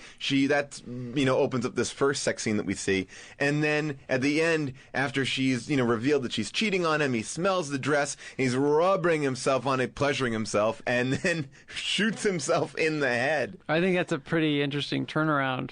I think that's the only time that's probably ever been done on film for good reason. I think Dylan McDermott came close in that American Horror Story show where he's masturbating and crying at the same time. That's a classic McDermott. But yeah, no, I mean, the movie basically is like feel sorry for Johnny. It's like because he is the victim. He is the victim all the way to the end, and then it's again that rooftop scene of you guys where he's basically like, "I'm so happy to have you as my best friend, and I love Lisa so much," and it's like, "Oh boy, that's sowing the seeds of your own destruction." Friend. It's like how the trailer goes: a perfect world, a perfect life, everything's supposed to be perfect. Yeah, and he's perfect, but it's everything that crumbles around him. His body's perfect. Yeah. And he humps perfectly. I mean, he really does. He really that ass is in there. That is the second sex scene that uses the footage from the first sex scene literally blew my mind. That was the moment where I freaked out. What about when he walks out naked? Oh my god! Oh my god! Amazing. I came. Weird? Too much information? So how do you guys feel about the fact that this, do you see this as a comedy? Because there's a lot of debate about whether or not this is, he bills it now as a dark comedy. Well, he built it as a dark comedy. But the question is, did he know beforehand? No, of course not. And I think he might have. No possible way. I don't know. You think so, really? I think that there's... If the comedy isn't coming from the situations being darkly comedic, I don't think... one moment, there are jokes. There are jokes in it. I just think it's so ridiculous that there had to have been part of him that recognized that it's just so over the top that it might be perceived as comedy, but it's dark. And but when he's having that romantic dinner with Lisa and they're eating pizza and drinking, that's one of the most ridiculous, insane things I've ever seen. I laughed out loud at that. You have nice legs, Lisa. Yeah, did you catch that? So funny, but I don't think he would know that would be that funny at all. There's no way. Yeah, what do you? Yeah, I mean, obviously. Greg, I think there's some cutesy little stuff where Denny comes in and jokes around. So there's some scenes that were supposed to be maybe lighthearted. But I think at the end of the day, this was, What was Denny addicted to? Yeah, it sounds like it was. I mean, it was like a Tennessee Williams play, right? I mean, that's what he was going for. It was to be, the streetcar named Desire of the 21st century. And it is. Mission accomplished. In the most beautiful way. Did you guys? Did it take you? I'm guessing 10 days to shoot the fight sequence. Did you have a stunt choreographer? Pretty close, yeah. You're in the ballpark. Really? Because I was like, that is epic, and I was like, the way you talk about how long it would take to shoot things, I'm like, I bet that scene took forever. Yeah, that was just a full day of jostling. Shoulder jostling. Yeah. Now, the one thing that I found that was really interesting was they never used the term fiance. They always say future husband and future wife. They've never say fiance, which is a nice bizarre, just that's a very common thing for us to say. And now you've talked to a lot of people involved in the movie. I mean, anything that you've uncovered that you? Well, I've spoken to Tommy. I've spoken to Greg before. I was hosting a screening in Chicago that Tommy was at, and I wrote this whole article about my experience with him. And then after that article came out, it's at the AV Club. Somebody who used to work on the film contacted me under the shroud of anonymity and was like, I used to work for him, and I'll tell you some stories about him. And so I called him up, and he was telling me about how he sold yo-yos in San Francisco, and how, he's from France, and he came over, and he was from Poland, and he took a French name, and he came here, and how he did find it a dark comedy at the beginning. So there were darkly comedic elements, but I just don't think he understood clearly what a dark comedy was. It's hard to write a comedy in not your own language, or if he's using an ESL, dark comedy is such a specific genre that you have to have an understanding of. But also, apparently, part of the reason why he was doing this film was, clearly there's this woman that wronged him, and he wanted revenge on her to show her this, but he wanted to be perceived as a sex symbol, it seems like. Yeah, right. I mean, he definitely is. He's definitely positioning himself as this, as a hero, as a Brad Pitt kind of character. Oh, the one thing I'm obsessed with that I heard, by the way, and I don't know if any of you can enlighten me to this, but when they are in the coffee shop, which is odd because it's sort of like, oh, now we're in this coffee shop, and before the actual scene starts, it's just really just people ordering coffees and cakes. It's, new people. I could swear that someone just ADR'd the sound of a coffee machine, like someone went. It doesn't sound like it sounds like a voice did it. It really does. I hope I'm right on that. A lot of the ambient sounds I heard were done by Michael Winslow from the Police Academy movies. I mean, and everything in this movie goes between being like a fight or a very fight or very casual. It's just like it's like people get into fights here so kind of quickly. But then, like your fight sequence, Greg, with Tommy is like you fight, and then he's like, "Go, cut it out. Let's be okay." And you're like, "Okay," and you shake hands again, and then you start fighting again. It's like amazing. And there's also one point when Lisa and Johnny are fighting, and then the fight ends, and Johnny's just like, "Don't worry, I still love you." Yeah. And it just ends. Like the emotions range from so over the top to just nothing. Did I miss something? It goes into total non sequiturs sometimes, like fight, and it's like. Do you guys like donuts? Dude, should I order a pizza scene? Yeah. Should I order a pizza scene is one of my favorite scenes. I already ordered a pizza. You think of everything. Yeah. No, and then you think about everything. He keeps pushing her down. The little details of that are just. You think about everything. You think about everything. Well, there's a line here where he goes, where it's his birthday party, and he says like, "You invited all of my friends." Like, oh, I wish I wrote it down. Good thinking. Good thinking. Yeah. Well, who else would you invite to your birthday party? I never would have thought to do that. And are we to understand that Lisa put this birthday party together to simply get you, Greg, in the room with her after everybody walked outside? Like, what was her? It's a very Lisa thing to do. Oh, she's such a bitch. Because that's really crazy. So sexy. Yeah, Such Lisa. Lisa so picks hot. the most She's so hot. inappropriate times to have sexual relations with your that character. Just seems crazy. That's such a long way to go. Yeah, never leaving the house is probably one of the biggest Oh my God, problems. Of it. She's an agoraphobic. I was going to say she's a shut-in, right? Yeah, you think take her for a walk once in a while. Yeah, she ordered she's pizza. definitely getting her clothes nails are done. brought in. She's definitely getting her nails done somewhere. Her nails looked Her great. nails are like featured in every scene. Yeah. Or she had no time to dye her eyebrows the same color as her hair. I have a lot to say about her eyebrows. That's what makes her so beautiful. Oh, She's so beautiful. that contrast. Are there any? I want to know. Are there stuff? Is there stuff you shot that is just simply not in the movie? There's a couple. And are there sex scenes? God no. No, there are a couple scenes. The Chris R scene, Which I saw on the DVD, right, where they're shot playing horse. Interior, yeah, which didn't get used because it wasn't dramatic enough. And then there was an. But it's essentially the same exact scene. Like, I watched it. Like, there's a deleted scene. Like Chris R tries to take, or Denny tries to take Chris R's mind off of the heroin money, or sorry, the mind off the drug money by playing horse with him.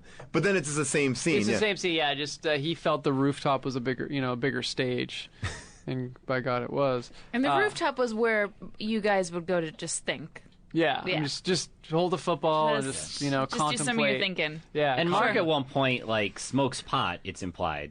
Yeah. Oh, that was actually there. a really funny part because, in this film I'm supposed to be a grown man, but I have to go up on the roof and have my little stash of weed, which is hidden under a block, and pull it out to go secretly smoke weed. I mean, that's something you do if you were probably 12. Yeah, exactly. Right. You have just your own smoke it in your own apartment or Well, wherever. It seems like also a pretty pivotal moment for Mark when he shaves his beard off. Yeah, I think it was a life changing. So what was happening for him then? This is it was a this is when I transformative become moment. Yeah. There was no reason in the film for that, but there's backstory to why. Oh, okay. Why I did that, but there's no character. Okay. And it was never in the script. Gotcha. Actually. And did you guys shoot in chronological order? We shot in set order. Okay. So living room stuff, bedroom stuff. Wow. And it took a. I mean, and you were there a while. And were there reshoots involved? No, just the Chris R. The which was done, during the rooftop stuff. And did anyone ever bring up to him we should shoot on a real roof in San Francisco, or is that just price prohibitive? Yeah, but he would immediately shoot them down. We do my way, okay? Please sit back. I love it just to be. The thing that blows my mind about that is because I guess the reason to put a green screen roof is to be like, well, we don't have any problems with weather. But then to shoot it outside with green screens, you really are not. You really aren't really saving that much. It's like building a house inside another house. Yeah, exactly. Yeah. It's amazing. And now, you don't have to answer this, but do you see any of the profits from this? Because I feel like this is so successful, the DVD, the posters, or anything, or is that something that you were like that? Yeah, I mean, surprisingly, I mean, of all the things I've ever done in my life, the least I ever expected was from this, and this has actually given me the most, Great. you know. Oh, that's awesome. So like, you actually did have like the proper contracts and stuff like that. Well, yeah, it's paid. Yeah, it's definitely paid off, and I mean, I've been able to travel the world from it. You know? Yeah, that must be amazing. Like, where have you gone with this movie? Like, I have been to Ireland, to Dublin several times. I've been to Prague. And it must be like the most fun because it's like when you're there. I mean, I even know like just from being a fan of this, like just to have you here is so exciting. It's like this is like it's like you go to these crowds of people that it's like you're a hero. You get to go in and get to do this stuff. It's like it must be exciting to go there and kind of see it that way. Yeah, I guess it's fun to just kind of talk to people about what they saw with it because I know. My first experience with it was disbelief. So it's kind of fun to see, normal minds digest this, crazy material. So it's kind of fun. It's kind of fun to have a conversation about it and for answer some of their questions because they can't really get, they're not going to get answers from Mr. Genius himself. Yeah, because he changes his answers and he's all over. I mean, to me, the thing that's so engaging about this movie, and I can't tell you enough, if you've not seen this movie, buy this DVD. It is well worth it and rewatchable. It's like there are so many movies that are, quote unquote bad, but this transcends that. It's not a bad movie. It's a fascinating movie. It's because we've watched a lot of bad movies. Yeah, like that is what we do, and this is not. This like instantaneously becomes its own category of what's happening right now. Yeah. This isn't like an existentialist drama, I think. Because everything about it is like, I would never have thought to do it like that, and the relationships. It really is. I think it will better than. I think this will stand the test of time. I think as years go on, this is going to be one. It already is screening throughout the country, midnight screenings all over the place. I think seeing it live is a whole different experience and one that if you haven't done, you have to do because I didn't know the thing. Like there is apparently a picture frame of a fork. Or a spoon. And people bring spoons to the screening, and every time that you see the picture frame with the spoon in it, people throw spoons at the screen, and it's amazing because first of all, it's on the screen a lot. That picture frame of the spoon, it's amazing. People bring footballs and stuff, and they play in the aisle. When I hosted that screening at the Music Box in Chicago, I saw Tommy reacting to these people watching the film, and part of me wants to believe that he saw these people liking his film and was just like, you know what, some people are here to mock me, but it's fame, and I'm just going to kind of take it for what it is. But you can tell that he's sad. Like, he would kind of slink off every once in a while and not want to watch the film. He sat in the lobby for a really long time, and then these two girls came out and wanted to interview him for something, and he was just more excited about that than he's like kind of getting off on the fame than or what it's become. Yeah. 'Cause, I mean, he has created his own mythology. I think he likes to be this kind of different type of guy. I had a theory that maybe when he broke the mirror, that may have been things that may have given him 7 years of bad luck, or maybe he played the production in a weird way. There's all sorts of really weird stuff. Like I was looking for symbolism in everything. Yeah, I was like at the beginning of the movie, Denny eats like an apple, and I was like, is this supposed to be like a biblical original sin kind of? I kept looking for stuff to be like try and make sense of it. Like what's he doing? But I think it's just insanity. I mean, the thing I love is that he has a lot of tape recorders. There's a lot of tape recorders. This is 2003. Yeah. Tape recorders are kind of gone at this point. And there's one great shot where he gets mad and he throws the tape recorder across the wall, and it's slow-mo shot, but the tape recorder doesn't break. It just kind of gently bounces off and it falls. It's amazing.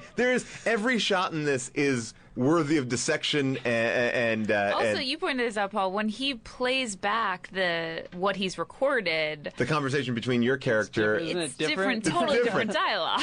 Yeah, he's like, I'm just going to play back the scene that we just saw as an audience, and it's different. Not this scene, though. But it's really an amazing. We've movie. had that conversation like 4 times, so he just pulled, the one that he liked the best audio. Oh man, I almost feel like we have to play the flower shop scene again. Hi. Can I help you? Yeah, can I have a dozen red roses, please? Oh, hi, Johnny. I didn't know it was you. Here you go. That's me. How much is it? It'll be $18. Here you go. Keep the change. Hi, doggy. You're my favorite customer. Thanks a lot. Bye. Bye-bye. And now, and before we go, I do want to give a big thanks to Sean Sakame, who donated money to How Did This Get Made? Actually, a lot of money. And he is at Snap the Jap on Twitter. Great guy. I actually co-hosted Doug Benson Loves Movies with him. Thank you, Sean, for giving us money. I don't know where that money goes, but I think it goes. People could give us money. I didn't know that could happen either, Did but I'm Jason sure. and I get some of that money? No, I didn't get any of that money. I'm sure it goes to Earwolf. Well, but you in are general. wearing a new necklace. Yeah. Whatever, guys. It's cool. But thank you, Sean, for donating some money. That's great stuff, and get these amazing guests like we had today. Greg and Steve, thank you guys so much for coming here and doing this and talking about the movie. Now, anything to plug for both of you guys? All my writing is at steveheisler.com. Okay. I occasionally write about The Room. I had to be told at one point by an editor that I was no longer allowed to write about The Room because I wrote about it too much. And they're great. They're great pieces. And of course, Greg, you have your book coming out. Yeah, it's going to be published next year by Simon & Schuster. The working title right now is Locked Inside the Room. But how is it coming? Is it fun to kind of revisit it all? It's amazing. Did you keep journals or anything during the time you were working on it? I did, and I also, when you go through an experience like that, it's something you probably can't ever erase from your memory. But I actually have a lot of behind-the-scenes footage that was shot. Oh, wow. So that's really great to make sure to capture all those moments and descriptions so everyone can really enjoy what it was like to be at Ground Zero. Do you have post-traumatic stress disorder? I'm hanging in there. I can't wait to read it, and it will be the first real kind of first-person thing about this movie, which is going to be great. So keep your eyes open for that. Thank you, Dustin, as always, for being an amazing engineer, and that is all the time we have. We'll see you next time. Bye-bye.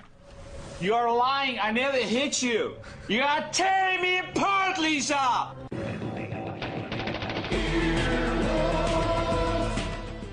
This has been an Earwolf Media production. Executive producers Jeff Ulrich and Scott Ackerman. For more information, visit earwolf.com.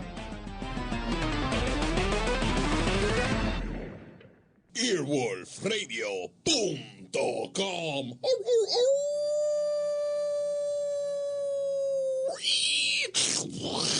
The wolf dead.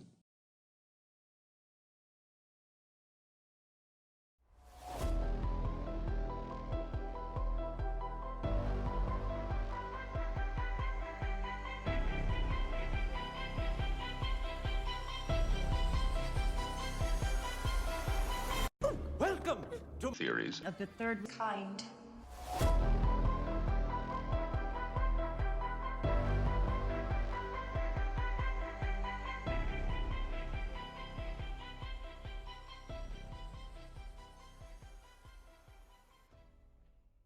Welcome. First off, I want to say thank you to whomever you are listening for opening your minds to receive extra knowledge nuggets each week. It means a lot to all of us, and I just want you to specifically know that. Also, before we start, since you, whomever you are a Patreon subscriber, remember that you get priority in topic suggestions. So feel free to shoot those suggestions over to us, either by email, Instagram, Twitter, or Facebook DM. So, today's episode is the Bill and Melinda Gates Foundation. First, we'll go on into what is Bill and Melinda Gates Foundation, then we'll dive deeper into Bill and Melinda Gates themselves, then hop on over to their foundation, then we will go into strange fact and findings, then into theories, and then into our own personal thoughts and theories. So with that being said, let's start today's episode. So what is the Bill and Melinda Gates Foundation? So the Bill and Melinda Gates Foundation is the largest private foundation in the world and has over $46.8 billion, yes, billion with a B, dollars in assets. The primary goal of the foundation is said to be enhancing healthcare, reducing extreme poverty, and expanding education around the globe. While this seems like a great thing to do for the human race, there are whispers behind the scenes of more notorious happenings. Did the foundation vaccinate unsuspecting villagers in Africa as part of a population experiment? Why is there a team of Harvard scientists being funded to research how to block out the sun? Why is there pictures of Bill Gates with Jeffrey Epstein, and why did he meet with him at his mansion so many times? Bill Gates seems like an innocent, well-intentioned man. But is it all a facade? So, of course, to better understand this entire thing, we first have to understand Bill and Melinda Gates. Now, we're going to start off with Bill Gates and give you a little background on him and his wife, and then move on to the foundation itself. So, Anna, can you tell us a little bit about Bill Gates? Yeah, for sure. So first thing is, his real name is William Henry Gates III. He was born on October 28th, 1955, in Seattle, Washington. His father, William Gates Sr., was a lawyer, and his mother, Mary Maxwell Gates, was a teacher, but eventually went to serve on several corporate boards, including the First Interstate Bank of Seattle, which was founded by her grandfather. So it's needless to say that Bill Gates pretty much was always wealthy. His family was doing very well, and he got the best education that money could buy. At the age of 13, he was enrolled at Seattle's exclusive preparatory Lakeside School. A Seattle computer company offered to provide computer time for students, in which Bill spent the majority of his time doing, with his high school friend Alan. There in the lab, they would write software for various programs and bounce ideas off of each other. One day, Bill and Alan found a glitch in the software of the school's computer system, which allowed them to obtain free computer time. The school found out about this and had both of their privileges revoked. They both offered to debug the software, to which the school agreed, and they were allowed back into the computer lab. Sneaky. It's like, oh, we found your problem. Well, let me fix it, and then give me my privileges back. So then in 1970, at the age of 15, Bill and Alan developed Trafodata, a computer program that monitored traffic patterns in Seattle, and he ended up selling the program to the government for $20,000. So then in 1973, Bill graduated from Lakeside School. That year, he also took his SATs, in which he scored 1590 out of 1600. Holy shit. Damn, that's pretty good. He's smart. Yeah, he is.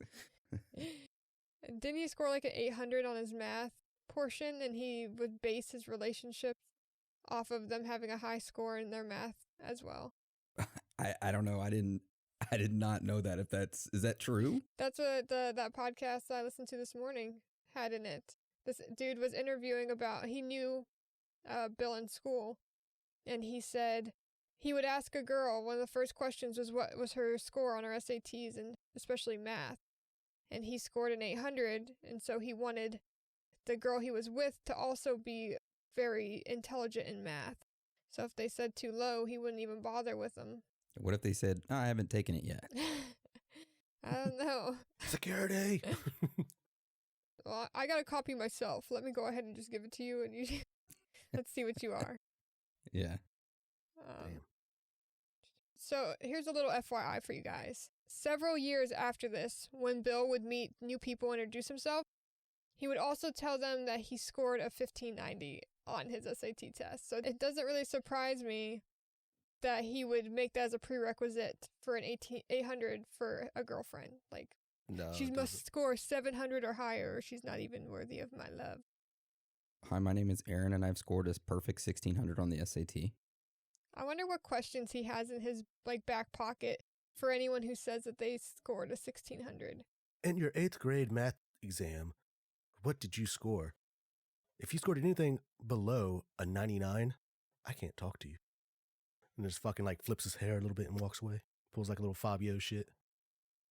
So in the fall of 1973, Bill enrolled at Harvard University, originally wanting to pursue a career in law. However, that did not last long. In 1975, Gates saw an opportunity to start his own computer software company and decided to leave Harvard. Does that mean he never graduated from Harvard? No, he was a dropout. What? Okay. Later that year, him and his friend Alan formed Microsoft. Bill Gates has a Microsoft penis. The company started out not doing very well, but by 1979, Microsoft was grossing approximately $2.5 million. At the age of 23, Gates placed himself as the head of the company, and in 1987, Bill met a woman named Melinda Ann French at a trade fair in New York. The couple soon began dating, and then in 1994, they got married. Oh, she must have scored at 800. Over the next few decades, as the computer industry grew, with companies like Apple, Intel, and IBM developing hardware and components, Bill Gates was continuously developing and selling his Microsoft software applications, with his vision of there being a computer on every desktop and in every home in the world. Microsoft eventually became one of the most valuable publicly traded companies in the world, having a value of over $1 trillion. Yes, trillion with a T. That's a lot of cash. Holy shit, that is.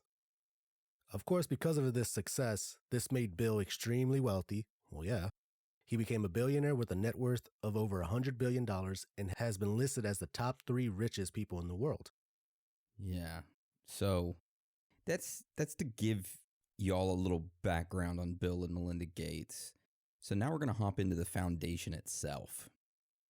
So in 1994, Bill Gates started studying the works of Andrew Carnegie and John D. Rockefeller.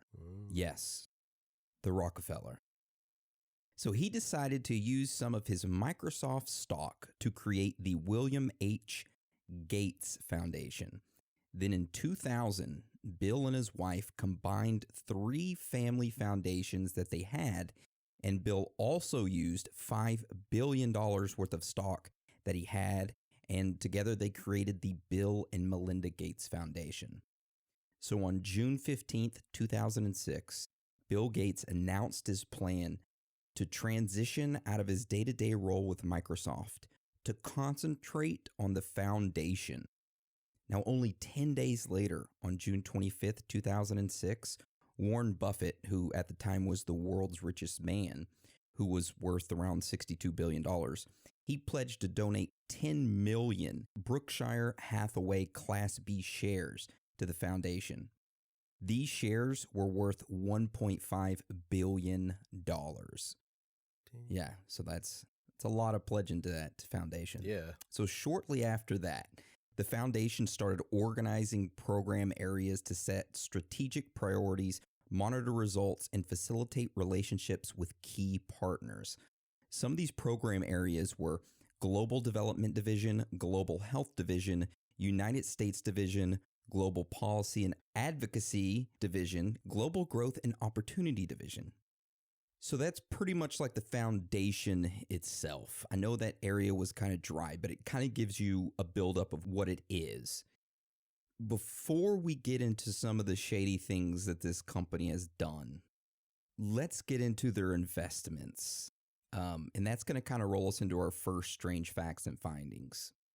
All right, so I know that when you hear the word investments, it sounds boring, but I promise that this trail is going to lead you to some mind-blowing knowledge nuggets. Oh, it is. Mm-hmm. If you want to see the true corruption of this company, then just follow the money trail. That saying is so true. So just so you're all aware, the money that the Gates Foundation gets, it doesn't just sit in a bank. They invest it in certain companies on the stock market so they can make additional money off of the returns. All of these investments are available to the public to view in tax returns since they are charity. Now, before we jump into the investments, let me tell you real quick a story that will tie all this together. So the LA Times once ran an article in 2007 that told a story about a small 14-month-old boy, Ebuka, Nigeria. This place in Nigeria is where Bill and Melinda Gates Foundation says that they have immunized all the children in the community against polio, measles, and other diseases. I know that sounds good. I get that. But this 14-month-old baby is suffering from a respiratory disease, or respiratory illness. And almost since birth, he has had respiratory trouble. His neighbors call it the cough. So in Iboka, where this little boy lives, a local physician there says hundreds of oil plants that are burning off their excess gas because it's cheaper than to go and sell it. These gases have caused an epidemic of bronchitis in adults and asthma and blurred vision in children. So even though this is happening in that town, the government won't allow studies to document the health effects. But what we do know is that many of the 250 toxic chemicals that the oil plant has in the fumes itself and soot have been long linked to respiratory disease and cancer. So why are we bringing this up? Well, the majority of the oil plants in the area are owned by the Italian petroleum giant Eni. And guess who is one of the biggest investors? Bill and Melinda Gates Foundation. So you have the Gates Foundation, which has poured $218 million into polio and measles immunizations and research worldwide, including in the Niger area that these oil plants are at. But at the same time, that foundation is funding things to protect health. The foundation has invested $423 million in Eni, the company, responsible for all the pollution. It's at a major scale and blanketing individuals in the area with harsh chemicals. So not only that, but they have soldiers there protecting the oil, workers who are known for sexually assaulting locals and attributing to sex working, which is contributed to a surge of HIV and teenage pregnancy in that specific area. It doesn't just end there. The oil rigs have oil boreholes that fill with stagnant water, which is ideal for mosquitoes that end up spreading malaria. So yeah, it is an entire circle. They're playing both sides, the Bill and Melinda Gates Foundation, when it comes to this part of the world. And you'll see this as a common reoccurrence, as them playing both sides. So they're always making money in some form of fashion. Exactly. Money in destruction, money in repairs. Yeah, that's just a quick little snippet right there. So, of course, like we said earlier, we decided to dig into the 2012 tax returns of the Gates Foundation. And I know to some people this may be boring, but just please listen to this, because we found some questionable investments that contradict the Gates Foundation's mission statements on their website for what they want to accomplish. For an example, one of their mission statements is, "Our nutrition efforts focus on delivering proven interventions and developing better tools and strategies for providing pregnant women and young children with the foods and nutrients they need." Okay, well, the mission statement seems great, but like we stated earlier, their investments contradict that. They put $2.2 billion in Coca-Cola, $871 million in McDonald's, $7.8 million in Pepsi, $1.4 million in Burger King, and $823,000 in Yum Food, which is the parent company of KFC, Taco Bell, and Pizza Hut. So that's just one example. Another mission statement from the foundation states the following: have defined areas in which the endowment will not invest, such as companies whose profit model is centrally tied to corporate activity that they find egregious. So basically, they're saying they're not going to invest into companies that they don't accept what they're doing. Now, this mission statement seems great and all. However, again, their investments contradict that. They invested $2.2 million in the Geo Group, which is a private prison company, $2.4 million into G4S, which is the operator of 19 juvenile detention facilities in the United States, and $2.5 million in DynCorp, which is a military contractor. And I know what you're saying. Is there any more? Yes, there is. So another mission statement that is on their site says the foundation believes that climate change is a major issue facing all of us, particularly poor people in developing countries. Again, they contradict themselves because they have invested $662 million in ExxonMobil, $17.8 million in BP oil, $16.3 million in Shell oil, $7.7 million in ARC coal, and millions more in other coal-producing companies. So to sum it up, the Bill and Gates Foundation have major investments in companies ranked among the worst U.S. and Canadian polluters, including ConocoPhillips, Dow Chemical, and Tyco International Limited. Many of the world's other major polluters, including companies that own an oil refinery and ones that own a paper mill, which a study shows sicken children while the foundation tries to save their parents from AIDS. Pharmaceutical companies that price drugs beyond the reach of AIDS patients the foundation is trying to treat. Now, I know what you're thinking. Well, foundations invest their money into profitable companies to make money back so they can give back to the community. That is true. However, the Gates Foundation says that in their investment policy that the managers, and I quote, consider other issues beyond corporate profits, including the values that drive the foundation's work.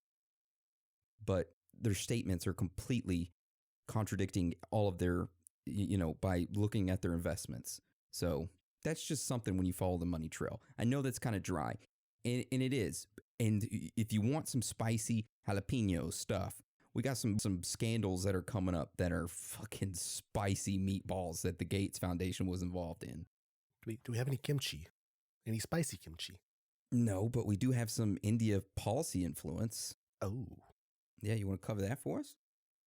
So the Gates Foundation has for years funded the Immunization Technical Support Unit, ITSU, which provides strategy and monitoring advice for India's massive immunization program that covers about 27 million infants each year. However, in 2016, India dismissed the Bill and Melinda Gates Foundation and had their government take over the responsibility. Why did this happen? Well, a government official said the move was in part prompted by the fears that foreign donors could influence policy making. Yeah, so the Bill and Gates Melinda Foundation was helping India immunize all their infants. And then India was like, I see some fuckery afoot going on with them influencing and playing both sides. Get them out. We can do it ourselves. 100%. Still, I mean, many people would say, hey, the Bill and Gates Melinda Foundation, they're good. They haven't done anything wrong. They don't got any scandals. Bullshit. Well, we have compiled a gigantic list of scandals that we're now going to go over and talk about. Okay, so Dan, do you want to start us off with the first one? Sure will. During Gates' 2002 MINAFRIVAC campaign in sub-Saharan Africa, Gates operatives forcibly vaccinated thousands of African children against meningitis. Between 50 to 500 children developed paralysis. South African newspapers complained, "We are guinea pigs for drug makers." So that's just one. In 2010, the Gates Foundation funded a trial of a GSK's experimental malaria vaccine, killing 151 African infants and causing serious adverse effects, including paralysis, seizures, and febrile convulsions to 1,048 of the 5,049 children. That is a bad study. Yeah. Yeah. So, 2002, 2010. And then we're going to take a step back 1 year, in 2009.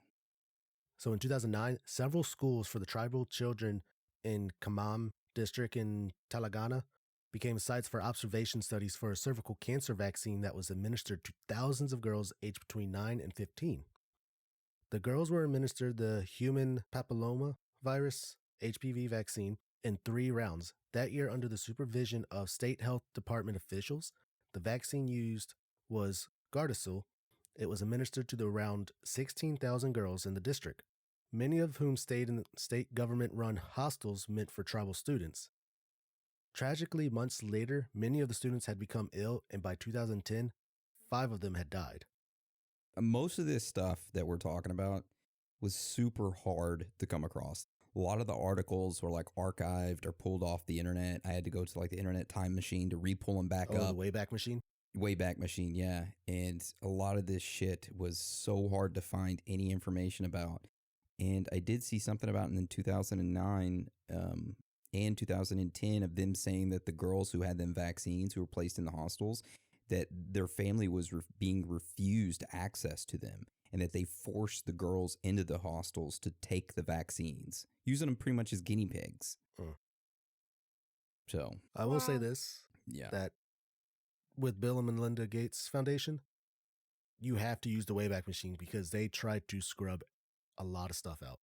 Yes, they tried to scrub a lot. Like that one article that I told you about, like how much corporate profits and all that. I linked the 2007 article through LA Times because it was hard to come across. I had to dig deep for that one. But a lot of these articles are very hard to find. So, and the scandals just keep coming. Oh yeah, 2014 is the next one here.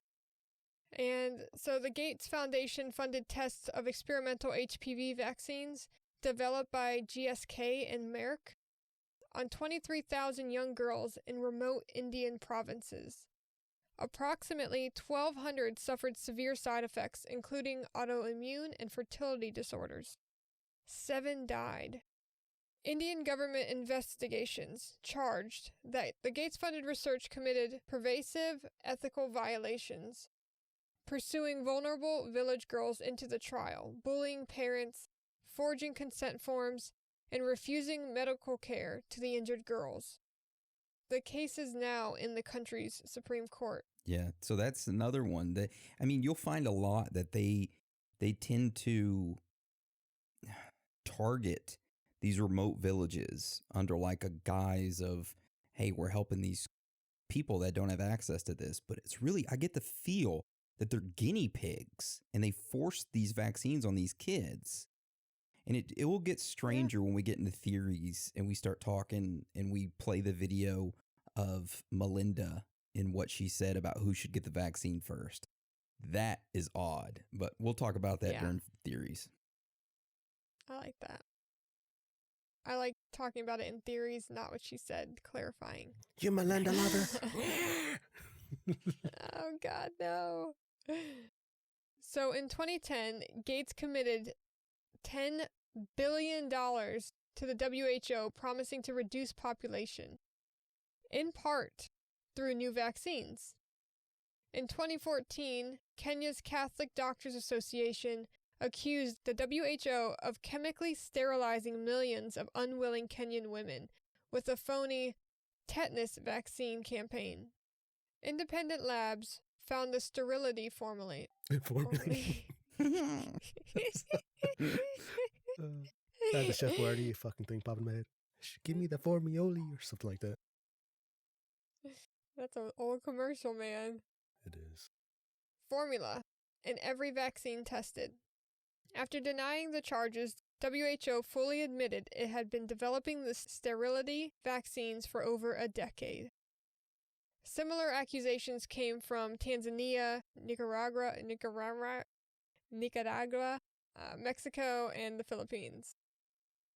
In December 2012, in a small village of Chad, Africa, situated on the edge of the Sahara Desert, 500 children were locked into their school and threatened that if they did not agree to being force vaccinated with a meningitis A vaccine, they would receive no further education. These children were vaccinated without their parents' knowledge. This vaccine was an unlicensed product, still going through the 3rd and 4th phases of testing. So within hours, 106 children began to suffer from headaches, vomiting, severe, uncontrollable convulsions, and paralysis. The children had to wait 1 full week for a doctor to arrive, while the team of vaccinators proceeded to vaccinate others in the village. Can you imagine that? If I was in the village and I seen them doing that to the kids, why didn't the villagers fight back? Right. I wouldn't be letting my kids get it. And you could tell that they don't care about the side effects of it, because if they had seen all this happening and they were legit there to help this village, they would have stopped giving vaccines. But they're like, no, this vaccine has another purpose and we must administer it to everybody in this village. Mm-hmm. Yeah. So, when the doctor finally came, he could do nothing for these children. The original report was written in a small local paper called La Voix. The newspaper stated that 40 children were finally transferred to a hospital in Faya and later taken by plane to 2 hospitals in the capital city of Chad.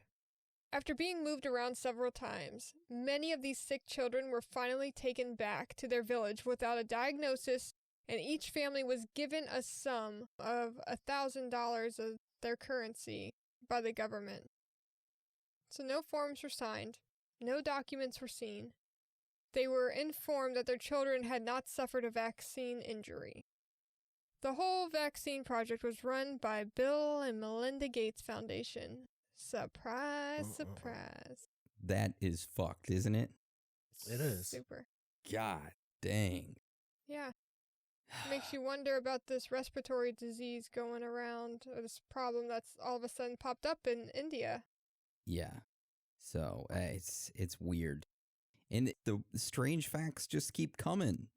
For an example, in a 2017 study, it showed that the World Health Organization's popular DTP vaccine is killing more Africans than the disease it pretends to prevent. So it's like, why vaccinate people if the disease is not killing as many as the vaccine is? So vaccinated girls suffered 10 times the death rate of unvaccinated children. However, the Gates and the World Health Organization refused to recall the lethal vaccine, who forces upon millions of African children annually. I'm gonna wait. I'm gonna wait because this makes sense. Just like we said, playing both sides of the ball.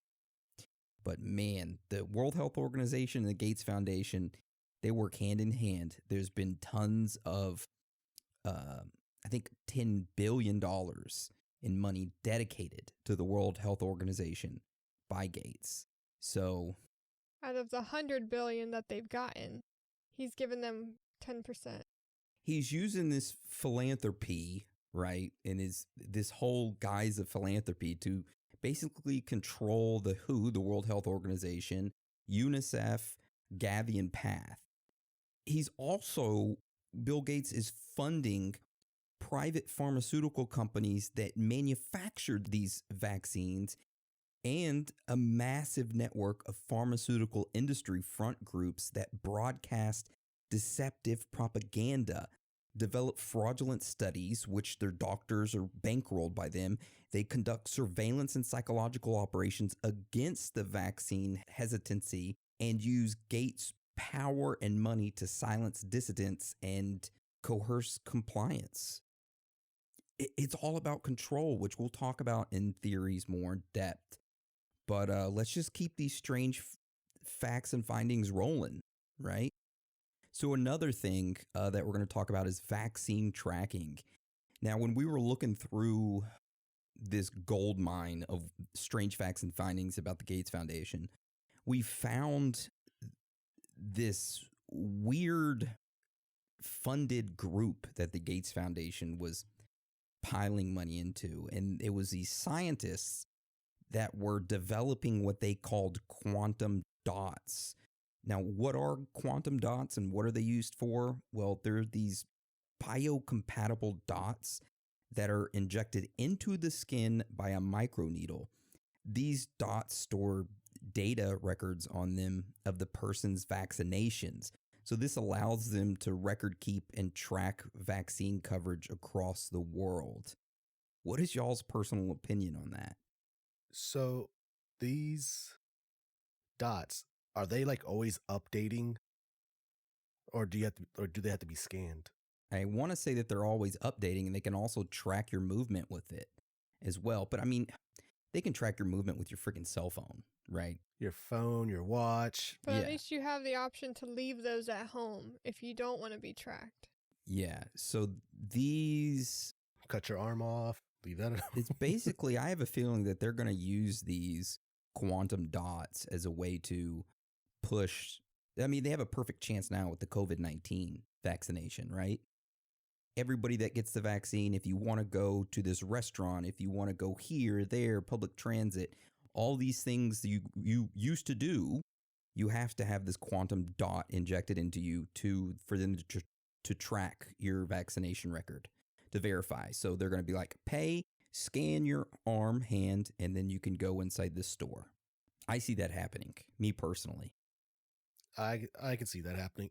Honestly, it makes me think of pretty much history starting all over again, where things are going to become segregated for people with the dot and people without the dot. And the people that don't have the dot, it's going to be hard for them to get standard things, food, just being able to live life normally, because they're going to make it to where life is hard for you if you don't have this vaccine.